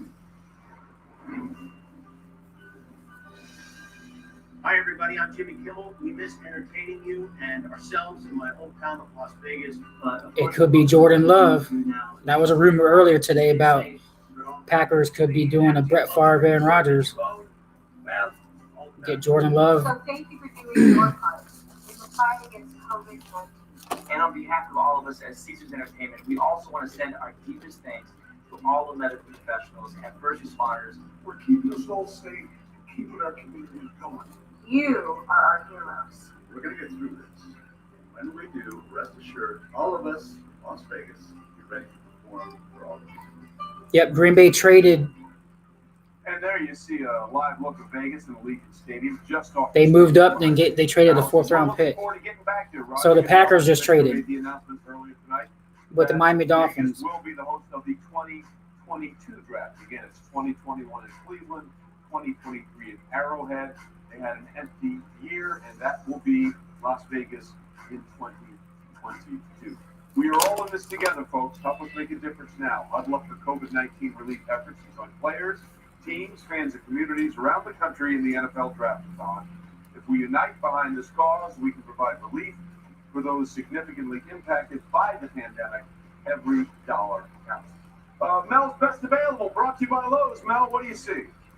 This could be DeAndre Swift. Baker McKinney, that 4.6 340 at the combine may have hurt him a bit in prioritizing safety. Teams look at corners. AJ Terrell, not the player McKinney is, in terms of a pure football player, but he goes to Or they could get McKinney. Think about a guy like Cam Chancellor, Earl Thomas, what they meant to Seattle secondary. Safeties are important. Xavier McKinney's a great player. Jordan Love, we knew who was going to take the quarterback once they start falling. Maybe Green Bay at the end of the first round or somebody trading back in is the only opportunity for the quarterback that ends up falling. In this case, it was Jordan Love from Utah State. All right, we're still waiting to see where Jordan Love will go. Now, I would be happy now if the Bucs traded in and they got Xavier McKinney, because we need a safety. Remember, they traded with Miami.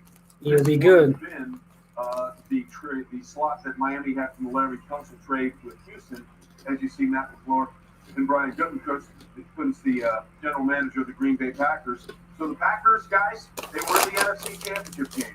But they got there ain't nothing on the Bucs drafting or trading. I mean, look at this team, Mel. What do you think Green Bay is needing right now in the draft? Well, you know, wide receiver, Revolt Devontae Adams, and tight end like Cole Kmet. You think about T. Higgins from Clemson, wide receiver still on the board. That had that kind of ability and a great tight end prospect like Cole Kmet as well. Mentioned Jordan Love. That was more of a luxury pick with Aaron Rodgers looking for weapons. It's all Devontae Adams. Now they're saying the Packers they traded up to pick. Like I say, guys with size, that catch radius. They traded up to pick Jordan Love. And a tight end with the capability of Cole Kmet from Notre Dame. Yeah, Cole Kmet's going to be an interesting one. He put on a show at the Combine and certainly upped his stock. Okay, apparently the pick is in for Green Bay, so let's find out what the Packers are going to do. Again, they moved up in a trade here with Miami. Miami will only have 2 first-round picks. Here is Green Bay. Let's find out where they go. Let's go. The Miami Dolphins have traded the 26th pick to the Green Bay Packers. With the 26th pick in the 2020 NFL Draft, the Green Bay Packers select Jordan Love. Jordan Love. Holy shit. That's a shocker.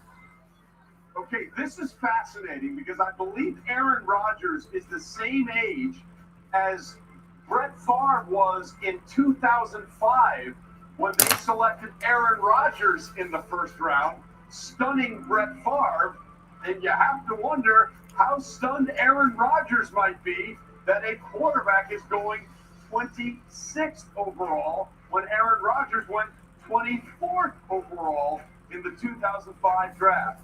But there you have the 4th quarterback in the first round.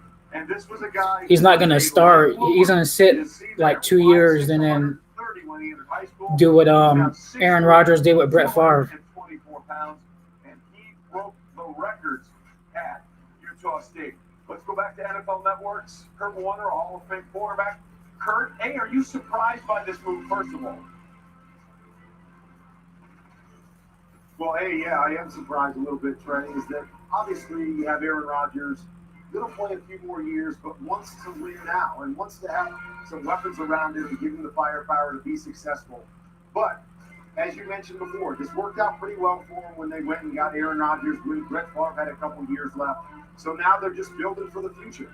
A lot of people compare this guy to a Patrick Mahomes. He's got that upside, that athleticism, the ability to make some of those special throws that Green Bay has seen for a number of years with Aaron Rodgers. So it's about preparing for the future, getting that next quarterback. But I am a bit surprised because I know Aaron Rodgers is thinking, give me some more weapons. I want to win more before I retire.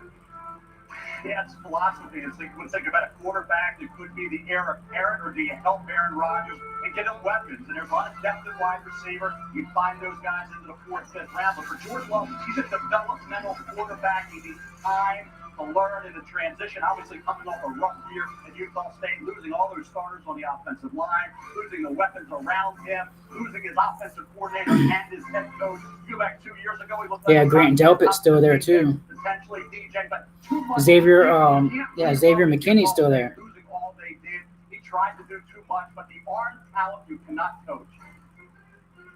Yeah, no doubt, Mel. When you talk about the decision-making being concerning, that is absolutely true. But when you go look at the video and study this kid, He's got more talent than any other passer in this entire draft. Let me show you what I'm talking about when you see him. Watch him on the move, the roll right, show you the touch, the accuracy to be able to get this ball up and down, very smooth, very easy on the road against Michigan State.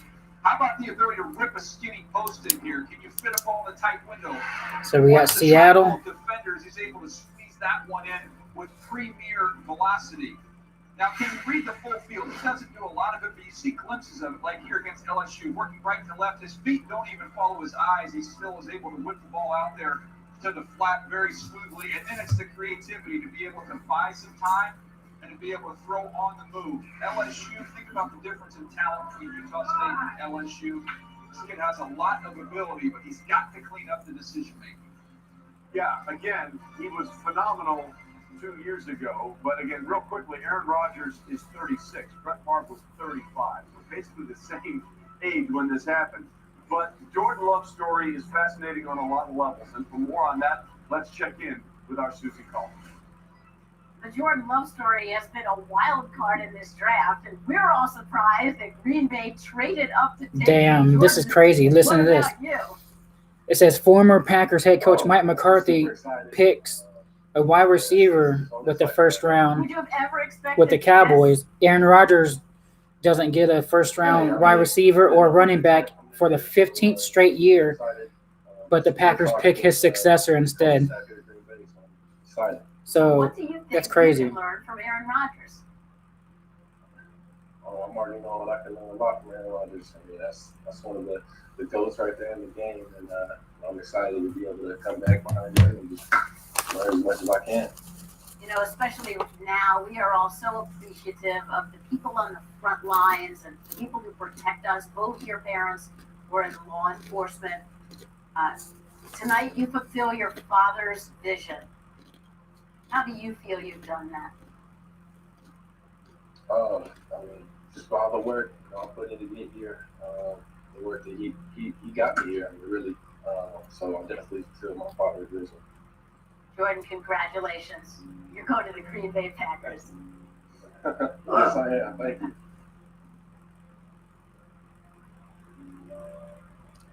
But there you see Orban Love, Jordan's father, with him and some of his siblings. For those that don't know the story, I know it's a lot of, there's been a lot of deaths in these kids' families, like their dads, moms. 16 days shy of his 52nd birthday, he was a member of the police force in Bakersfield, California. But he had just had a change in his blood Yeah, the Packers never get Aaron Rodgers no help. acting very strangely after that. You wonder why he's always Everybody frustrated. in the family wanted to go out of the way to say he was not a depressed human being. He didn't have those problems. They had tried to change his blood pressure medication once before, and there were some other strange behavioral issues. So they went back to the old medication, but after it rose again, they tried another one, and not long after that, Orban Love took his life. And in the obituary, by the way, they wanted to make sure that they said he was, and I quote, taken by a medical demon. So it was the blood pressure medicine the family believes that caused some of that. So all of that, the background of Jordan Love, now the quarterback taken in the first round by the Green Bay Packers, coming off an NFC Championship game appearance. And again, it was All right, Seattle, the pick is in, and for the first time, the Seattle Seahawks in a long time have a first-round pick they didn't trade. 24th pick of the 2005 draft. Okay, before we get to our next pick, we have a special message now from some people working very hard.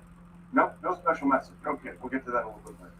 It's going to happen at some point. Seattle. Could this be DeAndre is Baltimore Swift? at 27. Obviously, the NFC West is a very. I had Seattle picking Trevin Diggs, cornerback, on my mock draft last night. Arizona Cardinals have improved themselves, they believe, with the picks No, they made in the last 4 drafts, including Kyler Murray overall. So where do we think Seattle is going? Lewis, let's start with you as we take a look at the Seattle Seahawks at 27. Well, I think the lines are really where maybe they would look to address right here, both offensively and defensively. Could they use another offensive tackle, particularly on the right side? Of course. Could they use another pass rusher? Look, they struggled generating pass rush on and putting pressure on the quarterback with 4 up front. Is there anyone that's really sticking out right now? I mean, really, it's going to take best player available. But if they're going to go for positions Maybe they can address offensive tackle, see if they can get a pass rusher here that they can develop and really help put some heat on the passer like they used to back in the days when they were winning the Super Bowl. All right, Lewis, thanks very much. So we'll see what happens with Seattle. Again, they have Russell Wilson. They've had issues on the offensive line. As long as Russell Wilson has been there, they've tried to fix that a couple of times. That has not worked. But we're going to This see could what be happens Isaiah there. Wilson, So we're going to offensive go tackle. with what's going on in Seattle right now with the 27th overall pick. So now, before we get to the pick, we have a special message from some people working very hard on the front lines at CenturyLink Field in Seattle. Hello, Jeff Patel here at CenturyLink Field. Lately, our home here, Mike Henry, has been pretty busy. Yeah, they like Chris Carson too much. I don't think they would take a running back. And they got Rashad Penny, so they don't. They're set at running back. Just like our Seahawks, we're about putting in the work and taking action. We're working hard to protect our communities and the ones that are most vulnerable. I was looking at the mock draft and see if what players I had available that I had going in my mock draft from last night. Jonathan Taylor, J.K. Dobbins, Isaiah Wilson, Patrick Queen, Trevin Diggs, Uter Gross Matos, pass rusher. It's great to see our teams and stadiums helping those who need it the most in our communities. So with the 27th pick in the 2020 NFL Draft, the Seattle Seahawks select Jordan Brooks, linebacker, Texas Who? Tech. Well, Who the hell is that? Because I had one coach tell me this week, I wish people would stop putting Jordan Brooks in their mock draft. We love this kid. We don't want everybody to know him. But you look at the numbers there, 367 tackles. He led the That's a Red Raiders shocker. in tackles. He's not on nobody's mock In draft. 2019. You look at what he's doing on the field, and the production, Lewis, has just been incredible. Yeah, Trey, this is a super fast linebacker who basically lines up in Mike backer at both base and sub. Now, he is a guy who really can get after it from a point of attack standpoint and coming downhill.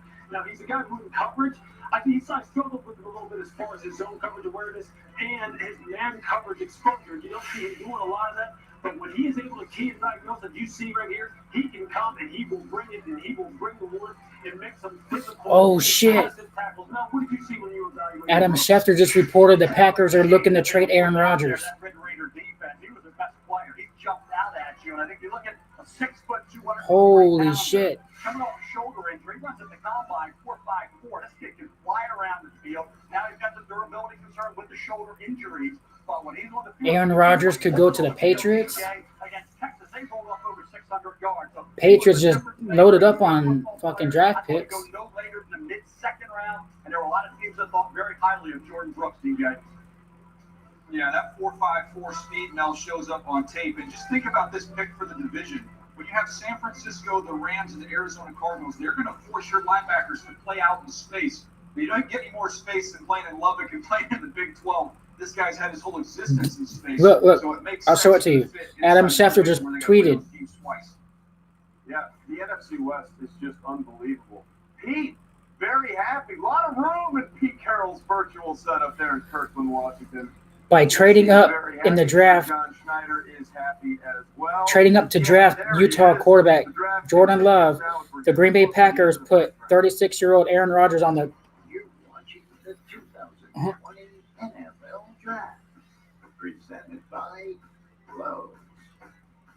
If you're over mac and cheese and PB&J's, we got good news for you. Right now, get Pizza Hut's best delivery deal. Large pizzas with up to 3 toppings for just $9.99. Damn. Available for carry-out or contactless delivery at pizzahut.com.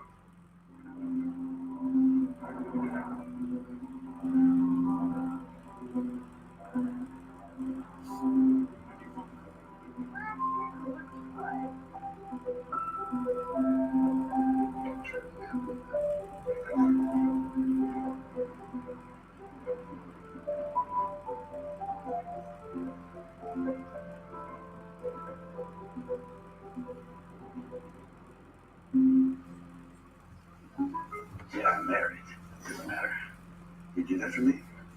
Really? What's up, official? Yeah, Exotic? Who are you talking to? It's Jake from State Farm. Sounds like a really good Who? deal. Jake from State Farm at 3 in the morning. Who is this? It's Jake from State Farm. What are you wearing, Jake from State Farm? Yeah, that's crazy how. Hey, did they ever ask you what you're wearing? Yeah.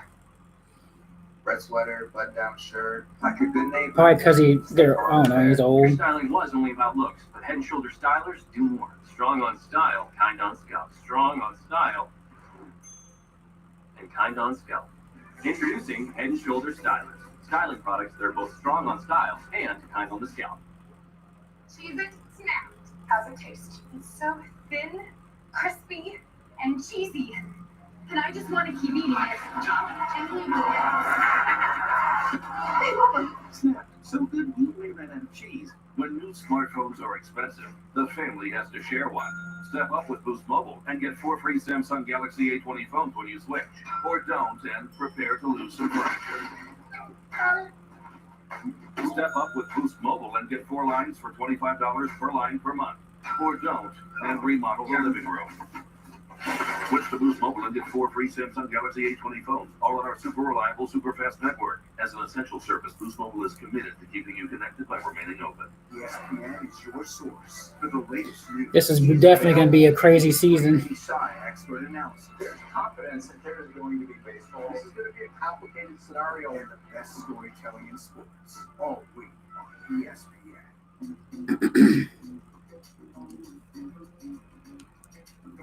The Ravens pick is in.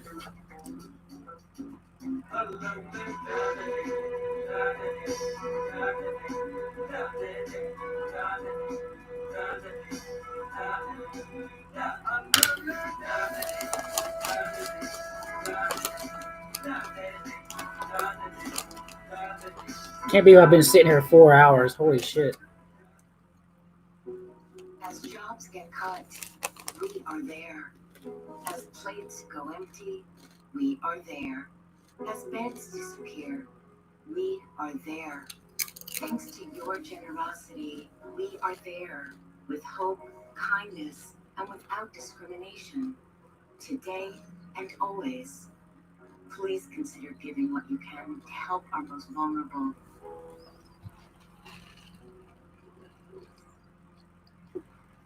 Absolutely delighted to be part of the NFL draft hunt here, doing whatever we can to raise. So we only got 4 more picks. Okay. There's Antoine Winfield, of course, waiting to see if he'll hear his name called, as his father, Antoine Winfield, was, I believe, the 23rd pick overall in the 1992 draft. There's Grant Delpit out of LSU. Jim Thorpe Award winner, the best defensive back. This Grant season. Delpit. And also Patrick Queen, the linebacker out of LSU. So we're waiting to see when their names will indeed be called. So the 32 young men drafted tonight will obviously go on to do great things on the field, but they'll also make tremendous impacts in their communities. Nobody exemplified that more than Walter Payton. Tonight we're proud to have a special mention from Calais Campbell. This past season, I was truly honored and humbled to be named the Damn, Calais Campbell looks old as fuck.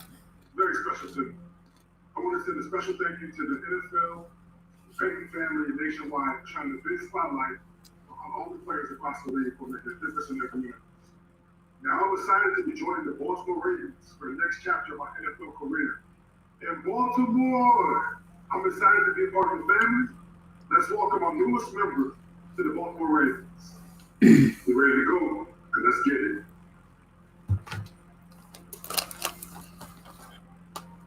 Yep. Thank you, Calais. Let's see. You're excellent on and off the field. The Walter Payton Man of the Year Award is our highest honor. And you, Calais, are truly a role model for all of us. And congratulations on being a Raven. With the 28th pick in the 2020 NFL Draft, the Baltimore Ravens select Patrick Queen. Patrick Queen to the Ravens. Well, I guess it's not a surprise that we're seeing a draft dominated by Alabama and LSU players, is it? Patrick Queen made game-changing plays when they mattered most. It was his interception right before the half that led to LSU's halftime lead over Alabama, 33-13. Had a sack in each of the regular season finale against A&M and the SEC championship game. And he was all over Clemson in the national title game. 2.5 sacks for loss and a half a sack to go along with 8 tackles. But he was the defensive MVP, and he was a guy on a mission this year for LSU. Well, without a doubt, Trey, and I think his best football is still in front of him. Young player, but he plays sideline to sideline. He may not be the biggest guy, only 6 foot and 229 pounds. His ability to drop back in coverage, see ball, hit ball, diagnose play, and go and put a thumping on the running back was evident in the game against Clemson. I just love his coverage ability. Yeah, Aaron Rodgers do the exact same thing. Go to the Jets and then the Vikings. But it was his zone coverage. He made a tackle that if he didn't make it, it was a touchdown. The Baltimore Ravens with their big beef up front with Calais Campbell, Brandon Williams, and now adding Derek Wolfe, they're going to have an undersized linebacker that's going to be clean. He's going to be able to go sideline to sideline and stay clean and make plays in that defense for Baltimore. And look, I'll tell you what, when I watched this kid, having spent 4 years in that Ravens organization, I wrote down, this guy plays like a Raven. He was my 15th overall player. So you're getting tremendous value. His ability to make plays sideline to sideline and just the energy that he plays with fits the Baltimore Ravens. That's going to be good for the Ravens defense because they're already good. I don't know if Ozzie Newsome went to the bathroom or not. What's up, Sheldon? Hey, what do you think about Tristan Wirfs? You like it? He fell to us. I didn't think he would fall. Once I seen these other guys going, I was like, damn, we have a chance. He matches up as far as the cerebral part of the game and the physical part of the game. The guy plays smart. He can diagnosis instantly, and he's a guy who then can get off the spot, and he is flying. He may be undersized, but when it comes to measurables as far as his speed is concerned and how it transfers to the field, there's no wonder he makes plays in the run game and even more importantly in the passing game. A 3-down player that will hide behind that big defensive line. And Mel, I think this is a great pickup for what they need on the second level of that defense down there in Baltimore. Hey, I can say they may not even win a national title without this guy because the offense was so great. The defense had struggled. Remember, Trent Delpit had been banged up with the ankle, and this guy was the most improved defensive player. What's the next pick? Kay Miranda had said defensive coordinator, most improved player by far on that defense. And for the Ravens, C.J. Mosley was such an integral part of that defense. And you think about the need area and inside linebacker was right Talking about the next pick for the Bucks? Need area. I don't know. We're the second round. I think we have the 10th pick in the second round. Because I thought that was a spot maybe Queen would go after Murray had gone. So now all of a sudden the Ravens sit there, don't have to trade up to get a guy that fills a major hole, and as a guy can be the immediate starter behind, as you say, that veteran defensive line. Well, you saw that home where they were celebrating Ventress, Louisiana. His mom knew, and we get a virtual high five here from John Harbaugh and Eric DeCosta in separate places. His mom knew at a very early age he was going to be something special. When he was 4 years old, she saw this light out of the corner of her eye swinging back and forth. And she I think the second round, though, it's Patrick Queen had jumped up and was just hanging out on the chandelier. I think we have the 10th pick in the second round. He was rambunctious as early as 4 years old, and now he's going to be rambunctious on the field for the Ravens, going with the 28th pick in the first round.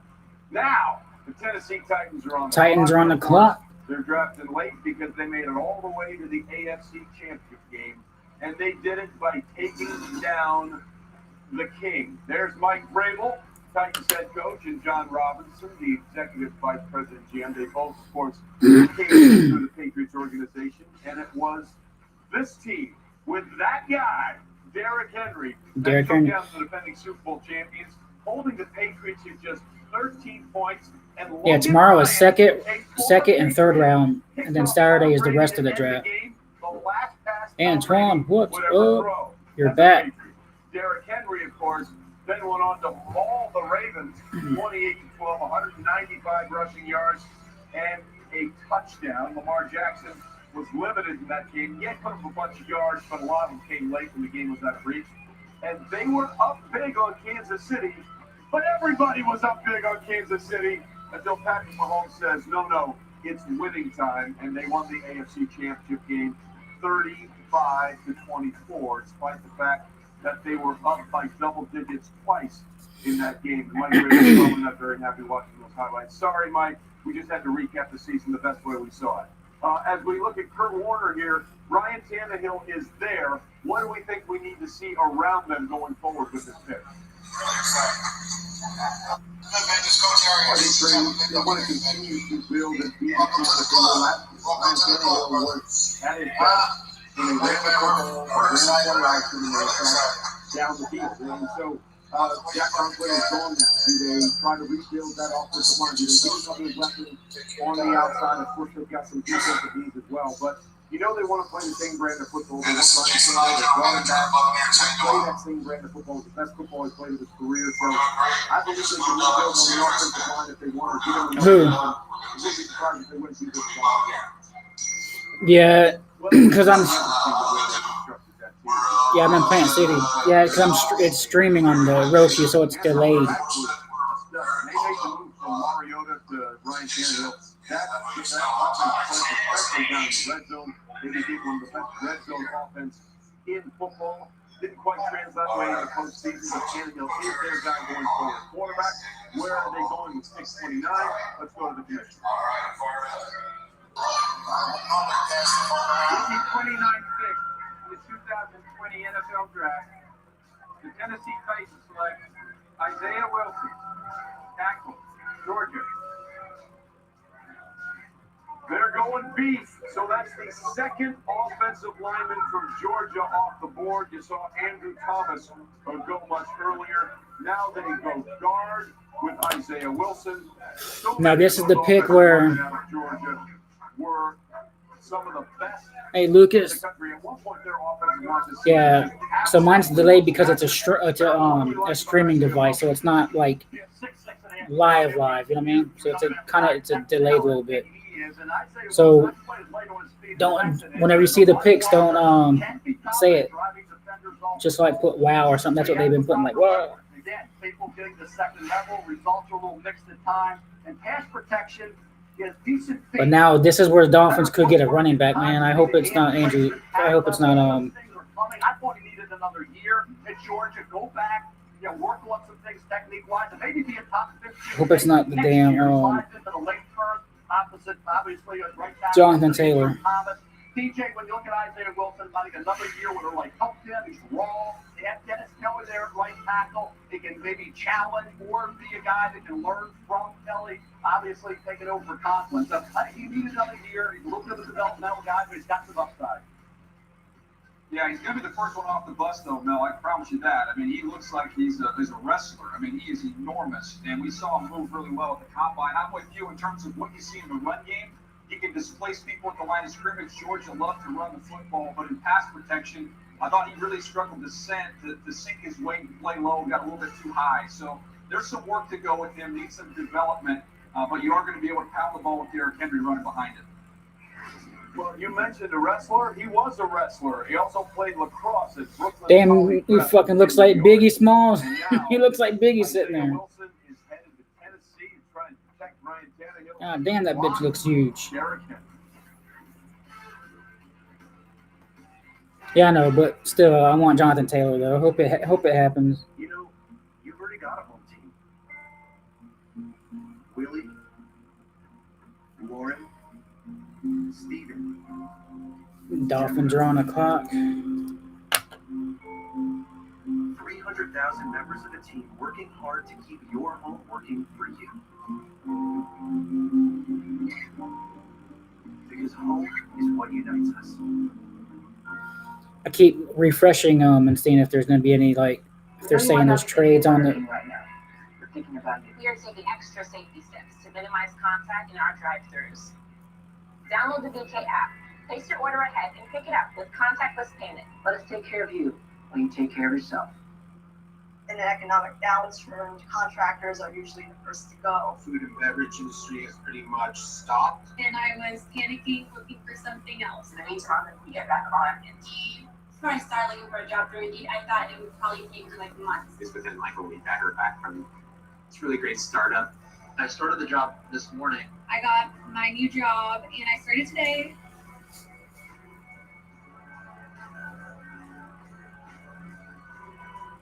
This is kind of a first for all of us.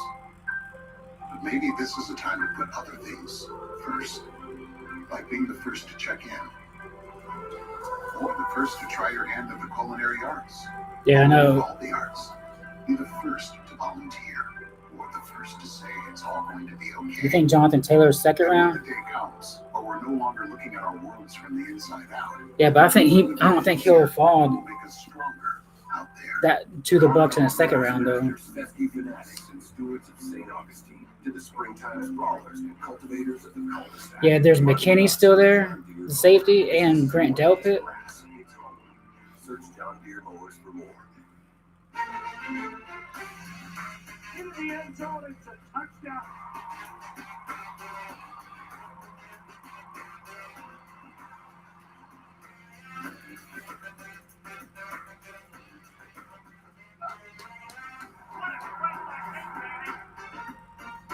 Tom does a good job getting the ball out there and making a play for a touchdown. That's why he studied film.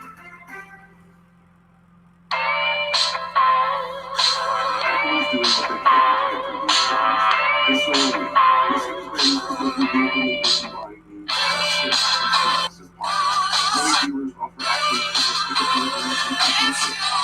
Ours happens to deliver, as well as special finance arrangements.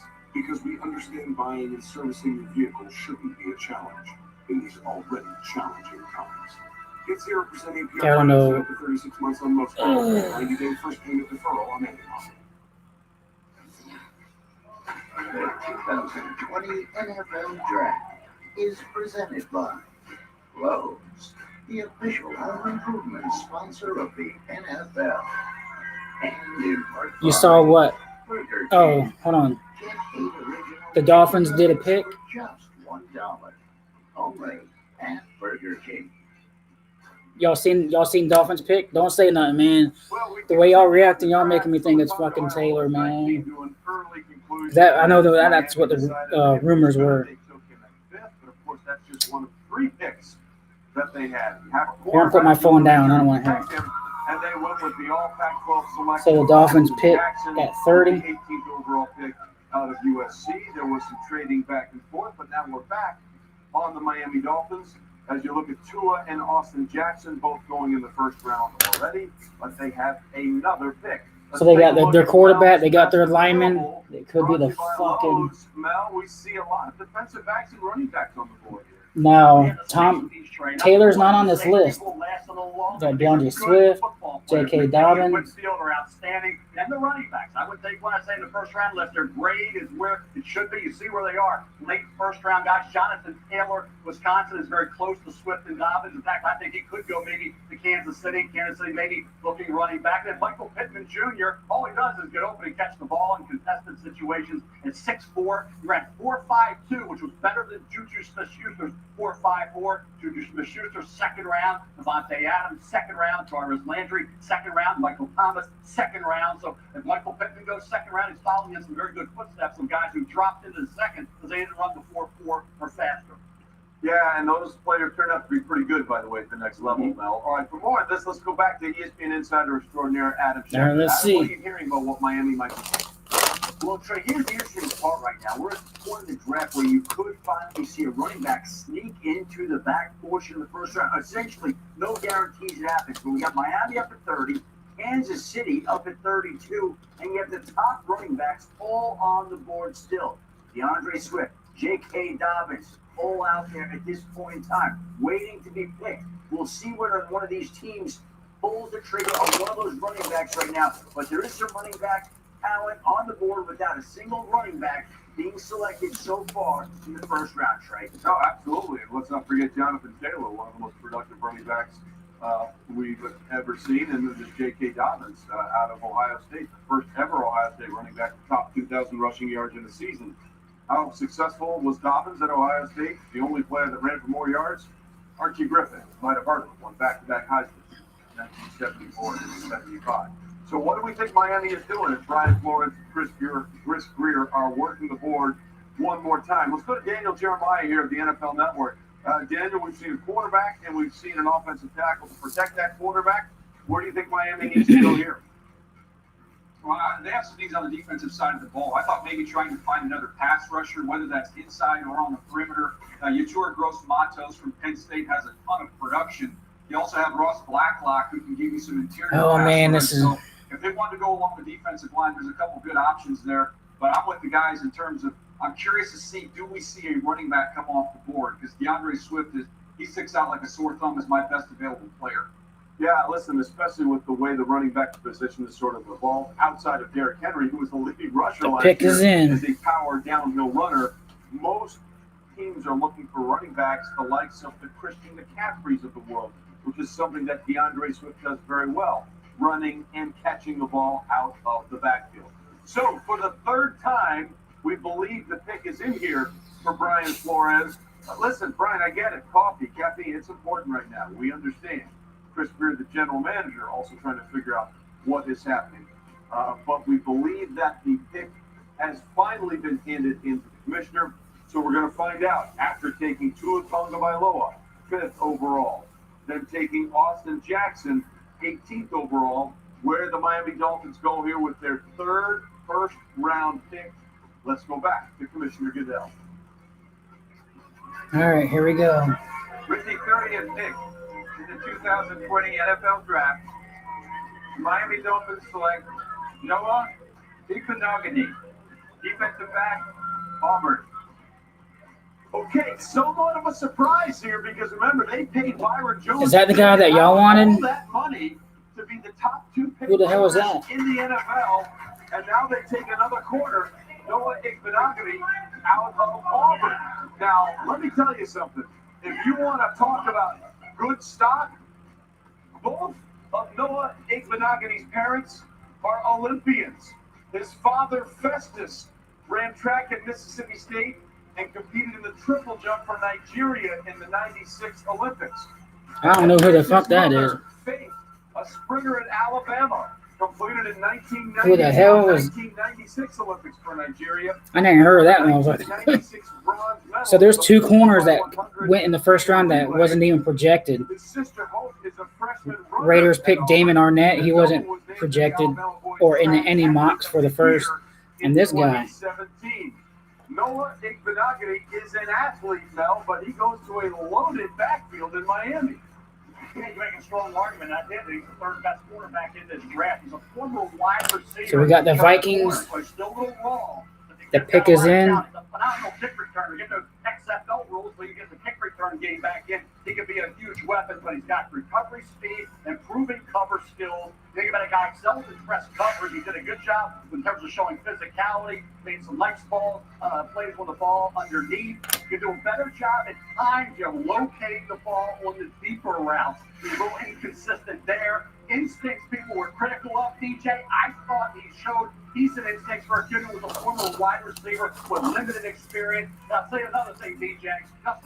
Yeah, I know. He's 6'5", 223 pounds, and you ran a 4.8.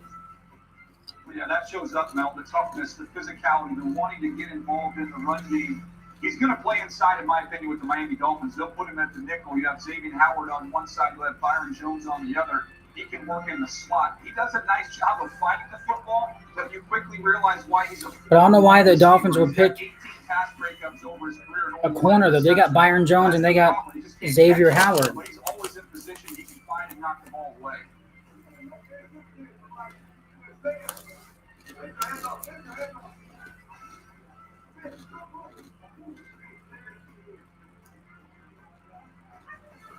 I can tell you the reason Brian Flores loves this guy because of the amount of man-to-man they play in Miami, one of the top 5 teams in the National Football League as far as the amount of man coverage they play. And this guy loves to get up in your face and be physical. And DJ, I agree with you. He's going to play inside. But you had him, the Byron Jones, and Howard. Now they have 3 guys that can play man-to-man. And there's never enough corners or DBs that can play man-to-man in that Brian Flores scheme.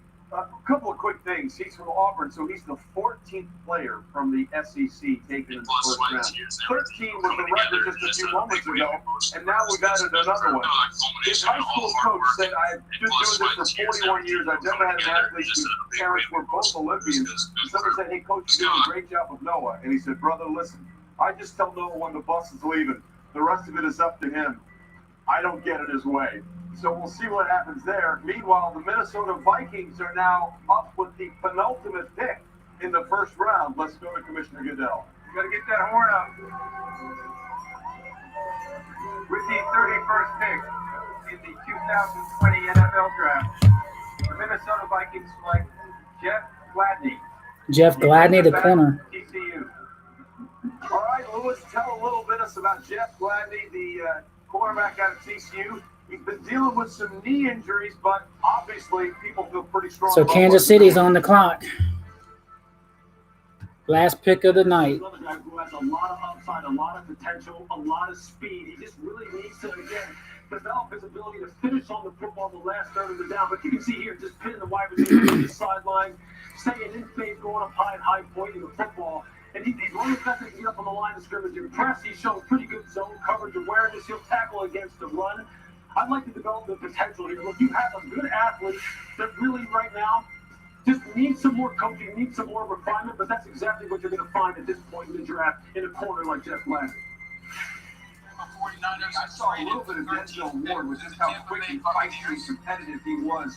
When you watch him in off coverage, he's very fluid, he's quick, he can drive on the football. He's an outstanding blitzer, and I think that toughness is what's going to endear him to his new team because that's the way they play on that side of the ball. I think it's a nice fit there with the Minnesota Vikings.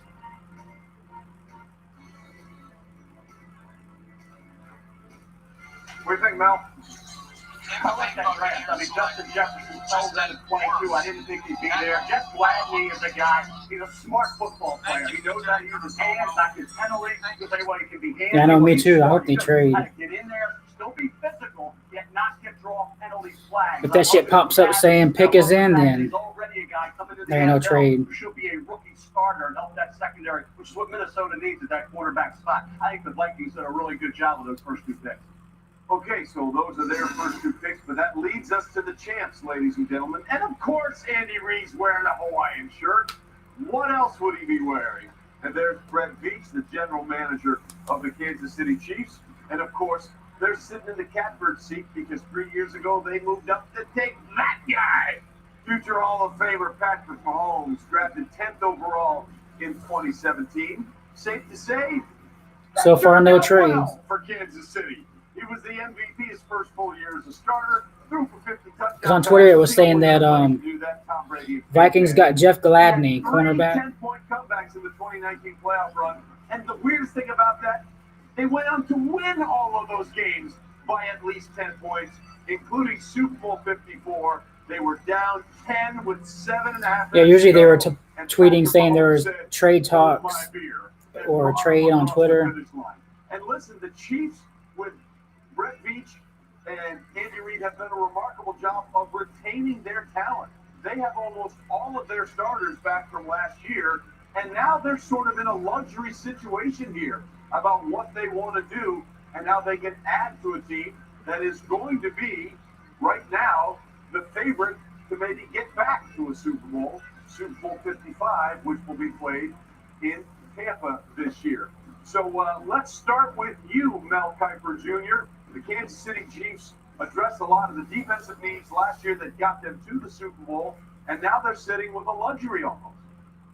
They are, and that running back is there, whether it be DeAndre Swift from Georgia, who's a complete running back. I think you look at a guy like J.K. Dobbins. Yeah, it looks like Friday. The line of scrimmage, outstanding pure runner, receiving a little inconsistent. He had a couple drops this year. Ball security's gotten a little bit better. I think you look at Jonathan Taylor, the best runner when he's holding on to the football. He didn't have the fumbles, despite not being a great receiver. I think he could have been a top 20 pick. He's a phenomenal pure runner. Great speed, great instincts, and tremendous production. He's got tread on the tires, but he hasn't been hurt. I just hope he keeps improving as a receiver. He's got to eliminate the fumbles. Yeah, same time as at 8 o'clock tomorrow. But Jonathan Taylor, J.K. Dobbins, DeAndre Swift, 3 really good backs, and you're going to take one. This is a spot to do it if you're the Kansas City Chiefs. And I make a prediction for tomorrow. Second round, I think 5 to 6 running backs go off the board in round 2. Noted. 5 to 6 running backs off the board in round 2. Booger, it might be a little early, but when you talk about what the Chiefs do, and you saw what he did in Joe Brady's offense, I know we're talking about DeAndre Swift, but Clyde Edwards-Helaire is a fascinating look here as well. Well, definitely, and I think what we're talking about right now, Trey, is we're talking about 3 down running backs to go in this offense with Patrick Mahomes and the Legion of Zoom on the outside. But also, if you're Kansas City, think about this. Chris Jones wants a new contract. Defensive tackle, pushing the pocket inside. There are some quality defensive tackles. Ross Blacklock, Neville Gallimore, Elliott on the inside, guys that can push the pocket, and maybe there's some leverage there. If you don't want to pay Chris Jones $22 million, whatever he's asking, maybe you take one of these young guys here, last pick of the first round, you get that 5th-year option. Look how young this dude looks. Andy Reid are taking that way also. But you're right, this is a luxury pick. Running back, defensive line, I don't think they can go wrong. No, they ain't picked yet. Well, they picked, so there ain't no trade. Ross Blacklock at 19, so that could be the decision. Do you take the running back or do you take the defensive tackle? It's a big choice here for Andy Reid and Brett Veach and company, but man, I tell you what, it's nice when you're making these selections when you've got number 15 ready to play with whoever you pick. Lewis, you know these guys and you know this front office as well as anyone. With the way the team is presently constructed, with so many of their guys back from the championship run of a year ago, where do you think they might be leaning? Yeah, I can see running back being a position that they're taking a look at. And I mean, I know there's some quality running backs there that they will like. I think they need to have more speed and even more playmaking ability at the linebacker level. Maybe even a corner can sneak up here. But they really are in a luxury situation where Brett Veach and Andy Reid can really sit there and go, hey, look, we can just take whoever we want here, who really is the guy who's sticking out for us. That doesn't necessarily have to play right now, but we can develop. And I think there's a lot of guys who fit the bill here. And I wouldn't be surprised if this is a position like linebacker or corner, which is something I know they would like to continue to build depth at. All right, so we'll see what happens. And again, this is the final pick of the first round, and we are waiting to see what Andy Reid and Brett Veach are going to come up with. But again, we've seen some of the safeties out there, and we knew that they're looking at potentially trying to get the. When Mahomes have to be signed, they're going to lose a lot. I know you mentioned Chris Jones. They're going to put the franchise tag on him. That could get awkward, but I'm not sure if there's someone at this point in the draft that you feel comfortable, because Chris Jones was such a beast for them last year when he was healthy. A little mixed up in the postseason as well, but he was healthy enough to get things going. So the Kansas City Chiefs are close to closing out the first round. And ladies and gentlemen, the pick is in. Where will the champs go? Let's find out now. Super fast for nothing. Let's go. Come on. With the 32nd pick in the 2020 NFL Draft, the Super Bowl champion Kansas City Chiefs select Clyde Edwards-Helaire, running back, LSU. Clyde Edwards-Helaire. Sometimes you just have a hunch. Clyde Edwards-Helaire was a fascinating running back for them this past season. How about this? Despite only 14 grabs his first 2 years for the Tigers, he had a school record 55 catches for 453 yards. And clearly, Clyde Edwards-Helaire is a car guy, because he said, if you're a car guy, I'm glad he's gone, because I didn't want him. Tire fresh off the market. That's my thing. My lifespan is pretty long right now. Only I did not want him in his 3-year career. And his name is Clyde Edwards-Helaire, based on his birth father, Clyde Edwards, and his adopted stepfather, Shannon Helaire. Clyde Edwards is his biological father, but in 2000 he was arrested and sentenced to 30 years in prison when Clyde was 11 months old. Clyde's mother met Shannon Helaire and eventually became a stepfather to Clyde, and he kept both of their names to honor both of them for what they meant. Boog, we talked about it. What a fit for the offense Andy Reid and company like to run. Well, it's definitely a scheme fit. You think about Clyde Edwards-Helaire last year in the LSU offense. It's going to be a very similar offense with Patrick Mahomes. He can cut inside and outside as far as hiding behind those big offensive linemen. He's only 5'8", but if you look at his change of direction, the ability to get. Well, guys, Bengals are back on the clock tomorrow. Big and play huge dividends for the Kansas City Chiefs, catching the football out of the backfield. See, I didn't like him. He's slow. To me, he's a slower back.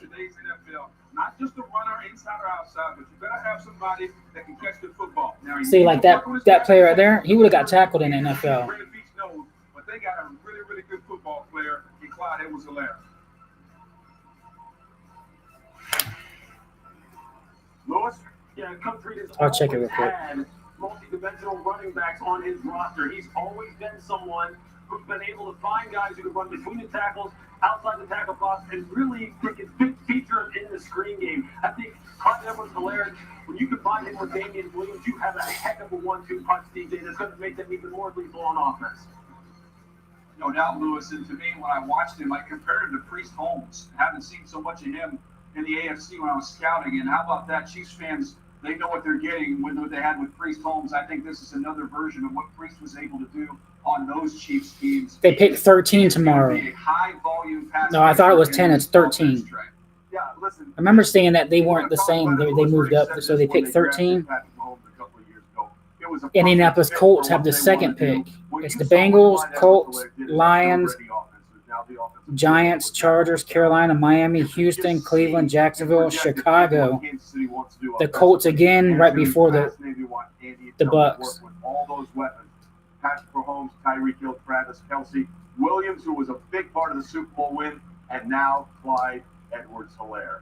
Well, that is all 32 picks in the first round. But before we say goodbye, let's go back. Third round, the Bucks pick. To the commissioner, Roger Goodell. 12th in the third round. That brings us to the conclusion of round 1 of the 2020 NFL Draft. Fourth round, the Bucks.